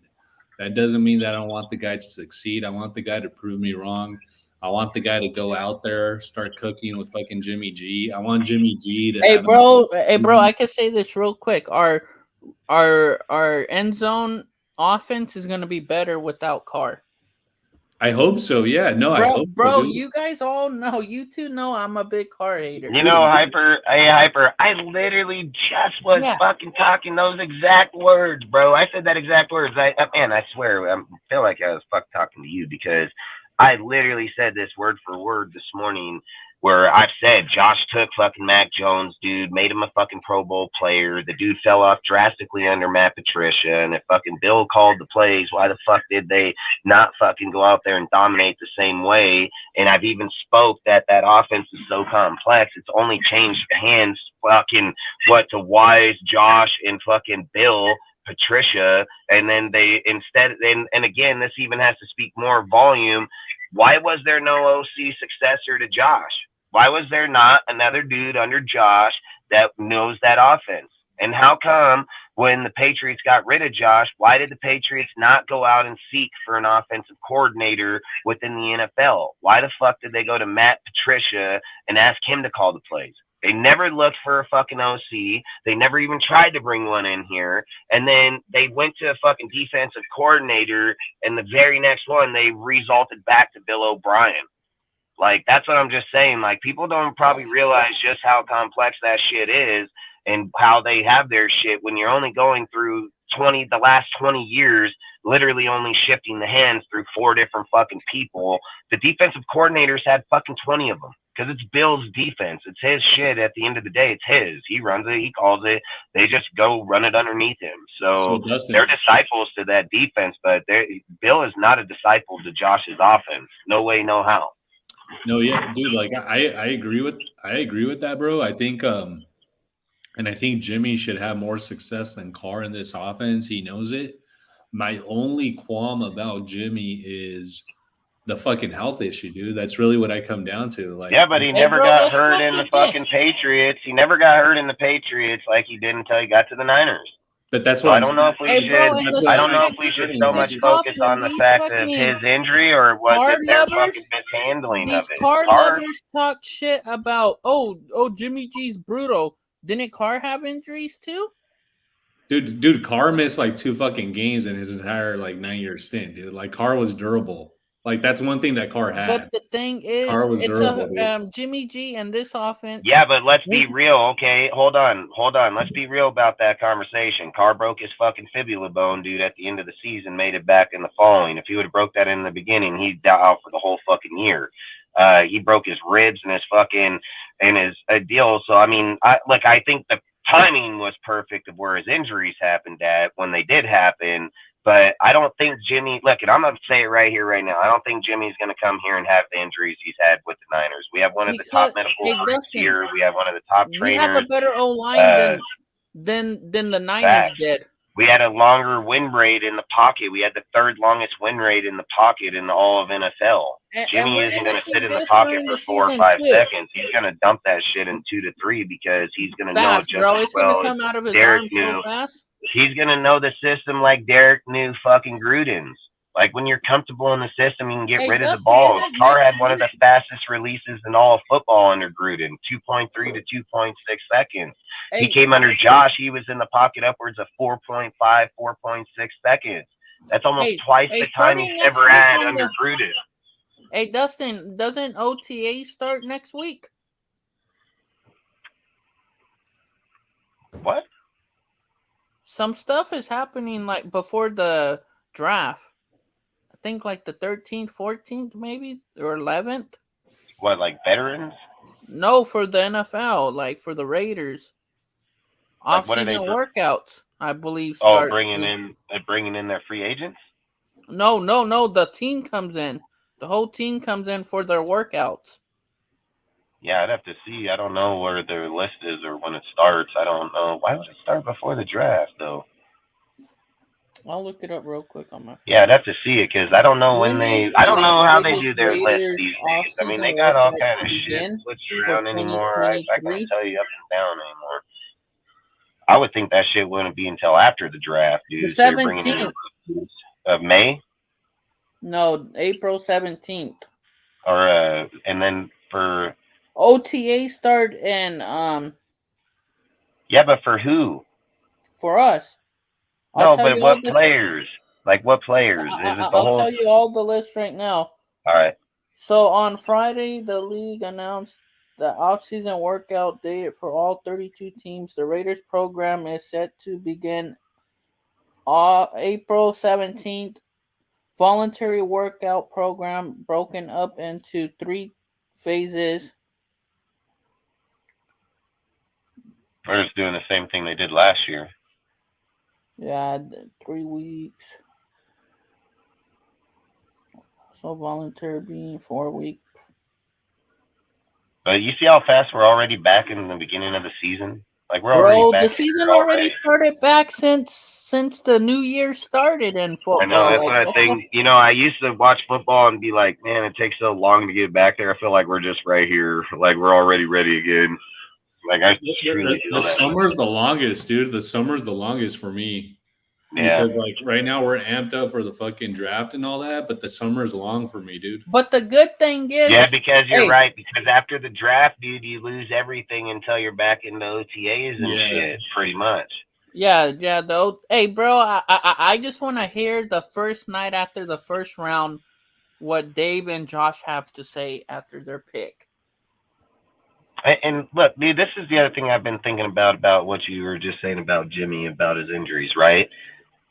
Even under the years, even being bad, yeah, Carr's been sacked and shit, but Carr's never just been injured, you know, or hurt, dude. Like, I get Jimmy's deal, but I mean, fuck you. How many people have been talking about this recently about the Niners injury plagues over there, dude? They're getting it for their quarterbacks, their receivers, their halfbacks, their tight ends, dude, their safeties, their fucking corners. Like, they got injury plagues all over that place, dude. What's his name? That's what I said. I almost said Adebayo. It's fucking Debo. Freaking what's his name? Debo and fucking Kittle. Kittle. Why don't I? Well, Kittle, but it's the other fucking receiver too, the one that starts with an A. Fucking, I don't know why. Yeah, you fucking. I just think like I don't think Jimmy's gonna be injury prone here like he was there. He's in an indoor arena, dude. He's got fucking regular grass. He's gonna have one of the best medical teams on the fucking deal. I mean, he has all the resources here in Vegas, dude. It's one of the hubs for conferences for anything. You remember he still? I just don't think he's. I think this deal about him injury shit is just easy to speak. He didn't have these problems. I hope you're right, Dustin. He didn't have the issues in New England, man. They showed up in the Niners, and not only that, I mean, George Kittle been injured every year, and he's been injured for multiple years now. You know, like, and a lot of players and a lot of people have spoken up recently about the fucking Niners faculty and how they're running players down, how they're fucking getting players injured. I'm just gonna say this right now, Kyle. And I'm not gonna say that's the case. I mean, fucking Jimmy, anybody's susceptible to injury. I mean, I'm not gonna say. I'm not saying that it's not. I'm just saying that I don't think that he's gonna have I don't think he's gonna have to worry about it as much here. And if he does, then oh fucking well. That it was just meant to be. I've said it the whole time. It was just fucking meant to be.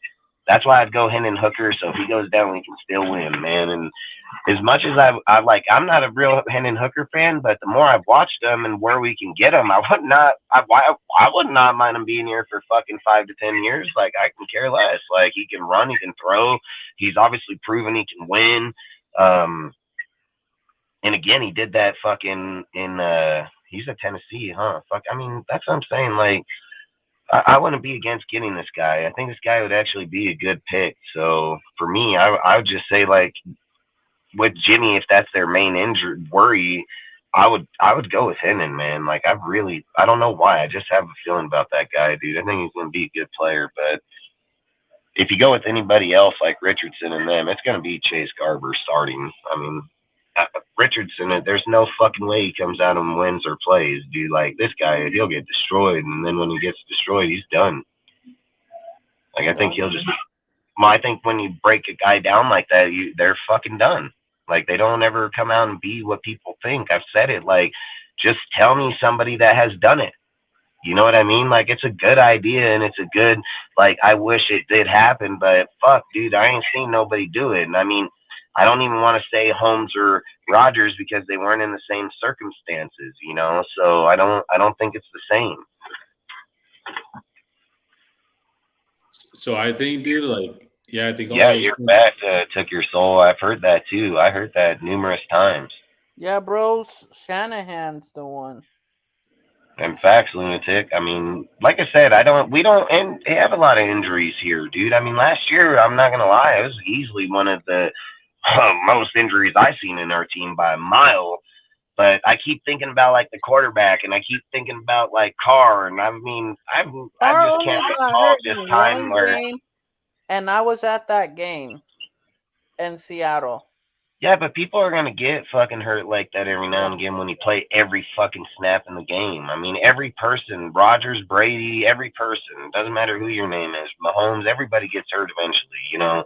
But what I'm saying is I just don't see him being this like injury like he was with the Niners. That's all I'm saying. I think he can make it a whole year here. Like I really believe he can make it a whole year. It'd be. I'll tell you this, guys. Like if he makes the whole year and he plays at a high level the entire season, he'll be a bargain.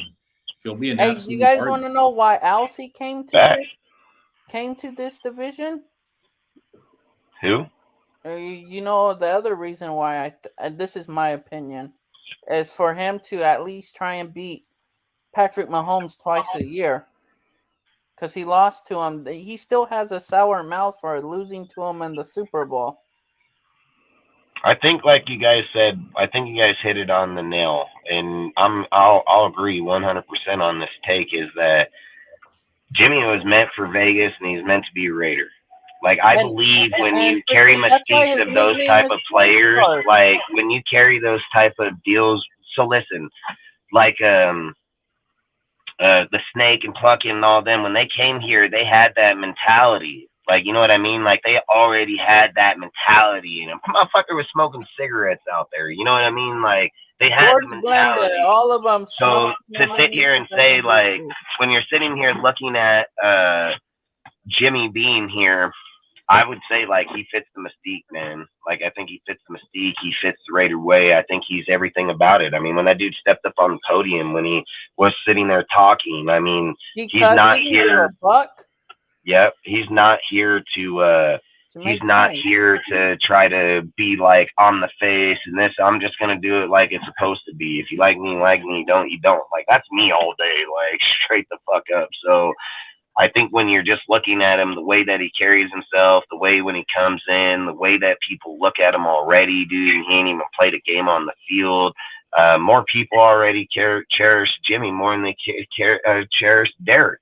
And this fucking guy ain't even thrown a fucking ball for us yet. So I think sometimes even like people when they watch Stenham and then they seen his woman up there and they seen like how they carry themselves. Like a lot of people were like, man, he can be a Vegas guy. Like he has the mentality. He has the good looking woman. He's got the mystique in his deal. But Jimmy fits it perfect, like to the T. And not only that, it's like, what other quarterback would you win after? Like, I was thinking about Baker would have been the only other guy. Like, if I was like, okay, if we have to get a quarterback here outside, Baker would have probably been my other option because if Josh was able to get him off those interceptions, Baker can be a dangerous player. But I didn't want him. I was just saying that's who I would have probably thought of if anybody in there. But in the reality of Jimmy, like at the end of the day, Jimmy has a 40-17 record as a starter. You know, he's like 54-20 record as a player. Like we can have our personal feelings about him, but if he's in the right system, he's gonna win that game. Like he's gonna win. So I think you got to look at that. And then you're looking at the Niners where, like, yeah, he's that playboy mentality over there. He made that team gel. Kittle, fucking, what's that tackle's name? The left tackle, the fucking dominant motherfucker, Trent Williams. He fucking came out and said when Jimmy was hurt, dude, when they were talking Brock this and that, he was like, fuck, Jimmy's the leader. He's the guy. Like, he's the captain. People don't realize what Jimmy carries in the locker room. He's like, we wouldn't even be where we're at if it wasn't for Jimmy. And that's coming from, like, one of the most dumb. Remember when he punched fucking Sherman right in his face, bro, on the field? So, like I say, when you hear that come from people like that, and then you hear them talk about it, and then you hear, like, how Jimmy comes into the presser and how he carries himself, and, like, how he was like, you know, it wasn't about the contract, or it was just fucking language and shit. Like, he's not worried, you know, and, like, he wants to play here, and he wants to be with these players.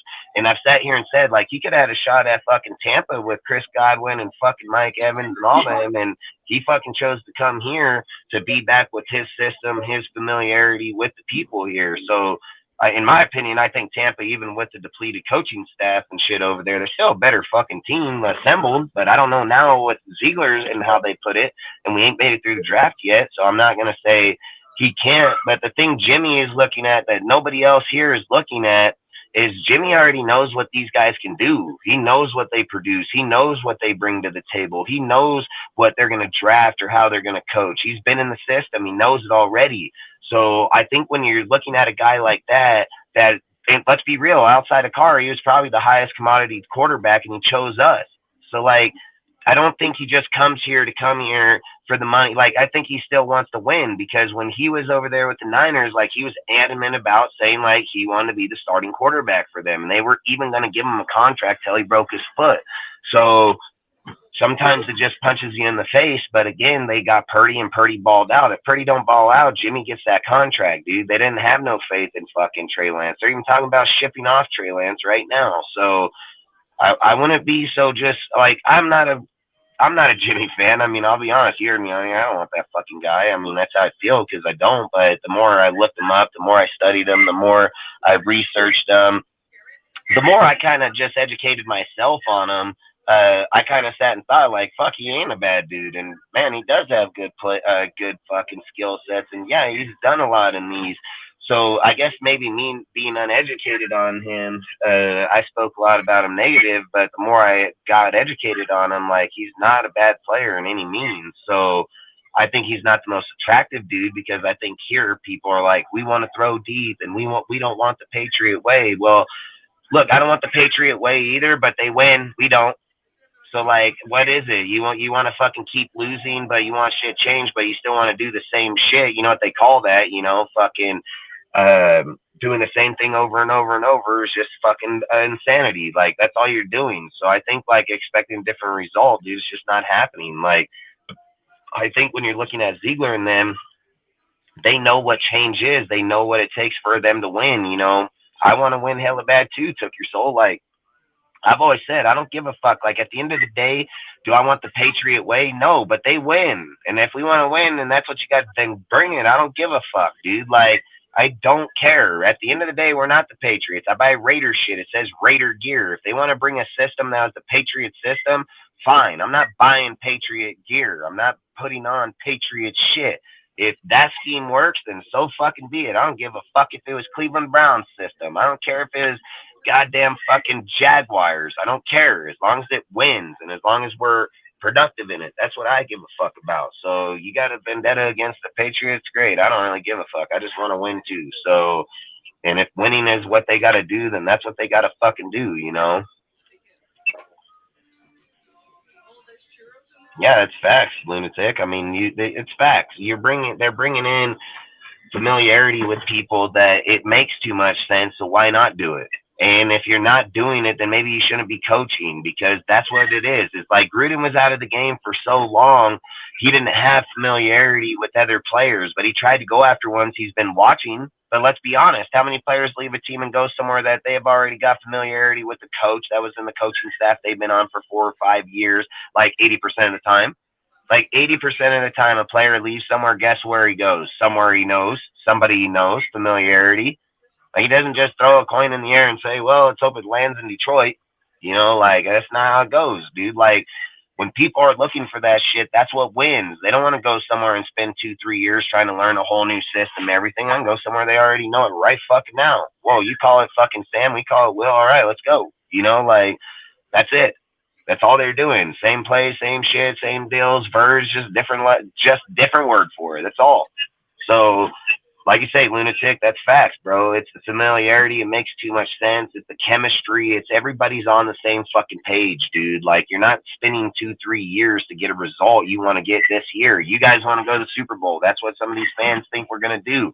And the only way you're going to get there is by what he's doing right fucking now. It's not about going out and getting OBJ or DJ Chark or all these different people or Alan Lazar or whatever. I don't care who it is. DeAndre Hopkins.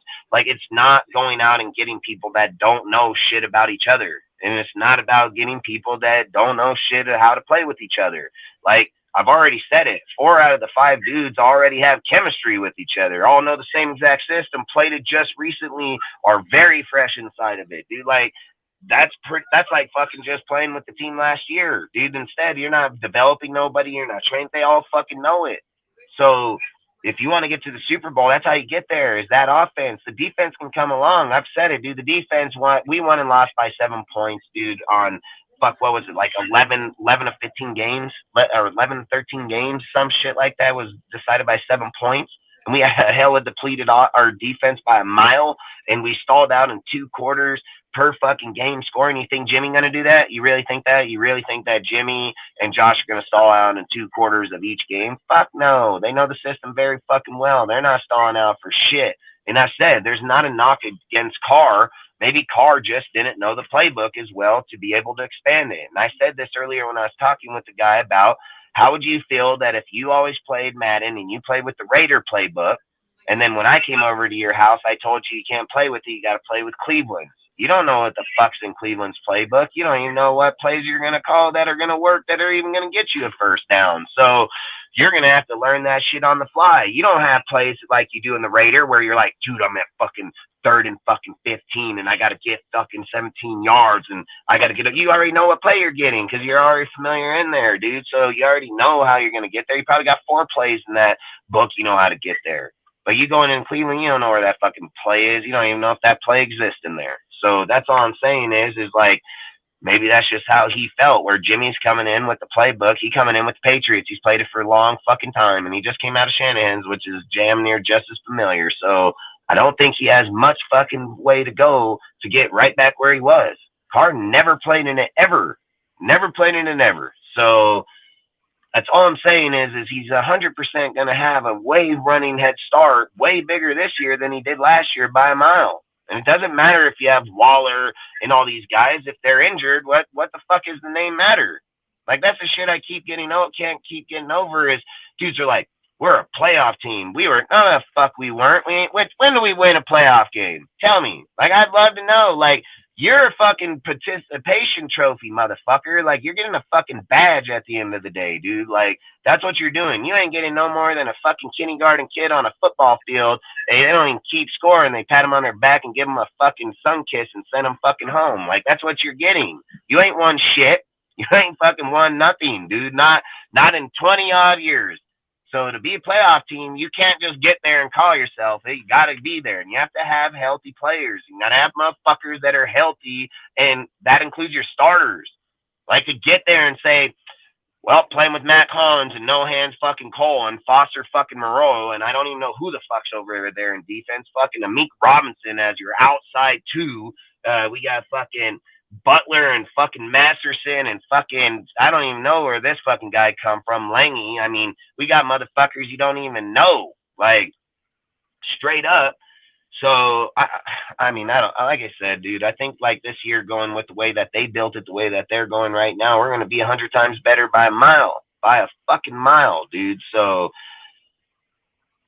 I don't know, man. And the thing I really get, like Hyperbolic said here a little while ago, you know, like if somebody wants to say something so bad about the team, but then you ask them just one deal to say where that person's done bad, and we can't even get the response. Like, that's my point. This is my whole point about what I talk about on the show as a base, why we created this channel, why we do what we do here is because I'm giving you the platform to say it, bro. Like, I'm not here, I'm not fucking suffocating you. I'm not telling you that you can't fucking say, I just say what I ask. That's all I'm asking. And then I'll leave you alone. You can rant off all you fucking want. But if I ask you a fucking valid question and a fucking rant that you're saying, that you should have a valid point to it. And if you don't, it's just bullshit then. It's no different my woman talking over there half the time on some bullshit ass shit that I can really give a fuck about. Like, I can care fucking less. Like, straight facts, dude. Like, I'm like, you're sitting there thinking in my head, like, what the fuck you come up with that shit? But I'm gonna look this way and keep watching TV and just act like I don't even hear this shit. Because if I look over there, I don't even know what I'm gonna say. Because I'm gonna really be like, you really think that? Like, do you really think that? You know, like, that's what I think sometimes what people say, man. And I'm just saying, to be real, like, fuck, be real. Like, it is, I know in this world it's hella easy to be fake motherfucker, dude, like, straight up. But just be fucking real, man. There's nothing wrong with that. Like, nothing wrong with it, dude. Just be real. Get straight up. I fucking hate fake people, man. And I just say, like, our team ain't fake. Like, I fucking lose with my team, bro. Like, I have no fucking problem with it. I have no problem losing with my team because I back those motherfuckers. I hate it. Fuck yeah, I do. But fuck, I'm not going to spit on them. I'm going to spit on my fucking shit. If I seen someone spit on in front of me, I'll probably punch them right in their face, dude. You know what I mean? Like, fuck, I feel how you feel. Don't fucking disrespect my shit, bro. Like, straight up. I'll fucking fuck. Probably beat up people for less. You know what I mean? So I just feel I'm passionate, bro, about my team for real. And I spent a lot of time studying it, fucking trying to be better, see where we could. There was a long time I talked to people for hell long. I'm like, you think I should go put an application in? I'm like, they just hired this dipshit. Like, why can't I fucking call the plays better than this motherfucker any day of the week? And I thought about it for hell long. I just know I want to get the job, but I thought about it like, fuck, I can do better than this motherfucker. But at the end of the day, he probably is better than I am, period, because I think it and can call it, but I don't know if I can, like I said, there's a lot to it. I played football my whole life, dude. Like, I'm a good leader, so I think I can probably do it. I think I'd be good at it, but I just think at the same time, like, I never stood on the other side of the field when I played fucking halfback, safety, or anything. I never stood there and said I knew more than that coach that was telling me, man. Like, I never said that out of my mouth one fucking time. No matter if we won every game or lost every game, I've never thought I was better than that dude. I always thought, like, that dude was here to build me up, make me better, make me who I was. I was one of the best in the country, dude. I ran for more yards in my high school history than anybody in this set for fucking all the way till just a few years ago. Like, I had a full ride scholarship, everything, blew my fucking knee out, everything. Like, I've been down that fucking road, and I know what it fucking takes, and I know what it takes to practice and learn and fucking be dedicated to it. And I know how easy it is for some sorry motherfucker to talk about something they've never done in their fucking life. But you know what? Whatever. I don't care. I did it. And that's why I don't listen to half these fucks, because I'm like, yeah, I did it. You did it. And I can tell just by the way you fucking talk, dude, like, straight up. So whatever. And I don't really care. But I know out there it's not as easy as people say. I've said it on the show hell of times. I've said it's unrealistic to think that they're just going to come in and get a Super Bowl. It's unrealistic that you're going to make that many changes and fucking do it. I said Ziegler's been saying this the whole time, that he doesn't build this way. He builds through the fucking draft, dude. I've said this hell of fucking times, dude. And then it's like, oh, this guy posts this article. This guy sends it to me. And I'm like, motherfucker, you even been watching the show or even listen? Like, you sending me something I've been fucking telling you, but now you want to validate because that motherfucker said it. Well, I don't need his validation. I'm going to tell you that right now. I don't need nobody's validation. I don't need any motherfucker out there. I put more money in this team than most people. I've supported this team my whole entire life. I've never jumped bridge once ever, and they're not going to tell me about my team. I know my fucking team pretty well. I mean, there's some things in history I wasn't born before that they can educate me on for sure, but they are not educating me on shit that I visualized with my own eyes, probably on that field versus them watching on TV and tell me the fuck about my team. Like, I know my motherfucking team, dude. So I'm not think I know everything, because I don't, but I know my motherfucking team, dude. And I don't need to watch somebody's shit to validate my reasons. I validate my reasons because I watch it, I learn it, and I see it. So, and if you don't validate it, then don't watch the show. I don't really give a fuck. I mean, I've said it 100 times. This is my opinion. I didn't get my opinion from somebody else, dude. I study that shit, dude. I speak on that shit, and I speak on it with conviction, because you know why? Because I researched that shit. I didn't speak on conviction because I know I'm full of shit and I'm get halfway through and you're just going to clown on me. Fuck no. You want to debate? Let's debate. I'll fucking go for an hour. I got the breath. Everybody knows that right here, you know? So they know if I feel like I'm on, I'm on. I'm not going to fucking back off, and I don't care what people think. And I don't care if someone goes somewhere else and say, I don't give a fuck. I say it to your face. I'll say it right here. I have nothing to hide. That's how I feel, and that's what I believe. And I believe there's a lot of people out here that are steering our team the wrong way, putting the wrong fucking projections out there, projecting the wrong fucking people because they have sour taste in their mouth, and that's not right. It's not right, man. You hate the team that bad, turn the TV off then.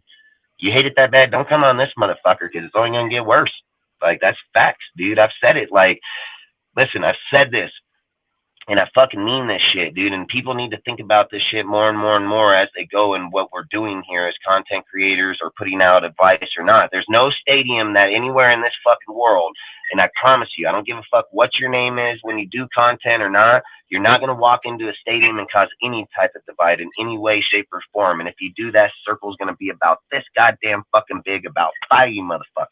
That's facts, dude, because out here in this world, when we walk by a motherfucker, we acknowledge him. We fucking respect motherfuckers, even not knowing that motherfucker. He supports the gear, has a sweatshirt, a hat, a sock, a shoe, a fucking rag, or any goddamn thing that has a motherfucking Raider emblem on it. We acknowledge him. We acknowledge it worldwide, not fucking just here in the U.S. We acknowledge it all across this motherfucking globe, everywhere we motherfucking go.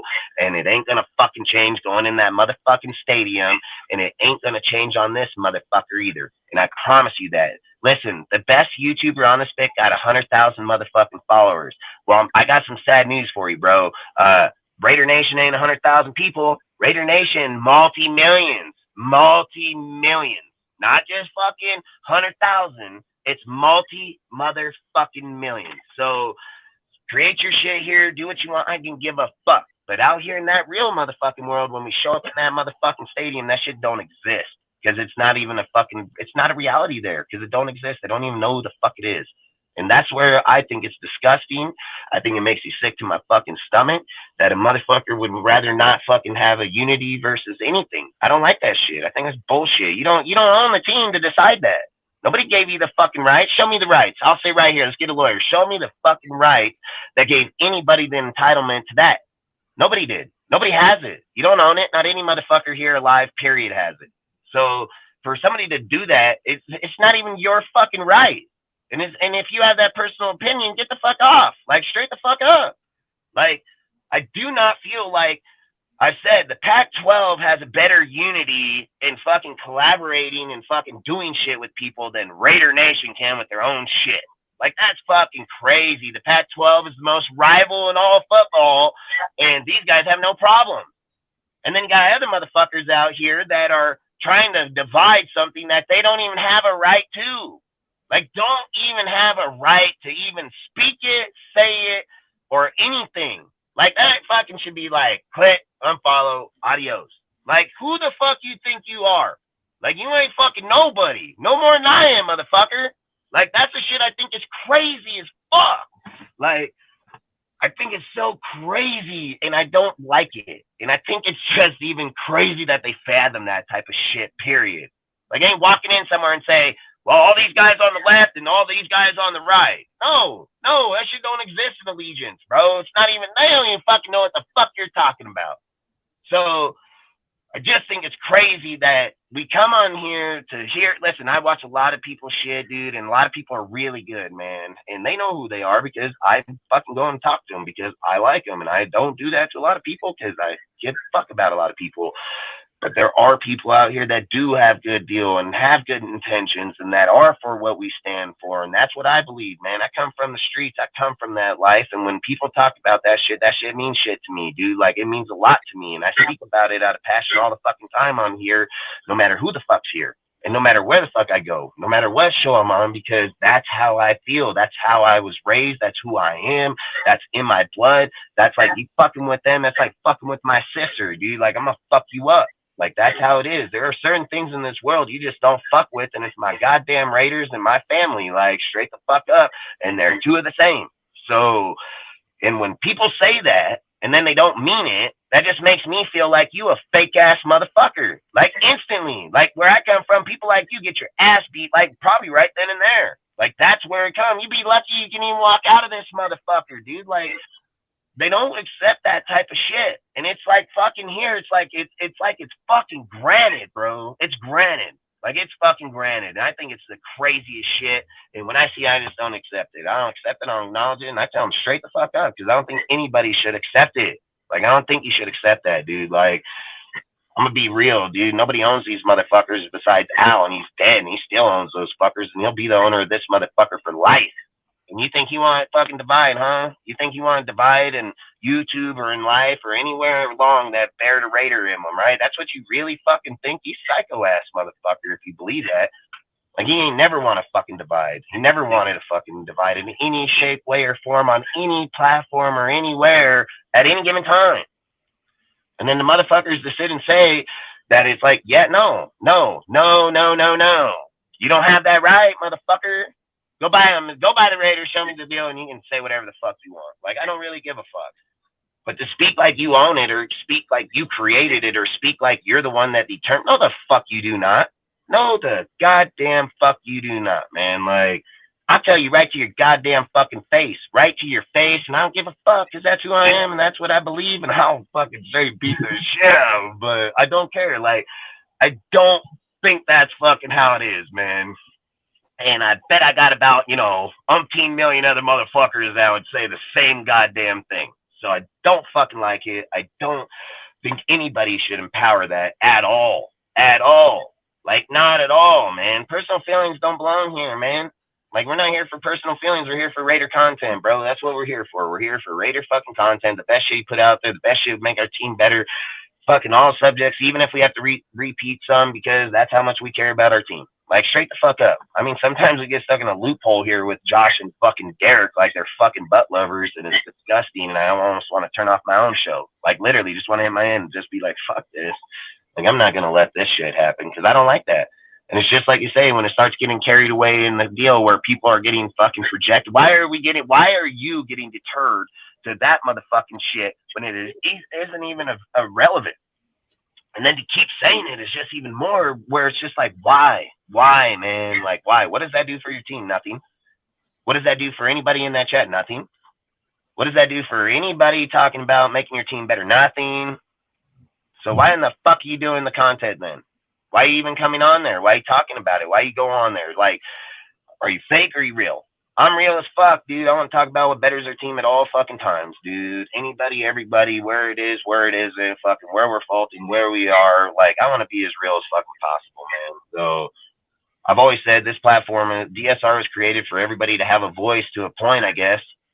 Like to a fucking point, because I think at that point you're toxic. You're toxic, and that's not what we need, because too many people has allowed that to go on for too fucking long.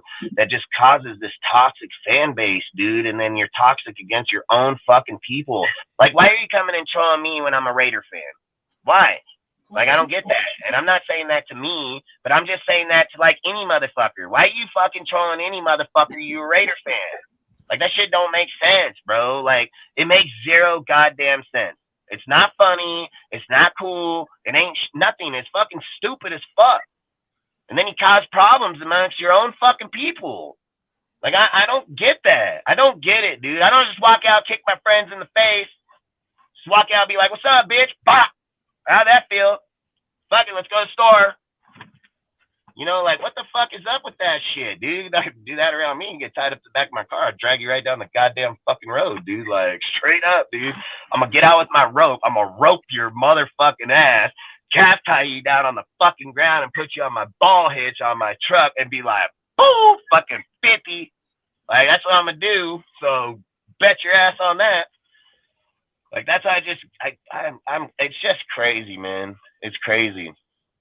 And it bugs me a lot, because I didn't think it bugged me. Like, I'll be honest, I didn't think it fucking bugged me. But over the weekend, it's bugged the fuck out of me, dude. And I just sit here and think, like, I've thought about all the games I've gone to, all the fights I've been in Oakland or LA, and all the shit. I've never been against a Raider, motherfucker. Like, have I put drunk dudes in their seat? Yeah, fucking A.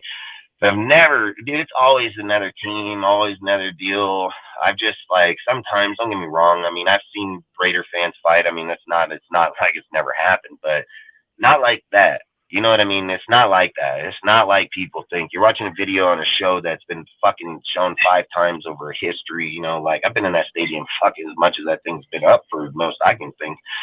And there's a lot, but a lot against other people, dude. So that's all I'm saying, man. I just don't like it because I've been there a lot, and I've been like where they're fucking loyal as fucking family for real, dude. People think like I keep saying that shit where a rich man can eat just, or a poor man can eat just as much as a rich man. That's the truth. That's not bullshit. They don't fucking look at you like you fucking homeless or fucking rich. If you wearing Raider shit and you're out there, you're getting fed, bro. You're getting beer, you're getting shots, you're smoking bud, dude. Like, how many of your own friends are cheap as fuck on dab or hash or fucking anything? Oh, yeah, fuck, you can have a hit, bro, but you can't. Like, your own friends are stingy as fuck. You go there, fuck, bongs, bro. Oh, fucking bub. Oh, fuck, you want a gram dad? Fuck, here, you know, like, motherfuckers ain't bitches. And that's the thing I just don't understand, because it tells me when I see that shit up on here is it tells me, one, you ain't probably never even been to a Raider environment to begin with, and to even put that type of mentality out there just shows like you really ain't for us, because that's not who we are, man. Like, we don't do that shit. And I speak from it because I've been there for most of my whole life. So I don't think that, why would it be accepted here? You know, like, that's all I'm saying is, why is it accepted here, but it ain't not accepted out there? Like, that's not how it works, dude. You got a problem, beat someone's ass straight up, the fucking in.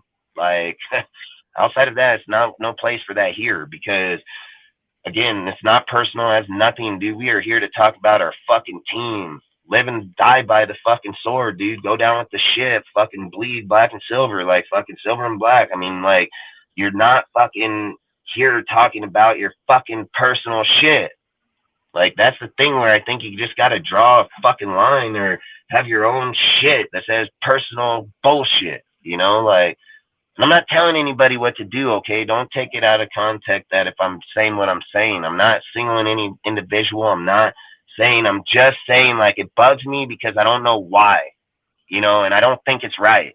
And that's what I'm saying. Like, and if other people out there, like, I don't know why you want to feel the same way, and I don't know why you want to say something and speak up. Like, I'm not afraid of motherfuckers, and I don't got to go with the script, bro. I'm not like a lot of fucking people. If it's right, it's right. If it's wrong, it's wrong. Like, that's that. And you don't like it, oh fucking well. I don't care. But you still got to have people in this world that are not afraid to neutralize it or speak about it or say it how it needs to be said. I'm that motherfucker. I ain't afraid. I don't give a fuck, because I believe in this world we don't have those motherfuckers no more, and that's why we're in the problems that we have these fucking days.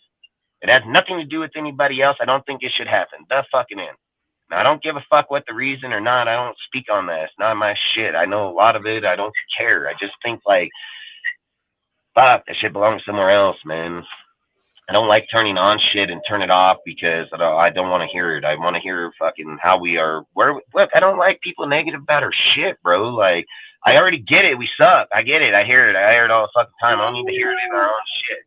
You know what I mean? Like, I need to figure out, like, when we're talking, what's better. Like, that's why I like what Loon does in the mornings, dude. He spends his time after working all day, comes in there, analyzes the draft, analyzes deals. He don't just come in there to bullshit you to talk. Like, that's a lot of fucking work, and especially that early in the morning to be able to do that type of stuff after working. That's what I do. I do that shit, too. I slay my ass, bro, and still fucking put it on and still fucking do it and never fucking late to make sure it's always on time, even if I'm fucking 10 minutes before we're starting. And then I still roll with it. And I've said I talk it for fucking 3-4 hours nonstop, dude. Like, I love football with a passion. And when I see other people that have that same deal, that's what made me watch or love football. Why do you think I love fucking the Raiders so much? Do you really think it was their gear? It was Al Davis, bro. It was the way he carried himself, the way he was, the way he talked, the way he said about it. I was like, yeah, motherfucker, that's me. Like, that's me, motherfucker. That's who I am as a human being in this world. Like, why do I care? Why was I Earnhardt fan so bad? He was just like me. Came from broke ass nothing, dude. Wanted to be the best at everything and tried his heart out. Like, that's me, bro. Like, that's why I like these motherfuckers, because they're just like me. Like, that's who the fuck I am, dude. So when I see other people that succeeded in life and see where they're at in life and where they've come from and what they've done, I sit and say, if they can do it, I can do it. Like, that's what they give me the option. And that's why I've got where I'm at in life, is from that mentality, dude. Like, I didn't sit back and say, well, I'm fucking just broke and I come from the ghetto and I'm not. No, fuck no. I say I'm educating myself and get the fuck out of this bitch. I'm going to go do something else with my life. And I did it. And I didn't fucking hold anybody back. And I didn't cry about it. And I didn't sit up at night and say, oh, fucking poor me. And, oh, they don't give me this. And, oh, fuck, I don't know why I can't have that. I said, nope, identified where the problem was and I fucking worked to get out of it. And I did. And then from then on, I identified everything, every situation, and tackled it from that day on. Like, that's facts. So you can sit around and be poor fucking me and have nothing, or you can fucking go do something with your life. I always say there ain't no suppress anybody. You suppress yourself, dude. And there ain't no fucking deal where it says, well, this guy gets that or that guy. No, you get what you get, bro. I don't give a fuck who you are. I hire plenty of people, no matter who the fuck they are, no matter what color they are or not. You get what you put out, motherfucker, and that's facts.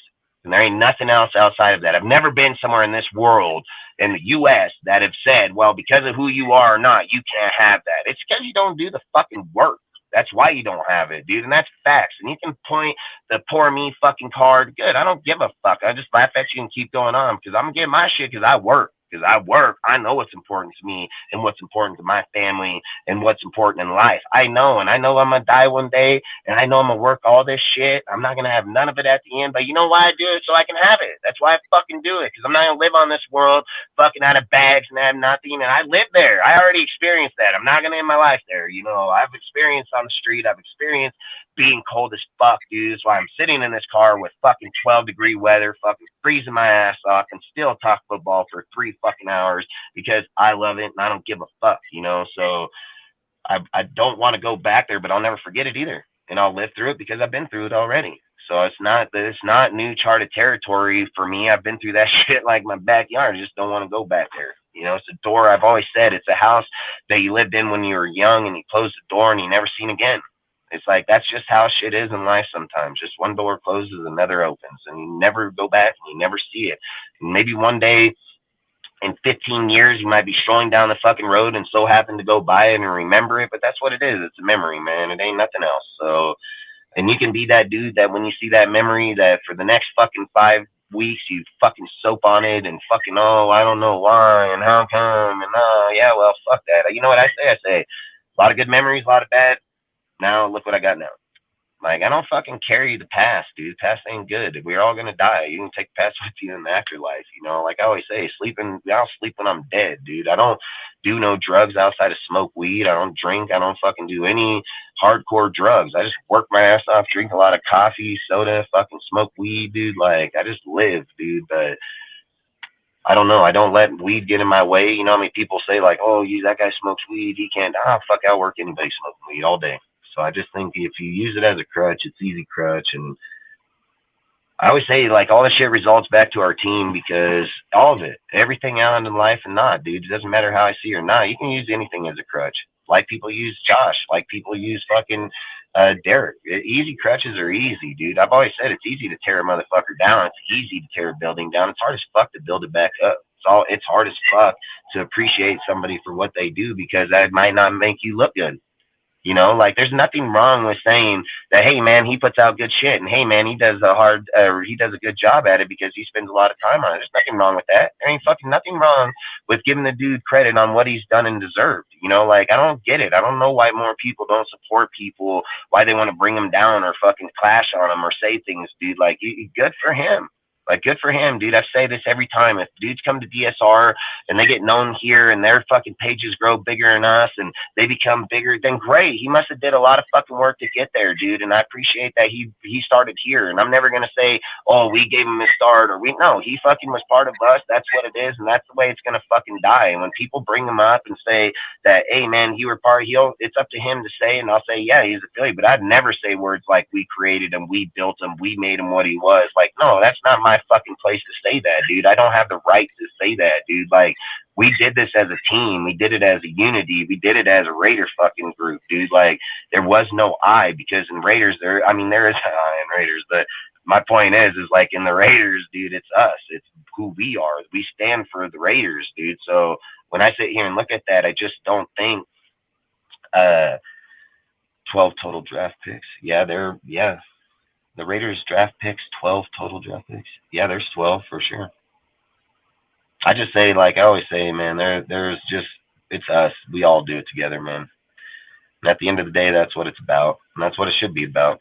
And I think more people should support it and encourage it because I've always said here, that's what we're about, dude. I went out here, I picked all these dudes, handpicked them all, fucking went to all different platforms, all different places, and picked every last one of these guys. None of these guys were affiliated with any YouTube fucking channels. Cortez, I mean, he goes on them, and Al does too. He came on here later, but for the base part of this panel that started with me originally, we're all people from different types of platforms because I sat and been on other people's and seen how their shit went and seen how people were and how trifling and how fake and how fucking a dude can talk to you here and then in the show and just be a sorry piece of shit.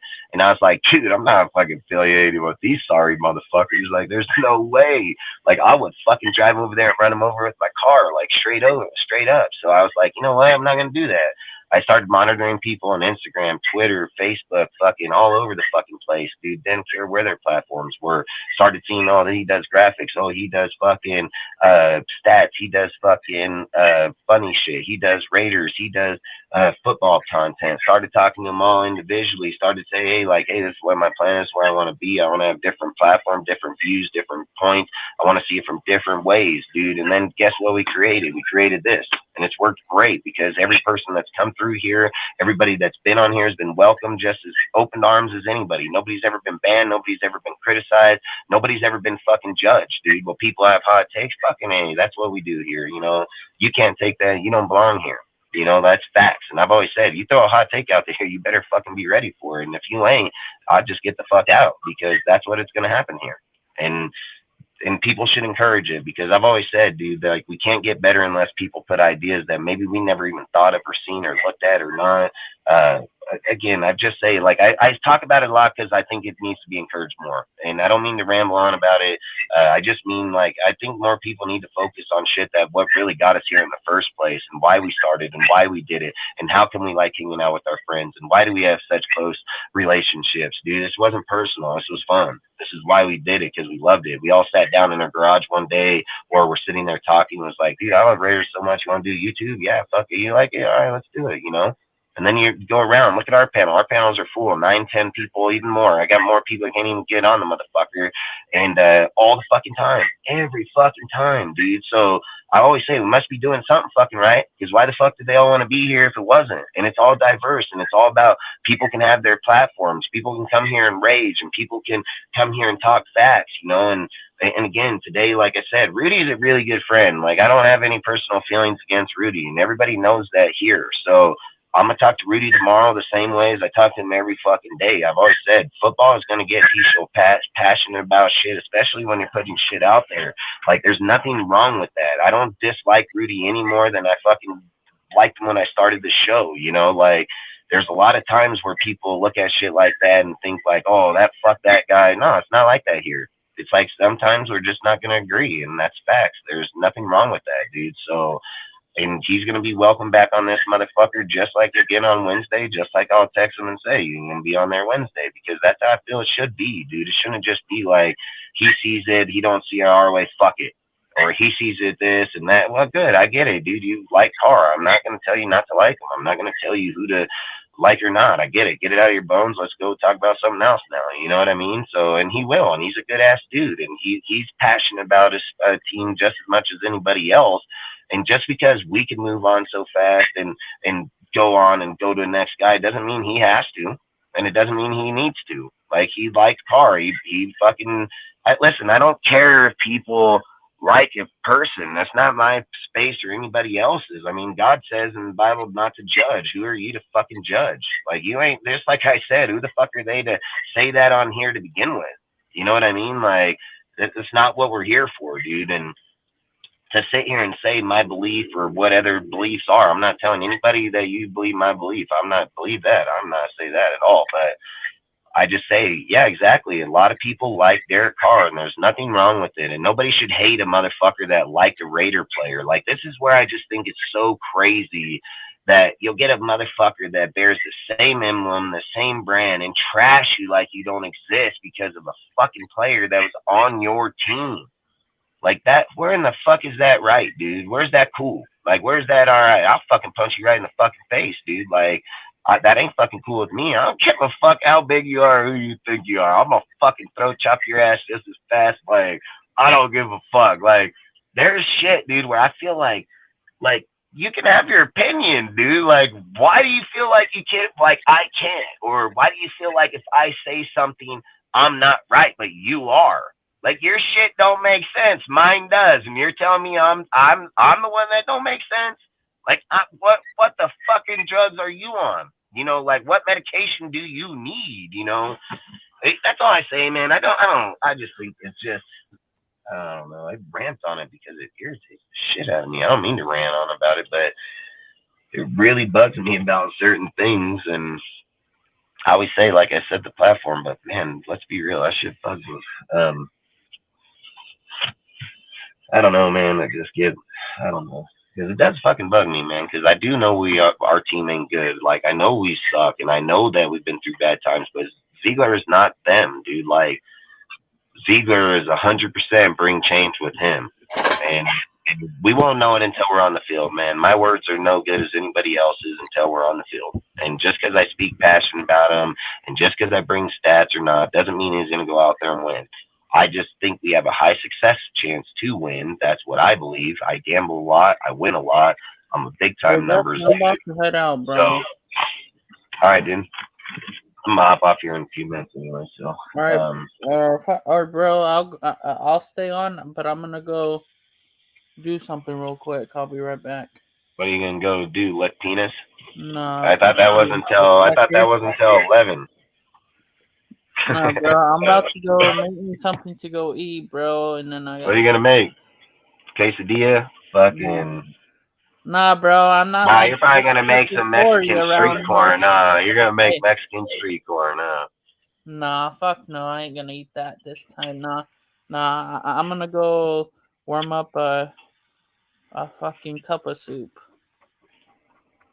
Yeah, bro, it seems lonely, bro, without Uncle here because we would have our snacks at this time. Yeah, party time.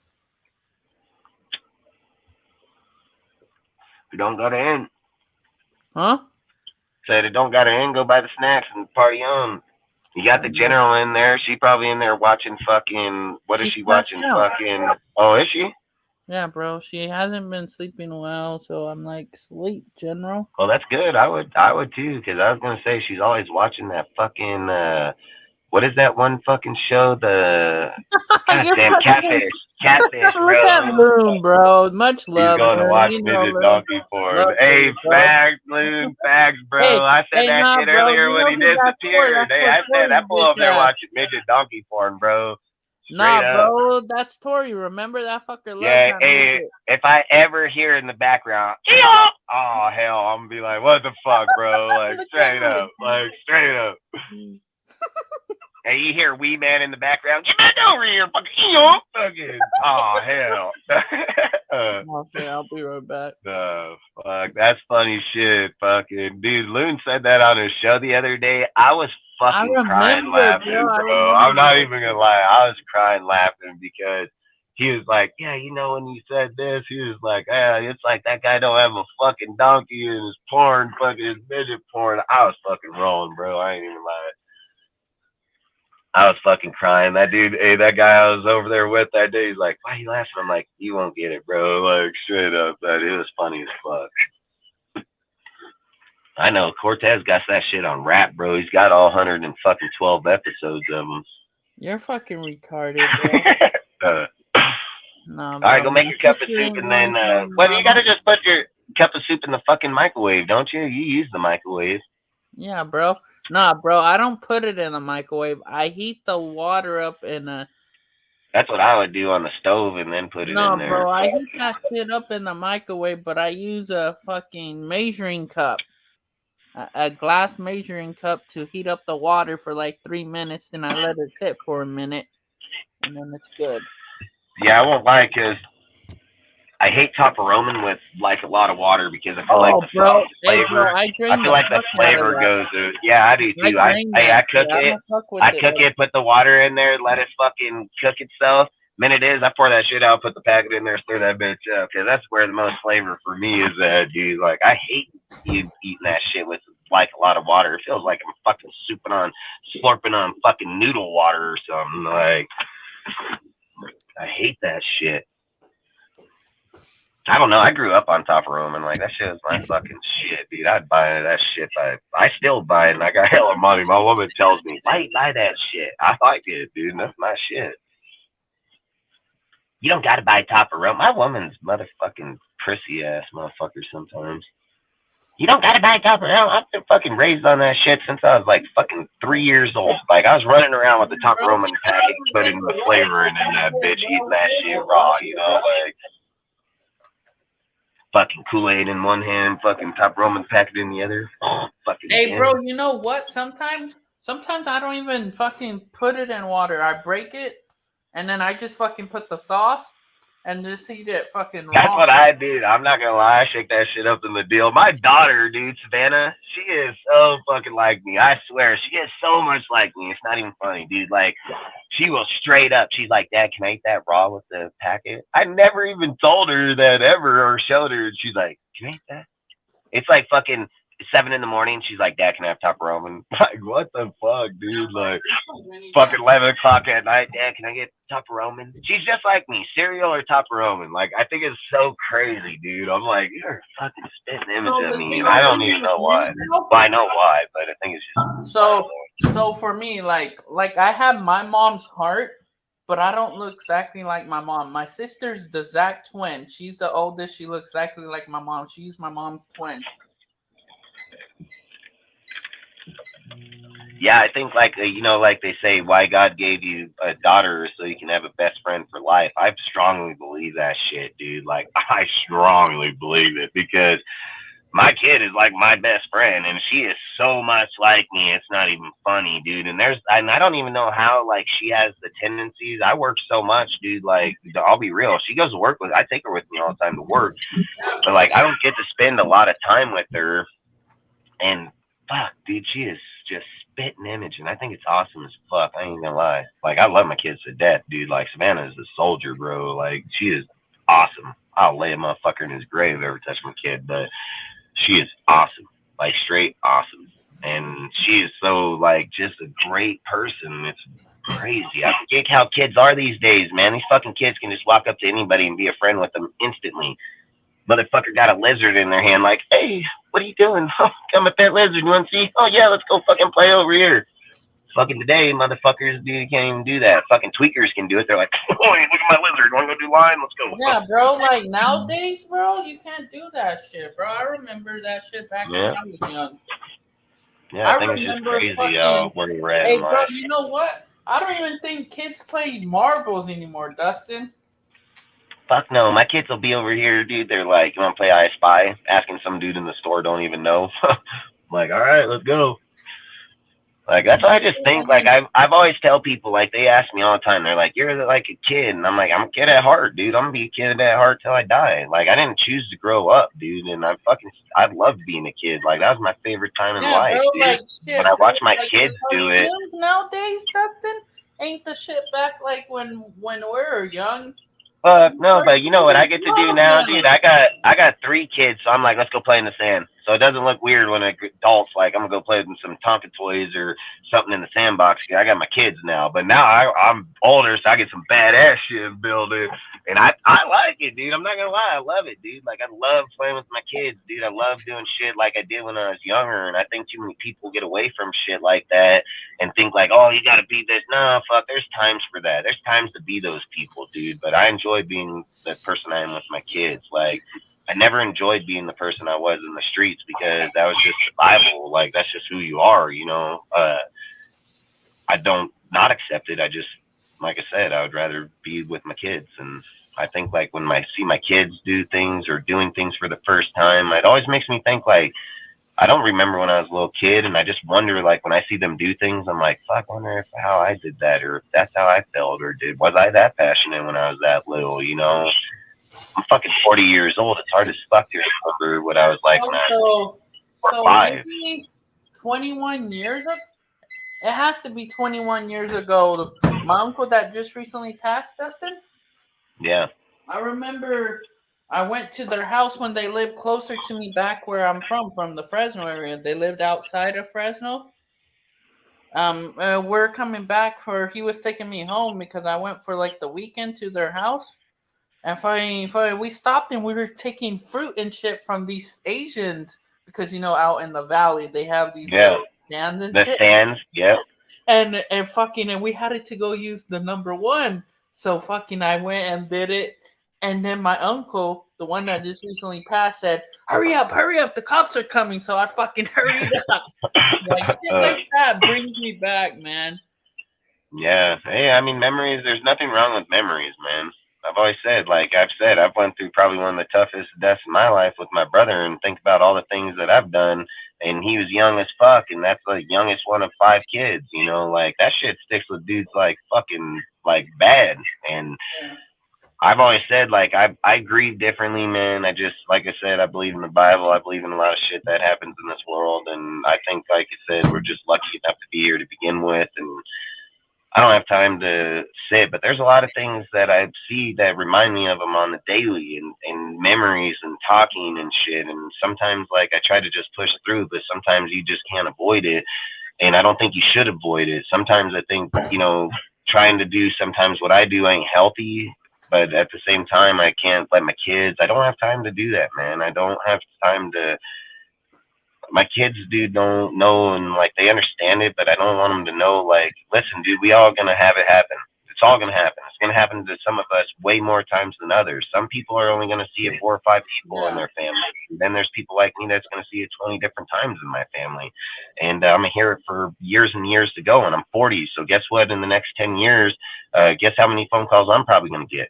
And imagine how many people I'm going to start hearing all the fucking time. And I just look at, I care about my family. I care about everybody I'm ever around. I appreciate all the time that I ever get with them, and I cherish all the time with them. And unless somebody was just straight fucking kidnapped at a young age and straight brutally murdered, we all fucking die, dude. And some of us die, unfortunately, in car accidents. Some of us die growing old and fucking doing that. That's a part of life, dude. I'm not grieving over anybody that's dying unless they were just straight fucking murdered, dude, or my kid.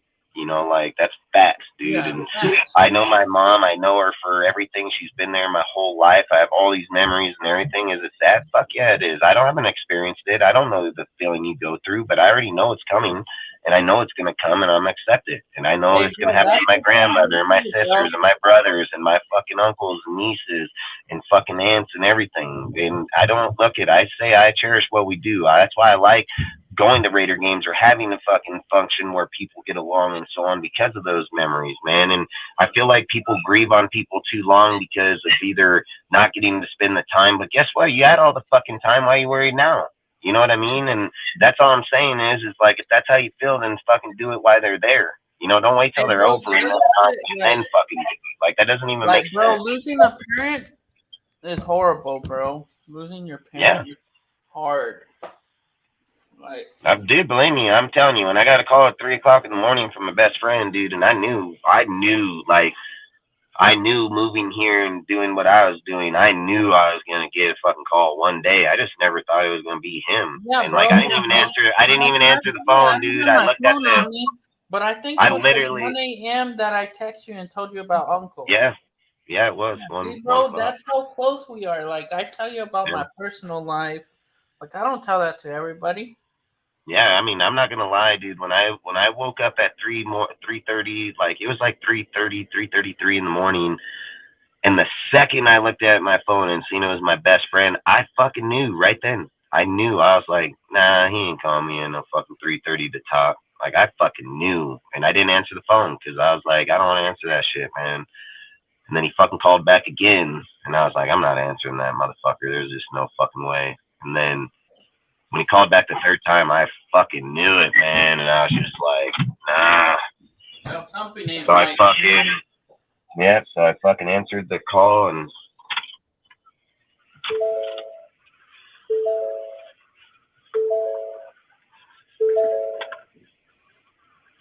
Yeah, shit. It's already. Like I said, I answered it, and when he said it was my youngest brother, I just fucking felt like my heart hit me. Because I was just like, man, why?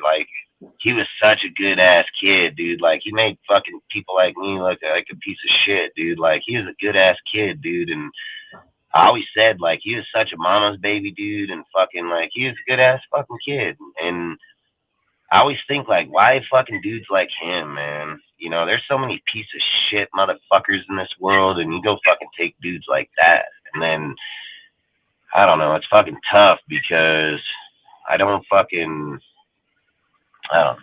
Fucking just sucks because he's a hell good ass kid, dude. And why him of all people, you know? And that's the thing I just live with every day, thinking of why is about, or when I think about him, period, because man, there's so many people that I don't wish death on anybody, but there's some motherfuckers that need to die in this fucking world, man. And then people like him don't need to die because that's something we don't have anymore. And it's like, you believe in like God, heaven and hell, dude. Like, we're gonna end up in hell because we ain't gonna have enough people like these motherfuckers. And some people look at them like they're the bad dudes. They're not. It's like sometimes you need them to understand, like, maybe you are a bad dude. Like, I did. You know, like, there was hella times I just thought I was the best and there was nothing better than me. And when you see somebody like him, you get mad. Like, it makes you mad because you're like, why are you such a bitch, you know? But you know, as you're growing up, and then as you see him grow and see what he does and what he goes out for people and shit like that, dude, like, you just think like, man, that kid is fucking savage because every person respects him. Every person knows who he is. Like, he don't care if you're 80, he don't care if you're fucking 10. Like, he went out, he'd help people on his own fucking time, dude, where other people don't even want to help anybody, not even their family. This motherfucker load up, go to the old lady's house, help her move. Like I say, man, he's a good ass kid. And then fucking there's not a lot of people with nice hearts in this world, Dustin. Dude, I'm gonna tell you one thing, dude. I didn't even know that many people cared about him as much as they did when we showed up to the deal down in California, and like over 5,000 people showed up. I was fucking mind blown because I was like, there's no fucking way this dude know this many fucking people that actually would take their time off their job to fucking come here. Like, you can't even get your friend to come over for dinner, let alone to your fucking funeral. You know, like, that's why I just thought, like, when we were at the church, dude, and they had motherfuckers outside because they couldn't even get people in, and we're in a big ass church that's fancy as fuck, and I was just mind blown, and it hurt hella bad, dude. I don't think I cried ever that much in my life, dude. And like, what I cried the most was when I dropped dirt on his casket. Like, I get goosebumps right now. I want to cry right now. Like, that was the worst feeling ever in my life, dude. Like, I never felt like that, and I don't ever want to feel like that again, and I don't think anybody should, and I just think, like, it's bad, and I don't like it, and I feel bad right now. Like, I just don't like it. And like I say, fucking, I think, I don't know, man. You don't realize how much people care for people until you see it, I guess, because I'd never thought that, and that's my own fucking brother. And I know we know a lot of fucking people, man, but I think at the end, like, when I sit back and look at it years later, like right now, the thing that always comes into my mind was this, man, we probably had over 5,000, 6,000 people, and where in the fuck did they all come, and how, and why? Why? Like I said, you can't get your own friends come over for dinner sometimes, or go to fucking somewhere, and you get all these people just pop up, and I sit and think, like, it's one thing if it's your family, but goddamn, you know. And then it just makes you realize, like, when you hear people talking and how they feel, like, I know we don't have that in everybody, man, and I was fortunate it was in my family, but my family ain't that good. I have a brother that's a fucking straight crackhead, in and out of prison everywhere, fucking take anything and everything from anybody, just fucking don't give a fuck. I have a sister that's like drama-fied. I have another sister that's a working ass machine, you know, that fucking works out, has her own companies, like, just good ass person, you know. And then, like I said, my grandma is one of the most hardest working people. My mom's really hard worker, but she's also on the lazy side too. Like, you know, I mean, just weird. It's weird how life is, man. I don't know. It's hella weird. I don't even know why we're talking about this shit on the Raider deal, because I think it's weird, but I don't know, because I feel hella bad now. Because, like I said, just people in this world fucking take it for granted, and I don't take it for granted. And that's why when I come on here, I make that clear, and I make it clear to everybody here. Like, I don't want people pushing fucking things that are wasting people's time. I don't want us wasting anybody's effort here. We're not fake here, man. Like, we don't have an agenda of coming here. Like, we don't have this agenda of coming to social media or YouTube. Our agenda in YouTube was we're all Raider fans and we all love talking it. That's it.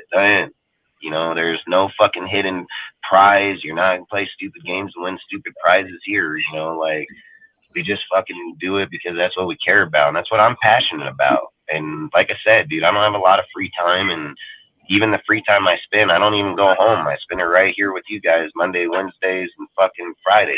You know, and my woman tells me, but she respects it and she knows. But I feel like everybody needs an outlet to talk. Everybody needs an outlet to be able to get, you know, have their peace. Like I've even spoke with numerous people in here, out of here or not. Like we all deserve our space to vent our time or enjoy our sports or be able to talk with other people that understand what we're talking about. Relationships and people shouldn't determine that. If they care about you, love you, and enjoy you, they're going to let you do what you're doing as long as it's not taking up all the time, you know, and that's where you as a man need to know when it's time to do that. I do that for my family and she gives me the respect to do it. And would she want me home? Fuck yeah. She don't want me out here, but she still lets me go out and do it because she knows I'm very passionate about it.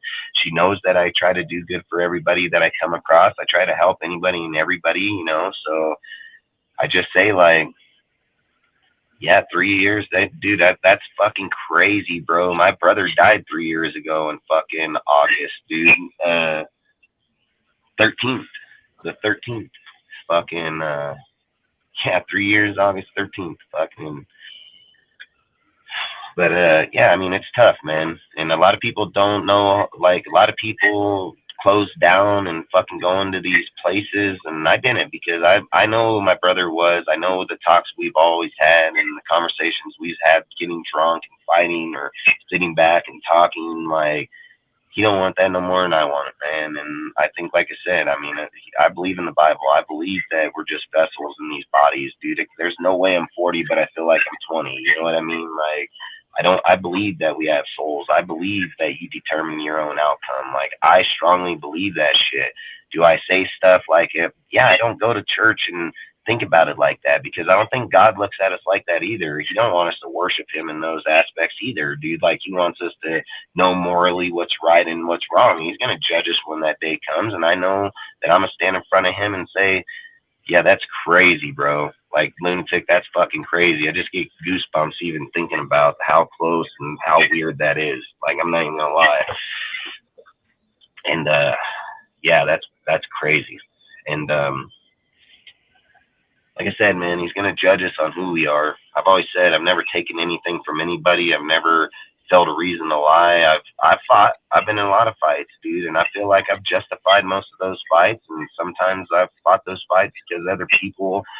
But I've never fucking killed anybody. I beat the holy fuck out of people, but I've never fucking just beat them while they're down. I don't believe on kicking. If I got a guy knock his ass out and he hits the ground, that's it. I won't let nobody kick him while he's down. I've never jumped anybody in my life. I've been jumped fucking 15 times over, you know, like I've never fucking jumped anybody in my life, dude. I'll throw down on 3-4 dudes. I don't give a fuck. And I did that for most of my life growing up. And that's just where I came from. And I accepted and I didn't fucking run away from it. And I think that's why I am who I am. But at the same exact time, I don't think it's right. I don't think a lot of people should have to go through that. And just because I experienced it, I don't think other people should have to experience it. And just because I don't like certain things doesn't mean I need to project that to other people, you know? Like, how would it feel if I just walked around my house fucking moping about what happened in my childhood and projected that to my kids? What do you think's going to happen to them? Like, it's not right, dude. Like, if you know you have a platform to better people, then use that platform to better them, dude. Doesn't matter where it's at. I have millions of dollars, dude, and I fucking treat everybody the same. It doesn't matter to me. Money doesn't mean shit. It's a materialistic thing you're not taking with you when you're dead. So who gives a fuck how much of it you have?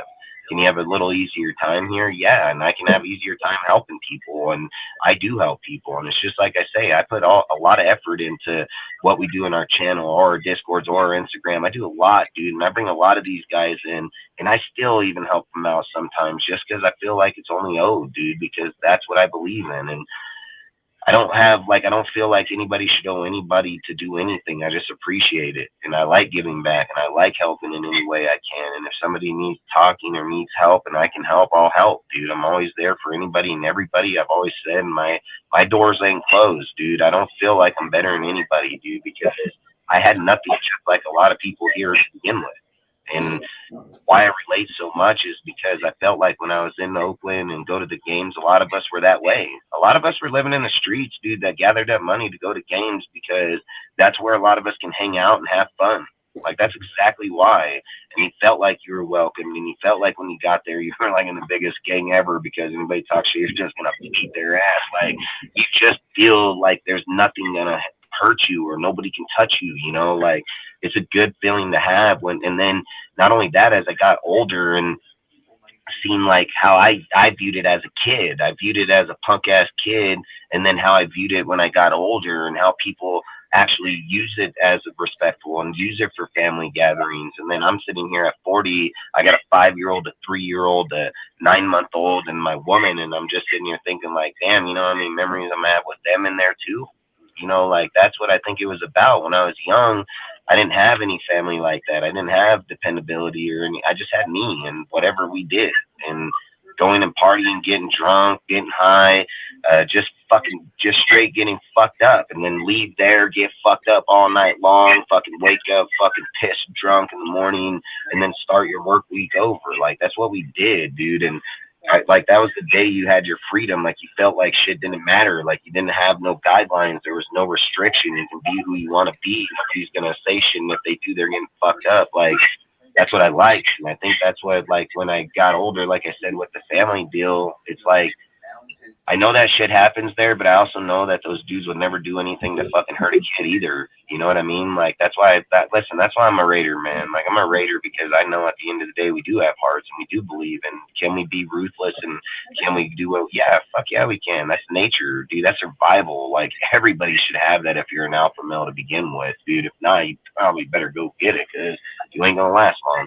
But that's all I feel is like, even with that dominance and how it is, and people coming from LA and gangs, I mean, you have gangs from all sides, dude. You have all kinds of people. But when you're there with your family and your kids and shit, it's like a different deal. It's a whole different respect. It's like, you just feel like a lot of that shit don't matter then. You know, like that shit doesn't matter at the time why we're there. When we leave, it's a whole different world. You go back to reality. But when you're there, it doesn't exist, it feels like. That's why I like it, man. That's why I like doing what I do. It's why I like talking about it. It's why I hate when people bash on our shit, dude. Like, I don't like it, and I don't think I mean, I get it. You have your opinion. I have my opinion, too, but fuck, I'd never spit on my team, man. So, and then just sitting here like what we do now, we just talk knowledge, right? We sit here, we research it, we study it, we come out with the best knowledge that we can come to provide to people. That's really all it is, man. And we're doing the best information we can. And some of us hit, some of us don't, dude. But at the end of the day, I don't think if we hit or miss, it should matter. I think it's the fact that we all want the same thing. That's why I said I would love to support anybody and everybody. I just can't because of some of the shit that people are over there doing. It's just, look, I want to give everybody the view and the follows, dude, but I just don't accept some of the shit people do. And I don't think anybody else should. And I don't think they should accept it either. And until that either comes to a neutral place or comes to where it's not in here, then I don't think you should be rewarded for being a bitch, like straight up. It doesn't not to change subjects, but fucking tomorrow. No, we need to change subject because I get on these deals, dude. And I don't even know why. Bro, tomorrow's the day. Hey, bro, tomorrow's the day that this bitch ass mayor in New York's gonna get Donald Trump. Oh, fuck. Good luck with that. Because he left today from Florida. Fuck his. Yeah, well, Michael Cohen's a bitch. Yeah, they have an arrangement there for him and everything. Tomorrow. And they're saying like they're just gonna book him, Photoshop or photo him and fingerprint him and release him. But I keep saying, like, if the FBI didn't have it fucking years ago, why would you now? Like, it's just crazy. Yeah, I think it's fucking weird. Listen, they don't want a better country because this is exactly what I'm talking about, okay? Like, I support Trump because Trump supports America. Anybody that'll go into my city and piss on it and shit on it, I don't fucking accept you. You don't belong here.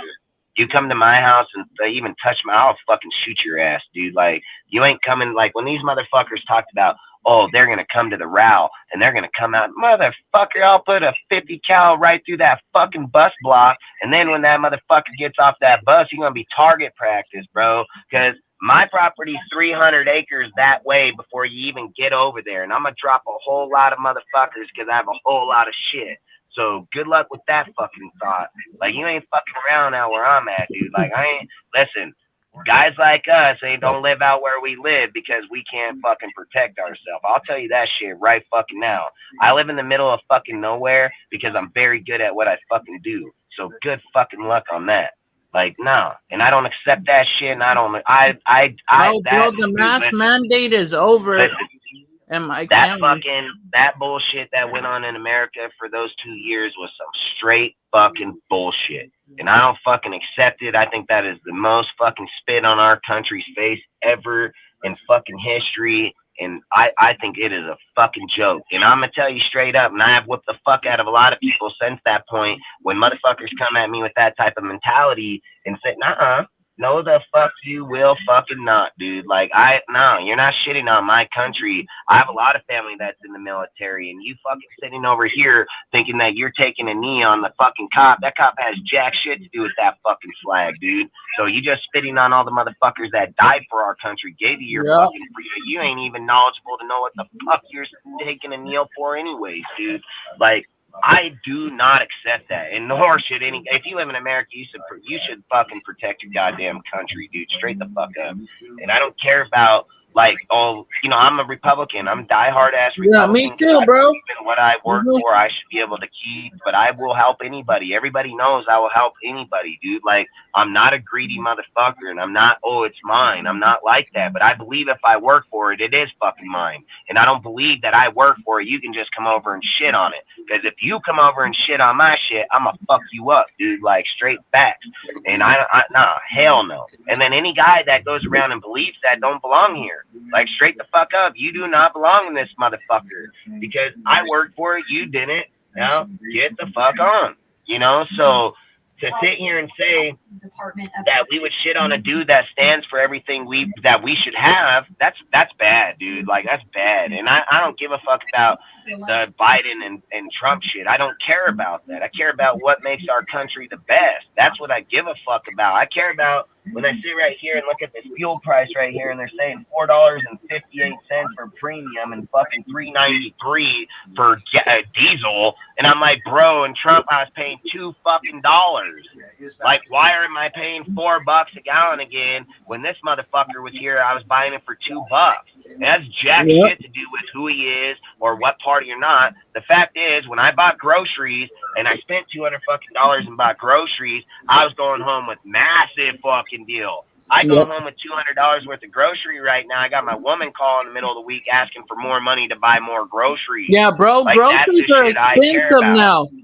Since this fucking it's not about, it ain't about, like, can I make fun of Biden? Fuck yeah, I make fun of that sorry motherfucker. But at the same time, dude, it's just about what our country has benefited on, dude. Like, that's all I give a fuck about. So he goes, he don't. I don't really care. I don't like talking politics on here, nor will we. But I just say, I love my team and I love my country, man. Like, you're not going to find anybody more down for my shit than me. I promise you. And there's probably a lot of guys like me, but, like, I'm straight country, bro. I'm cowboy as fuck. I fucking ride horses, ride bulls, fucking rope. I fucking work every day of my life. I'm fucking straight as it is, dude. Like, I don't fucking play around.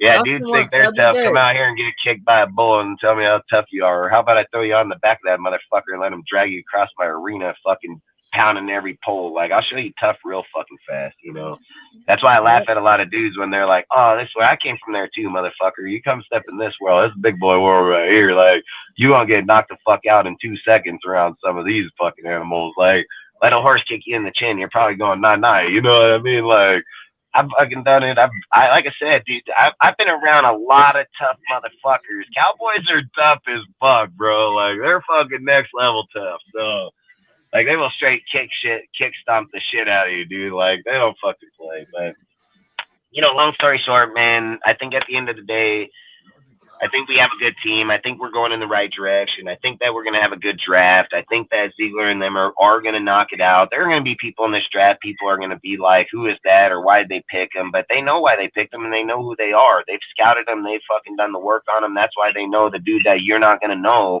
and you're going to say, I don't give. You don't know him because you didn't research him. You didn't study him. He did. He fucking knows that player inside and out.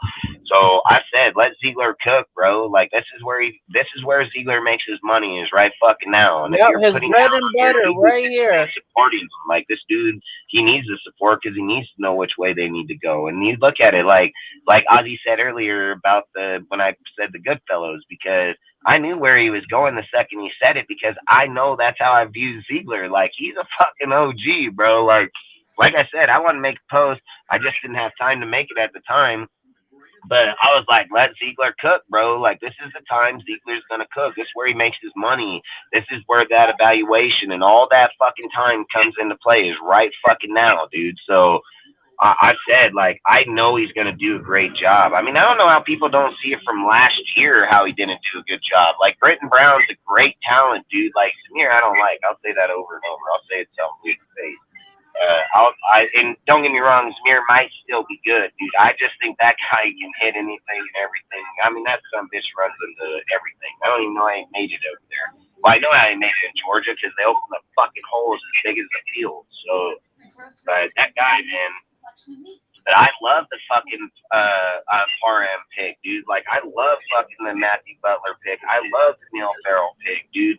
I love the fucking Britt Brown. I love the fucking Munford pick, dude. There was not a pick in there where I was just like, man, what the fuck? Even at the time when we got Samir, I was like, yeah, that's a good pick. But no, nuh-uh. Fuck that guy. But like I said, man, I mean, I have faith in Ziegler. I know that here, I know that there are people here in Raider fucking as Raider fans that are gonna say, well, how can you say Neil is good and how can you say Matthew Butler is good? Listen, they don't fucking get a guy and just throw him to the wolves in the first year. No. Like, that's not what they do. They just don't throw him to the fucking sharks. They develop them. They put them out there. And the reason I can say they are good is because the one time Neil was on the field is why they traded Jonathan Hankins, graded out at 82.5, 83.5, 82 or 83.5. He had one of the highest grading grades in his only fucking game playing, and that was one of the highest grades graded that week. And then Jonathan Hankins got fucking shipped off. You know why he got shipped off? Because they don't need him because they got a guy already. Matthew Butler comes on at the end of the year, half a sack on fucking Herbert, and that's just in his first fucking game. Like, that's the thing is a lot of people here in Raider Nation, they're not used to development or watching players be developed or how they develop them because they believe you should just go out and play the fucker every game, I guess. But even Mumford was rotated with fucking Luminor all year long. And what, you don't think he ain't going to come out and be more ready next year? Like, that's crazy. And let's not be surprised if they run a jumbo set tight end with him. He was the jumbo tight end. They will. They will 100%. And how can we sit here and be so delusional and say that Colton Miller got 16 sacks given up in his fucking rookie year, became one of the most dominant left tackles in the NFL, but we can't say that for nobody else. Nobody else has that. Nobody else can do it. Nobody else has any of that shit. Like, Ziegler has preached it and preached it and preached it. He wants to develop fucking players. He believes he can develop players. He's not sitting here saying, go give me the best free agent player over here. He's already been proven. We don't got to develop him. We just got to coach him. Like, he's like, no, I want to develop the motherfucker. That, I mean, fuck, I don't get where motherfuckers don't understand that this motherfucker knows his shit, dude. Like, do you hear other guys saying they want to develop people? No. Like, fuck no. They want to go trade and get fucking, look at the Rams. They just want to trade away all the picks, get all veterans, all known players. Like, people don't want to develop. That fucking, even like, go look at the fucking Eagles. I mean, they literally mimic the fucking Rams here, literally. So, like, that's all I'm saying is some teams would prefer to just go with the people that are proven than develop people. And we're sitting here with one of the hardest teams in the division in the Chiefs, and Ziegler's like, I'll develop my players and then go challenge them. Like, I have no problem with it. And it's no different than Andy Reid saying, I'm going to go get Caldwell Toney from the Giants and get Juju and all these guys and kick your ass in the Super Bowl. Like, that's what I'm saying. Like, he takes players where other people look at him and say, well, that guy's not going to do shit, and he's not going to produce, and you're not going to win games with him, and he wins Super Bowl with them. And then Josh is over here trying to do the exact same thing because he has the confidence in him like a motherfucker, and people are just like, he's not going to do it. You got a guy like Rudy over here saying, Josh is never going to be competitive with the Chiefs. Motherfucking what the fuck is the definition of competitive to you? What the fuck football Because were you watching? when you go for 2 at the end of the game to win, that's as competitive as it gets, bro. Like, I don't know what what football was we're he talking watching about. week 5, Dustin? Let's be honest. So, what football game was he watching week 5? yeah, I mean, that's all I'm saying is that game was competitive as fuck, dude. That was a good ass game. That was a very, very good game, you know. So that's all I'm saying is he already produced it without Waller and Renfro, and that's probably when they got to the point where we got to at the end of this year because they were like, we already competed against them. We competed against them with the fucking broken roster. We did it without Waller. We did it without Renfro. We did it with people like Mac Hollins. We damn near beat them in their fucking house until they had all that controversy bullshit because those refs are pussies if they're fucking fans, but whatever. And even with all that shit, and even with the phantom fucking call of fucking Malcolm Coons holding this fucking guard, but the guard stepped forward and got him in a headlock, but it's weird as fuck how he got called. But again, I didn't even know the guard can put him in a headlock like that to begin with, so I didn't know we were UFC fighting on the field. But all I'm saying is that obviously there are calls that were still phantom calls, and we still only lost by 1 point. So to say that we're not competitive in the first, he's competitive in his first fucking game, bro. And he snuffed out the donkeys. So right now what is he? He's 1. So he's 1-1, 2-0, and 0-2 at the moment. Yeah. Salute, fellas. Salute, bro. Salute, bro. What's poppin', bro? How's it going? What's your topics? How it goes?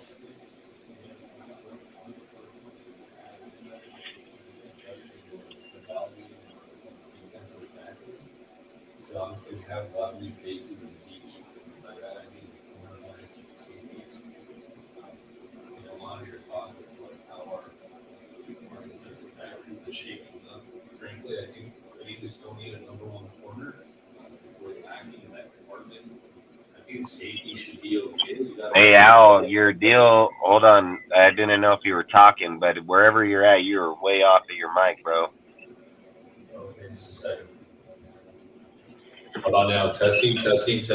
Yeah, I can hear you a lot better. It sounded like you were way the fuck, like I was sitting here looking at my messages and I didn't know if it was creaking in the back or you were talking, bro. I was like, I think he said something about number 1 corner. I'm like, hold on. Yeah, that's exactly what I was saying. So, all right, yeah, no worries. Yeah, so the topic that I had was actually evaluating our defensive back group, and by that I mean both our safeties and our cornerbacks. I think we should be okay in the safety position. I like the Epps signing a lot. The guy played 99% of the snaps for the Eagles last year. The Eagles, of course, were in the Super Bowl. It's a top-notch program in the NFL. I think, we're still lacking cornerback depth. I think we're lacking cornerback depth. We just need starters. So I think we're lacking. Yeah, to your point, Cortez. I think we're lacking a number 1 corner.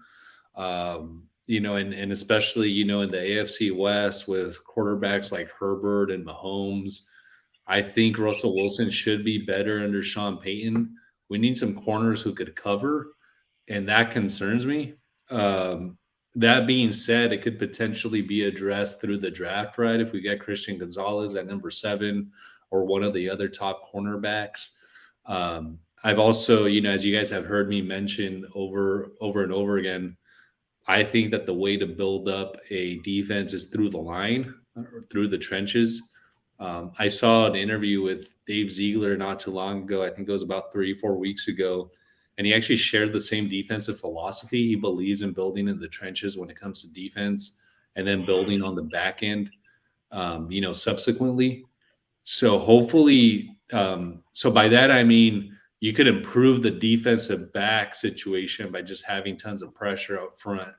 And maybe that's their tactic going into this, draft. Maybe if you think about it, they've always had like Wilfork, Seymour, frickin' what's the dude they got there right now? Fucking Barmore. I mean, they've always had, I guess, one dominant player up there if you think about it. Yeah, they've always had somebody out there. They also got the guy from Baltimore who's now with the Patriots. Matthew Judon. I actually wanted that guy, dude, when he was a free agent. Fuck, I wanted that guy bad. Hell yeah, but you know where he picked because he knew. I mean, that dude took next level strides over there, bro. He did. No, he did. But that's sort of where I'm at, dude. I think we still need a number one corner. Ideally we'd get a game-changing safety. I don't think we have a game-changing safety. I think Epps is low-key fucking great signing, bro. He's like 28, 29. He's good. He's good, yeah. Yeah, I think he's going to be next level good signing. And then you got fucking Johnson, isn't it? Johnson from Buffalo? Fucking Johnson. Yeah, I mean, he has a good ceiling. It's just, is he going to get the time? Is he going to get the chance to do it? You know what I mean? Bro, like, good plays and good snaps. So right now, Dustin, you may see a lot of 3 safety sets. I mean, Epps was used like Abrams was going to be used. Like Epps was used as a safety linebacker hybrid. They played him in the box, dude, just as much as they played him in safety. So, like I said, I think Epps is just what Abrams was supposed to be. And then bring in Isaiah Palamel to be the other safety. I mean, I think he'll get way more playing time this year for sure. I think he's going to have to show up in camp, dude. That's what's going to solidify a lot of these guys. Like, don't forget, we still have Crosby on the fucking roster, too, on the practice squad, dude. Like, it's going to be time for dudes to show up or show out, So, I don't think that these guys are going to try to hold on to dudes on the practice squad for, like, 6 years for no reason. You know what I mean? I think they're like, you don't show up year 2 or 3, you're out of here. Yep. Don't forget, what's his name might come back. Osemele. Fucking Bam. Yep. Bam might show back up in the fucking off season or in camp again. Yeah. So the 17th of March is the first day. Hell yeah! I think we're gonna hop off here in 6 minutes, so that way I can get home before midnight. Do you want to talk on your other topic real quick? Do you want to talk on your other one real quick, Al, or what? Yeah, I'm down, dude. All right. Here's your other one. Draft. Yeah, this is just generally about the draft strategy. So as I was like stepping back and, we're so close to the draft now, obviously Ziegler and the rest of the scouting department, I'm sure they have game plan after game plan, right, for the draft. I'm sure they have game plan A through game plan Z. I think they have like 10 draft boards up, to be honest. Yeah, 10 different ones. They got to have tons of draft boards, no doubt. You just have to have good. You can't just do 1 or 2 scenarios, because you have to do scenarios where a team may trade up and take another player, dude. Like, that's why I'm saying, I bet you if you were looking in their war room, I bet you they have like fucking 10 to 12 different drafts that they've done per team. Hey, Dustin, you know what? So that Wednesday or that Friday, let's do Wednesday. Well, my bad. I cut off Al, dude. Let him finish talking. I can cut him off. My bad. Yeah, no worries, dude. Yeah, no. So I was thinking about, just generally what the draft strategy might be. Like, to your point, Dustin, I'm sure they have fucking, 10, 12 different draft boards in that war room. I think there's a lot of ways that Ziegler could go, because yes, we're at 7, but I think there's a lot of flexibility there. If they really like a player at 7, but they know he may be available like at 9 or 10, trade down and get another draft pick, dude. Like, there's like a lot of ways that the draft board could be attacked. Personally, in terms of like the strategy that I would adopt is, first 3 rounds, I'd almost go like pure defense, dude, to try to really address that defense, plug those fucking holes on the defensive line, linebacker, and the defensive back room, and just try to get solidified and get a good core of young defensive players on that I side want a of the ball. quarterback. If Hooker's there in the second, I'm taking Hooker. Dude, so I feel like now that you got Jimmy G, maybe get a developmental guy maybe in the 4th, 5th round, and just try to roll with Jimmy G, and then hope that Chase Garbers develops into year 2 into like a competent, backup that could fill in the event that Jimmy gets injured or whatever happens. But personally, like my strategy would be let's attack defense the first 3 rounds, get the best defensive player available. If those are fucking 3 pass rushers in the first 3 rounds, fuck it, dude. Let's go. Let's have those guys run in waves. Let's have a fresh defensive line in the third and fourth quarter when we're keeping those games close. Hopefully, we're keeping those games close with Kansas City and with the Chargers, and we're playing a lot of possession-based football, because I think that's actually what Josh wants to do is like play keep away by running the ball, doing that dink and dunk motion with Jimmy G, and then keeping those games close. But ultimately, to keep them close, we need a defense. So personally, I do defense first 3 rounds. What do you guys think? I think, or I'm just. I'm gonna just be honest, man. If Hendon Hooker is there in 2, I'm taking him. Yeah, I'm taking him. But I think I'd go defense the rest of the I'd go defense the whole deal after I can get Hendon Hooker, because I like I've said, I think people are just looking right past him, and I'm sitting here thinking like, boy, we need a quarterback, and people are just gonna zoom right by this dude, and he's probably one of the better dudes on the board. And the only reason that he's even fell is because of the ACL tear, which a lot of quarterbacks in the NFL have that. Even Kyler Murray has it right fucking now.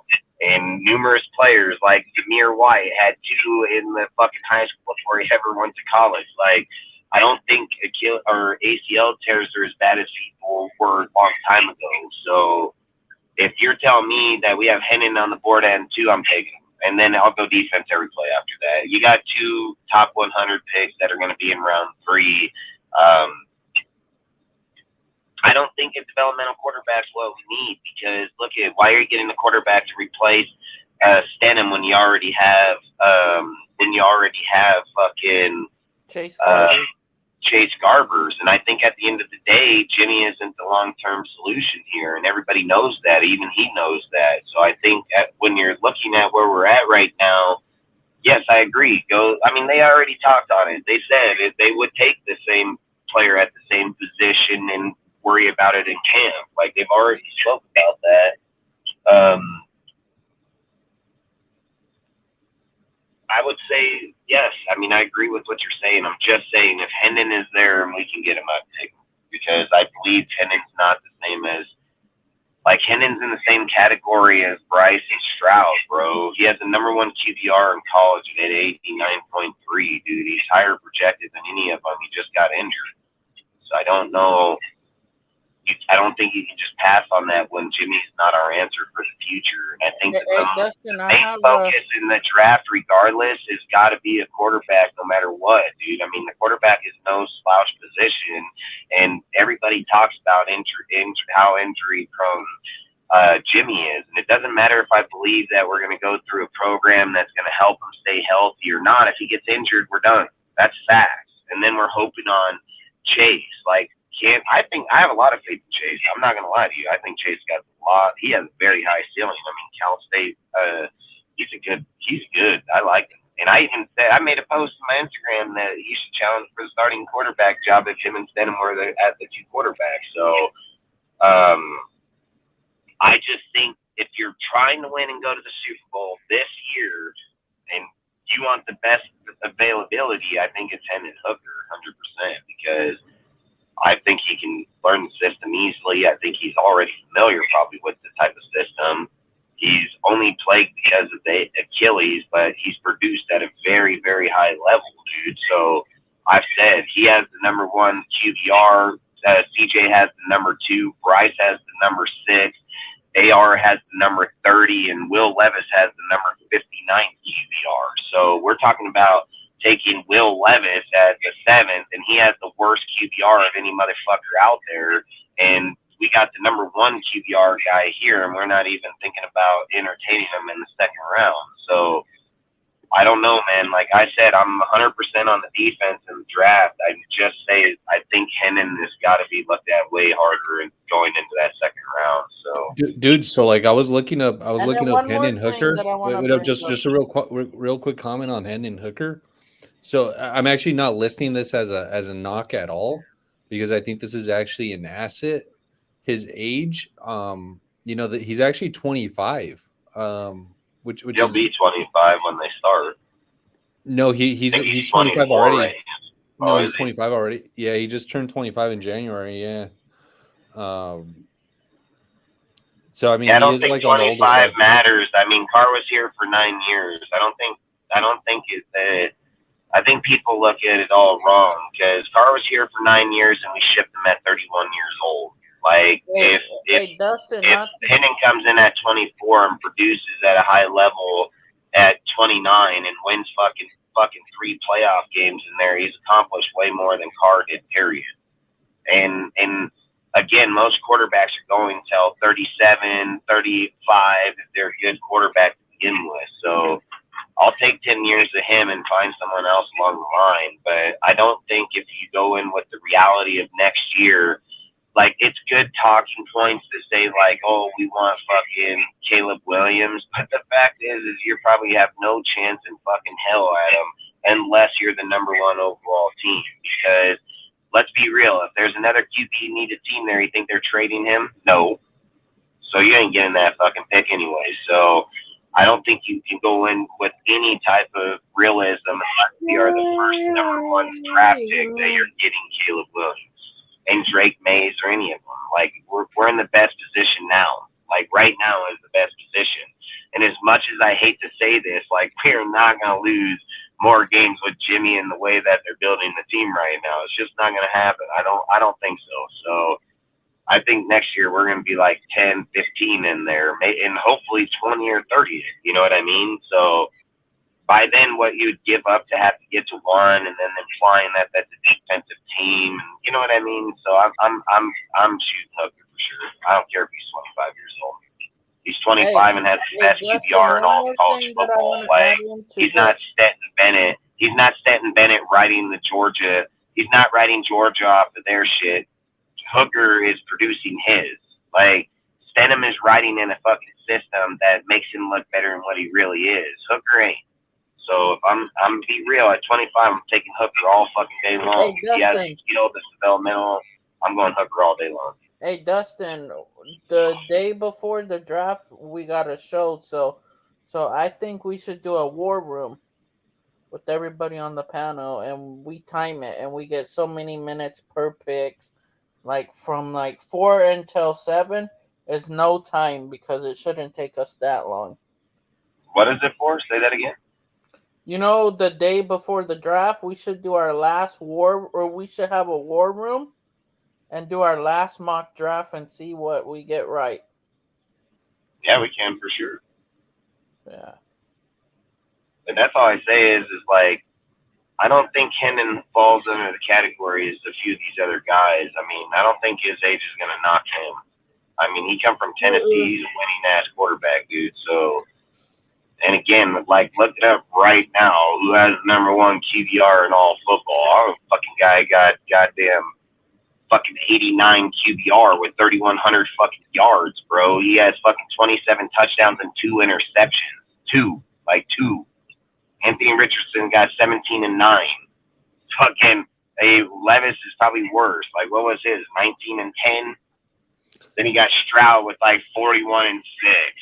Then he got fucking Bryce with 34 and fucking 6 or 41 and 6. Like, that's what I'm just saying. Like, there's a massive fall off after Hooker, Bryce, and Stroud. Like, massive fall off. And I'm telling you, I'm about to hop off, guys. You guys all have a good night. I'll talk to you guys. I'll talk to you tomorrow, Dustin. All right, you can call in a minute. We're gonna hop off here in a minute, but I just want to hear what Al's gonna say right now. Yeah, dude. Oh, peace out, Cortez. Condolences, bro. Hope you're feeling better, thank you, man. bro. Praying I for you. can't wait till Thursday to get it. A week from this Thursday to get it done. It's all good, bro. It's just a Bring him cycle of to life. rest. You'll get through it, bro. You'll get through it, Yep, bro. yep. Wait, Peace out, dude. peace out. Yeah, Dustin. I mean, I was just like thinking about like these young quarterbacks that are coming out this year. I'm really intrigued. I want to see them play. I definitely think that Stroud is probably the most pro-ready guy out of the group, followed by maybe Bryce Young. But to your point, I mean, Hendon Hooker, best QBR in college football, excellent touchdown to interception ratio. He may be the He would dark have been horse in in the the top entire draft. three. He would have been in the top three if he didn't have the Achilles. If we wouldn't, Yeah, I mean, it's the injury, yeah. you'd be talking if he didn't have the injury, you would be talking, the ACL. I said Achilles, the ACL, but you would be Right. talking about Bryce, Stroud, and Hendon if that didn't happen, like straight up. Like Levis just got thrown in there, and AR's getting thrown in there. But I've said there's a massive fall off from the fall off is so hard after you go past Hooker, Stroud, and Bryce. It so falls off so hard that you're on top of the mountain throwing the rope down. You can't even get the rope up there. You know what I mean? Like it falls off massively, dude. It's not even fair comparison anymore between Anthony and fucking Levis. Like I don't even know why I thought Levis was better than what he was, but then when I started to read, I'm like, what the fuck, dude? This guy got the 59th overall QBR, dude. He had a 60.1. He had 19 touchdowns, dude. Like, fuck this guy. Like, fuck this dude. Like, I don't even know why the fuck they were even entertaining that shit, dude. Well, when it comes to like Will Levis, not sure if you saw And he like left Penn, bro. He left Penn and went to fucking Kentucky. Like, get the hell out of here. he started off at Penn State, or he committed to Penn State and then he went to Kentucky. I mean, the other thing about that guy is not sure if you read the reports about how the guy's That been is coming weird off as as like fuck. Yeah, he's been coming off as like a douchebag in like the interviews, like all conceited and like just like not like a team player. He's just weird, bro. I've said it. He's like that dude on that movie where they have that one guy has like 11 personalities, and fucking he took those girls and put them in the fucking basement, and then he fucking has like that weird little white dude where he's like one of his characters is a woman and one's a feminine dude and one's like a real hard ass, and like I don't know if you ever seen that movie. Which one is it, dude? I don't know. I don't know. It's called like Beast or something, like something weird. I don't fucking remember what the fuck that movie was called, but it was a weird ass fucking movie with that little weird ass white dude. That fucking, he's just weird. And I say like this, that's what Levis reminds me of, is that little psychotic motherfucker. Like straight up, dude. Like this guy is weird as fuck, dude. Look at his workout videos. He is weird. Like I don't want that dude. I wouldn't even be a fan of him, like at all. If he was a Raider quarterback, fuck that. Like, fuck that. I don't want that guy at all. Not at all. He gives me straight fucking weirdo vibes, dude. Like, straight up.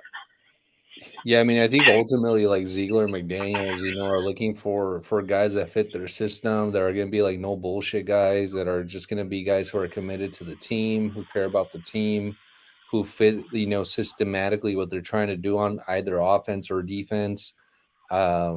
And so, I mean, I think they may go for a guy who's sort of like under the radar at the quarterback position. That's not necessarily a flashy dude. Like I think of like Mac Jones, actually, like when they drafted him out of Alabama. They didn't have a choice with him, though. Where they were picking at, they didn't have a choice. All the quarterbacks were off the board by the time it got to him. They didn't have a choice, right? But I think that's a classic like Patriots pick, though. Nonetheless, I think even if they did have a choice, they would have. I just think that they knew he was the most accurate quarterback out there, and Josh just had to get the rest out of him. And there's a connection between Belichick and Saban, and I'm sure Saban told him, "Hey, this guy, he's a good kid, he's very smart, etc." And put in a good word for him. I've actually always said, dude, like Belichick has probably like the best scout in all of college football because he has Saban. Yeah, that's facts. That's facts. It's his best friend, dude. Like, I mean, I think that's a huge leg up whenever Belichick is evaluating talent. He just picks up the phone and talks to his best friend on the phone. And, Saban, he's known as a defensive guy. That's actually how he made his bones as a defensive coordinator. He came up with pattern matching, a combination of zone and man coverage. as a tactic in the NFL, and then he brought it to college football. But he's also a damn good scout. Like he's a really, really good scout. I think he, if he dedicated himself to the scouting in the scouting field, he probably would have been as good as he is as a college head coach. But I digress, dude. I think hopefully Ziegler knocks this draft out of the ballpark. Something that I wanted to say earlier is, and I think we say this every year, or we think this every year as diehard Raider fans, because we get really amped up every year whenever we have the draft, because sadly that's the thing that we look forward to every year. Like we don't look forward to January football and much less February football. But I'll go ahead and say this, dude. I seriously think that this is the most important draft and possibly like Raiders history, definitely like in the last like 15, 20 years. Like you have 20 or 12 picks, and you have an opportunity to build a program that could win for years to come. Now, does that mean that even if we knock every pick out of the ballpark, that we're going to, deep into the playoffs next year? No. But I think this is a very, very important draft, because if they're able to hit on let's say 6 to 8 players, dude, that's a remarkable nucleus of young talent that you could build on going and forward. That's a lot. That's cheap on your salary too, because now you got players that are here for 3 years on draft salary, not fucking going in and doing yearly deals. So I think, like you say, it is probably, I think it's one of the most crucial drafts in a long time, because of the fact that you just dumped your quarterback, dude. You're trying to rebuild a franchise that other people think that Gruden had on track. So I think it's most definitely crucial as fuck, especially picking at the 7th pick, having Gruden and them fail at the 4th pick and so on. Like, yeah, I think it's massively. Yeah, dude, it's massive, and you have to hit. I don't think you're gonna hit on 8, but I think if he hits on 4 to 6 players out of that draft, I mean, I think that's a steal all day. Because the reality is the top 100 players, he's going to be starters, so he's probably going to hit on 4. And then going on from there, the reality of it happening to just be like starters, like it's not going to happen. But if you're saying like the way that just look at Butler and Neal. They should be perfect examples of why they're not going to do that. That's why they went to the free agency and picked up players in those spots, because I believe they want those players to start. So I don't think that they're going to bring in, like, I think what their goal is like you're saying, is that if they draft 12 and 8 of them become starters, like over the next year or two, then I think that's like 100% where they're aiming. But to sit and say like 8 dudes are physically going to come out this year, that's fuck no. That's not even a reality. Not even going to happen.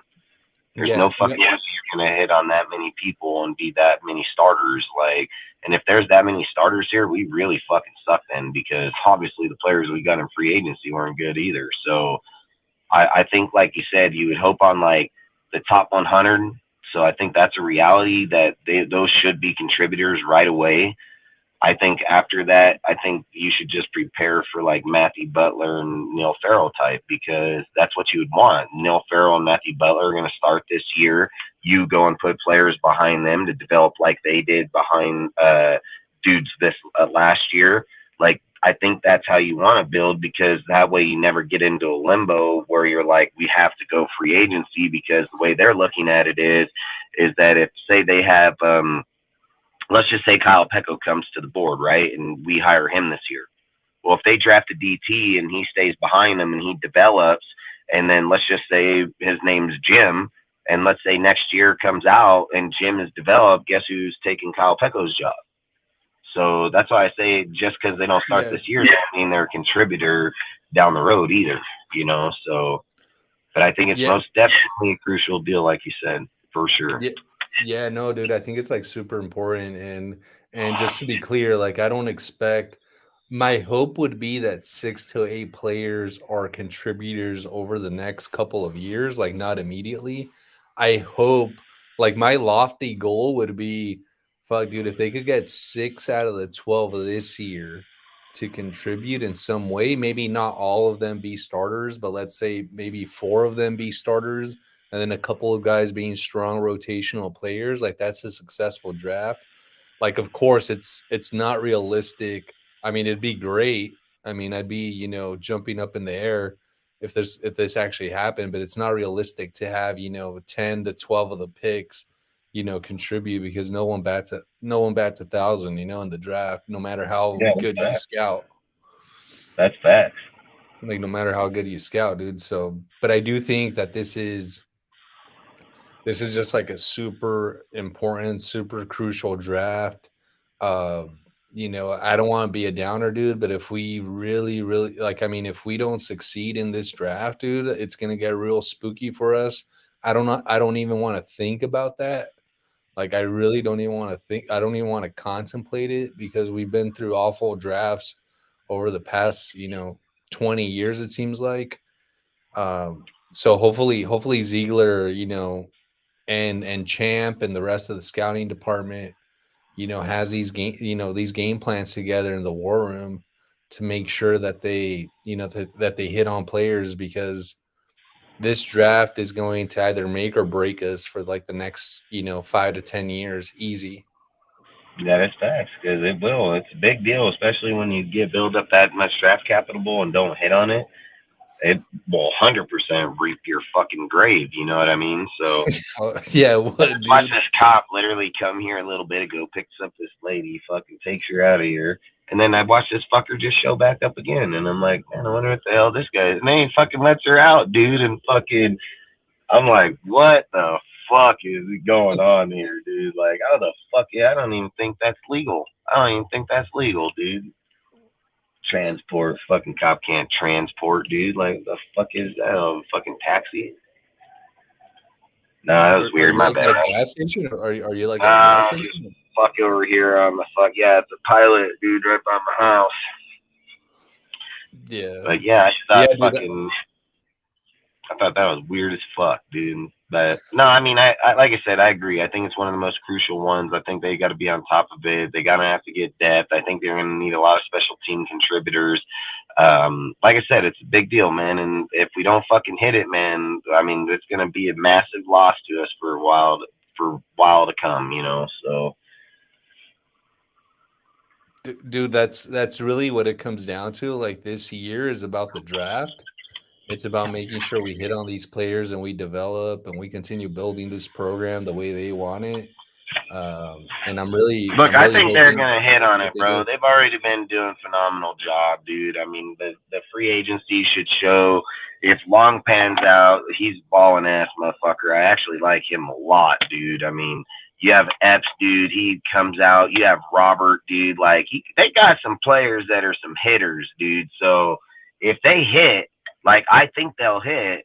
Like, boy, you've got a pretty solid fucking team here right now. So it's just on the fact, will they hit? And I know that that's a big question, but the deal is, too, they have hit before.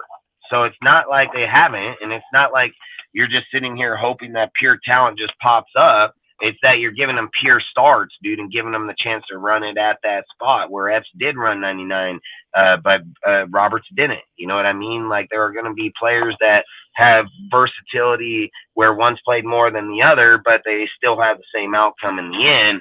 And I think that they've already done a phenomenal job. And if you're going in with 12 picks and building draft, and you got to think you have 80 some odd players, you have your practice squad, you're going to go drop to 53 plus 16. You know what I mean? Like, you still got a lot to go, man. So I think, and like I said, until we get to that point, we're just speculating, to be honest, and until we can see those picks and see who maybe they don't even think a corner that we think is even, like, maybe they might think somebody else is better, So I've always said, like, I have my personal feelings, but it doesn't mean they have the same. They may have the same idea, like the position, just different player, because he evaluates all the players. I don't, and I don't get to talk to him. I don't get to see them, so he's going to get a lot of difference off of anything we watch or do anyways. So.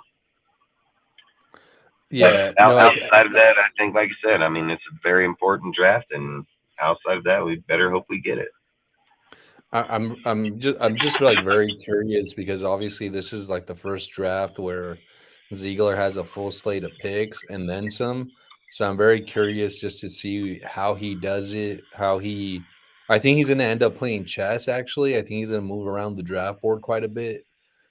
Because he's shown us that he's not scared to trade up or down or just trade assets in general. So I think, we have 12 picks right now, but I wouldn't be surprised if we end up with maybe like 9 or 10 because he decides to like move up and package a couple picks here and there.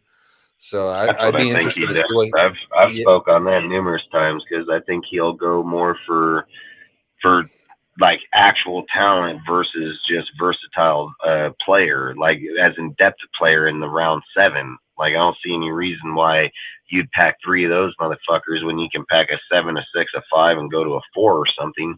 You know what I mean? So where you have a more proven player. So I think, like I said in the mock, I mean, when you're in round 7, I mean, fuck, pick whoever the fuck you want. I really don't care at that point. Like you're not gonna be like, oh man, like this guy got a fucking superstar in 7. Like I'm not gonna say it can't be done, but I'm gonna say the odds of it being done is very slim. So for me, flip a coin. I can care less who you get in round 7. So if he trades up at 7, 6 and goes to 5, or fucking 5, 6, 7 to go to 4, like I have no issue with that. I mean, I have zero issue with it. I'd rather have 8 good players than 12 fucking players not knowing if we have 6 or 8 of them that can play anyways. Nah, I agree, dude. I think it would make sense just to like package picks, especially those later round picks, try to move up, and just try it would make more sense to have more solidified players than just players, like straight up. No, I completely agree, dude. I completely agree. I think that's the approach that he should take, and I think that's probably the approach he's gonna take, to be honest with you. Yeah, I won't lie. I've said it. I don't see him ending up with 12 in the end. I think more about, like you said, 8 or 9, because I think there's going to be players, like I'm saying, like Hendon or somebody that they may be valuing where they may trade back into another round. And I'm not saying it may be 1, but it can be rounds 4 to 3, 3 to 2, anything of that factor. So I would just not be when you have that many picks, dude. A lot of times you want to put that many picks on your roster or salary cap, anyways. Like sometimes, like you said, going from 12 to 8 is better. You're getting more proven players at those positions. You're not hoping, and if you have the cap to do it, then why wouldn't you do it? So. But either way, I mean, fuck, we can speak over that for the next few weeks. I think I'm gonna hop off. I got to get going. We'll be here till fucking 1 in the morning. But yeah, dude, like I say, I appreciate everybody that shows up here. Appreciate you coming in. Like I said, man, you don't ever have to call and tell me you don't make it, man. So that's that. Show back up when you can. You know where the link is. I've always said that. And outside of that, I appreciate everybody that shows up on the panel. I appreciate everybody that comes and supports us in the chat. We've been doing better and better every single live. So like I say, man, we appreciate all you guys and appreciate you guys coming in here and spending multiple hours, dude, listening to bullshit, to football, to life fucking shit. Like I said, I appreciate everything, man. So thank you very much for showing up. Do you guys have anything you want to say real quick before we bounce? Salute to everyone, man. Thanks for having me on. See you guys Wednesday. Really appreciate it. Go Raiders. Hell yeah, man. I say the same damn thing. Fucking appreciate you. Love you, Raider Nation. We'll see you here on Wednesday at 7 p.m. Hopefully we'll have most of our people back on the panel and then go from there. And then outside of that, stay safe. Don't drink and drive, man, and have a great night. And then we'll catch you on Wednesday, man. So outside of that, peace out, Raider Nation. Stay safe.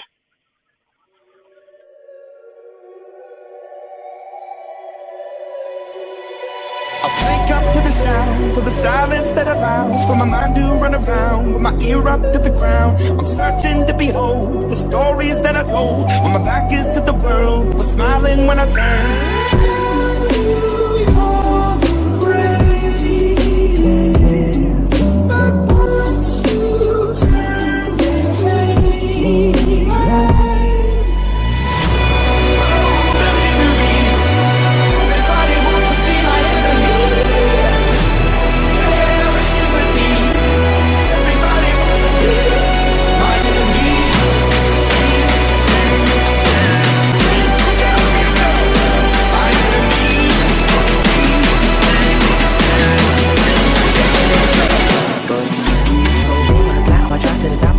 Thinking out the box, I'm an astronaut. I blasted off the planet, rock that caused catastrophe. And it matters more because I had it. Now I had a thought about wreaking havoc on an opposition. Kinda shocking, they want a static with position. I'm automatic, quarterback, I ain't talking shit.